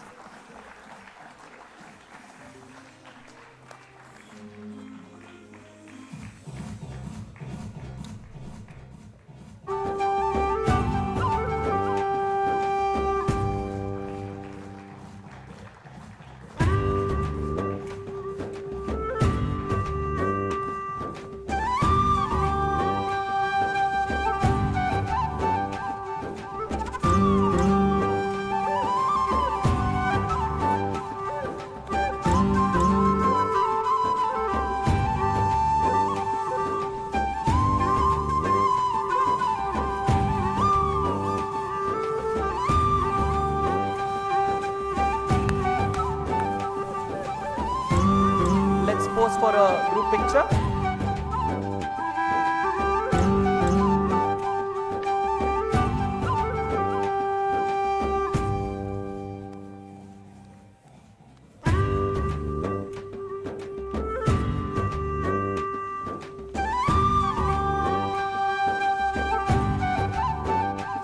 so much, team.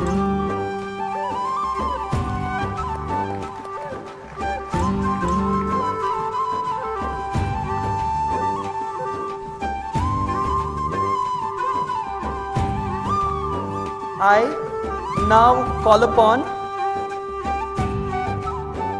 Mr. Karthik Bappanat from CISO to announce the winners of the hackathon. Meanwhile, I request all the hackathon participants to come here and be seated in the center of the auditorium, please, quickly. And I also request the organizer, Mr. Darshan Kasaravalli, to accompany Mr. Karthik here on stage. Can we all welcome them, because they've been doing an amazing job since yesterday. As I've already told, 9 colleges, 96 teams, 300 plus students, and a grand finale of 24 teams which had 100 plus students. So over to you to announce the winners of the hackathon. And I also request Mr. Ranganath Chennai, CEO of Genie Minds, to kindly join us here on stage to give them the prizes. Okay, a huge round of applause. And let's welcome Mr. Ranganath Chennai. Over to you, sir.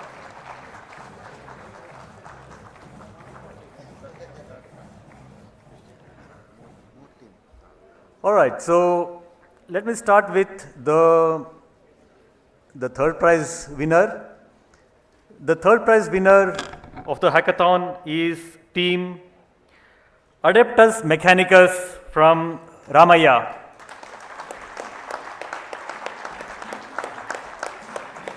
Team Adeptus Mechanicus. Can you come on stage if you're around?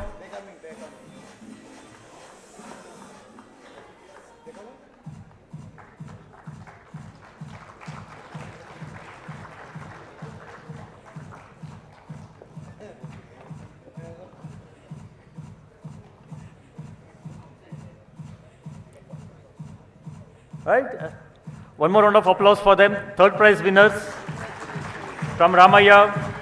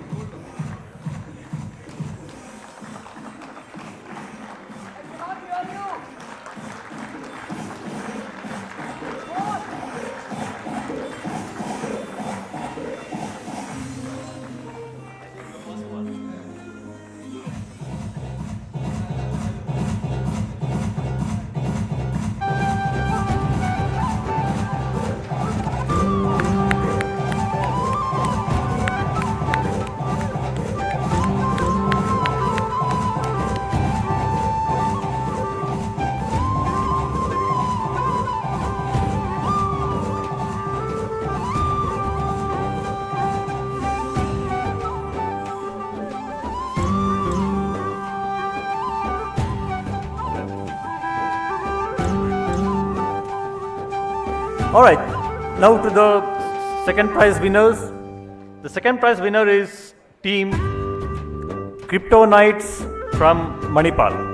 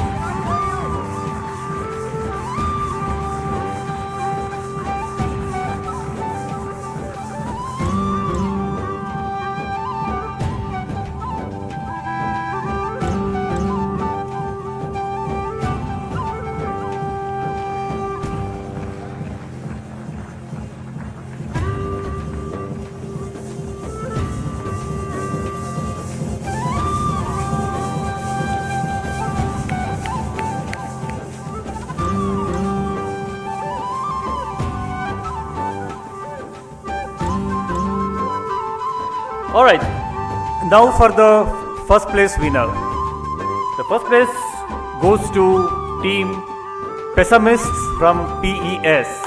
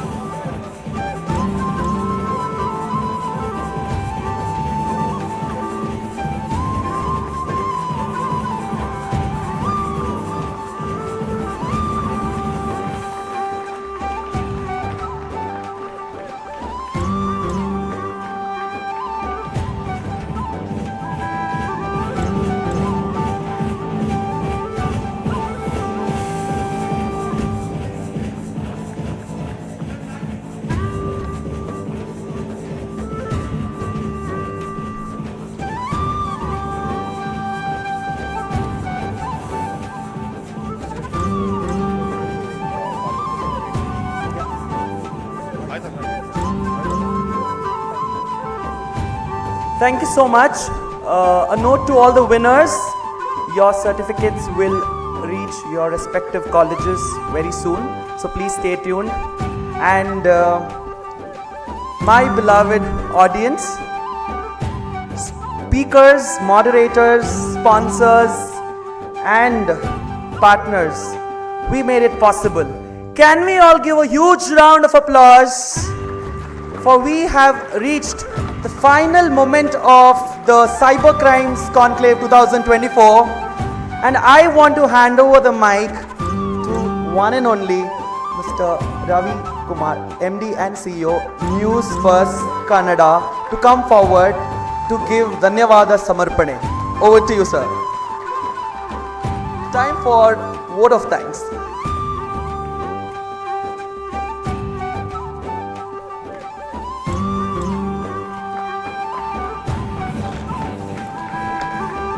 Good evening. I know everybody is tired. I'll just finish it off in 2 minutes so that we can have a cup of coffee and make a move from here.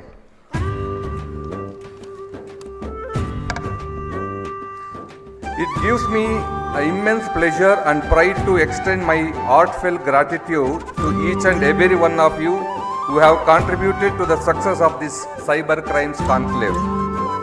First and foremost, I would like to express my sincere thanks to the IT Minister Priyank Kharge and the Home Minister Dr. G. Parameshwar and the distinguished officials Mr. Alok Mohan IPS, DG and IGP of Karnataka, MA Salim, DGP, CID and Vamsi Krishna DIG, Economic Offence CID. We have honored us with their presence here today. Your insights and support are invaluable in our collective efforts to combat cybercrime. A special word of appreciation goes out to our esteemed delegates and speakers. Your expertise, passion and dedication have enriched our discussions and inspired us to work more towards safeguarding the cyberspace. A special thanks to Mr. Narendranath Gangavarupu and Miss Loretta Joseph for flying all the way from Delhi and Australia to be part of this conclave. I want to express my gratitude to Mr. Prakash Belawadi for stepping in as the moderator at such a short notice. Over the course of 2 days, I have gained comprehensive understanding of cybercrimes from various perspectives, be it legal, technology or industry. It's been fulfilling to serve as both the organizer and a listener of this conclave. We are also grateful to our partners for backing the Cybercrimes Conclave organized by NewsFirst Kannada and NewsFirst Prime, presented by Genie Minds, our knowledge partner, powered by Ramaya University of Applied Sciences and supported by the Government of Karnataka in association with the Cambridge Institute of Technology. I would like to thank Ad6, those, they have helped us to get the sponsors of Ramaya University and Cambridge Institute. A special thanks to CISEC and Security B-Sides Bangalore for being our official partners. Thank you, sir. Akamai Technologies, Pure Storage and Parablue Inc. for being our session partners. Karnataka Digital Economy Mission, All India Management Association, Young Leaders Council, Next Grids, Go Cybex and N Wallet for being our strategic partners. Thank you. We appreciate Milky Mist and MDP Coffee for their generous support throughout the 2 days of the conclave. I would like to thank Mr. Darshan for orchestrating this event and Mr. Bharat and Srinath of Spike Events meticulously coordinating everything in detail. Thank you. Thank you very much, sir. To the hardworking team behind the scenes, the organizers, volunteers and staff, I offer my heartfelt thanks to you all. I owe my gratitude to the NewsFirst Kannada and NewsFirst Prime team for ensuring the smooth operation of the event. A big thank you to Verbindent Communication for their creative support. Thank you. I would like to express my gratitude to the Indian Institute of Science for providing us the venue to host this conclave. Last but certainly not least, I want to express my gratitude to our attentive and engaged audience. Your active participation and enthusiasm have been the driving force behind the success of this event. As we conclude this cybercrime conclave, before that I would like to thank Darshan Kasarvalli and Chetan for conducting the hackathons and startup workshops. Thank you very much. As we conclude this Cyber Crimes Conclave, I want to assure you that NewsFirst Kannada remains committed to organizing such impactful events in the future. Together, we will continue to raise awareness, share knowledge, and collaborate towards building the safer and more secure cyber environment for our generations to come. Thank you. Thank you very much.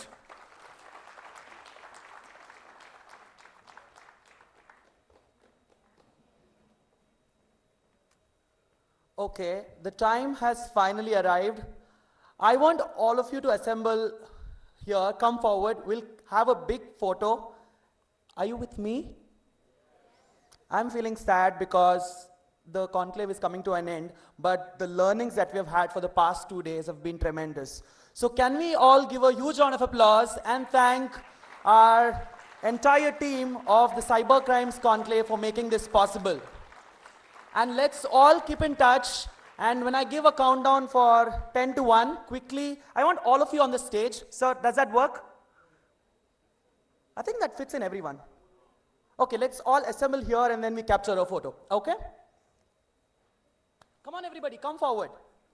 10. All of them on the last row also come forward. Okay, we can do it here, is what you're saying. I think everybody will fit in.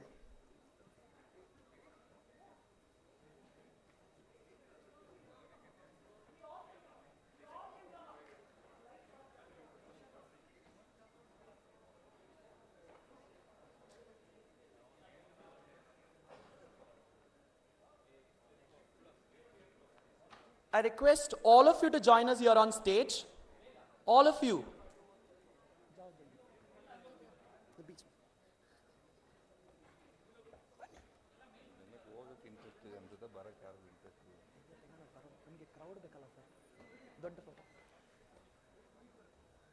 I request all of you to join us here on stage. We're going to capture this moment.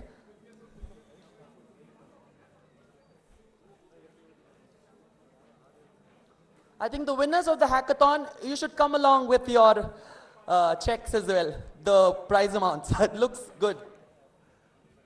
That looks something inspirational.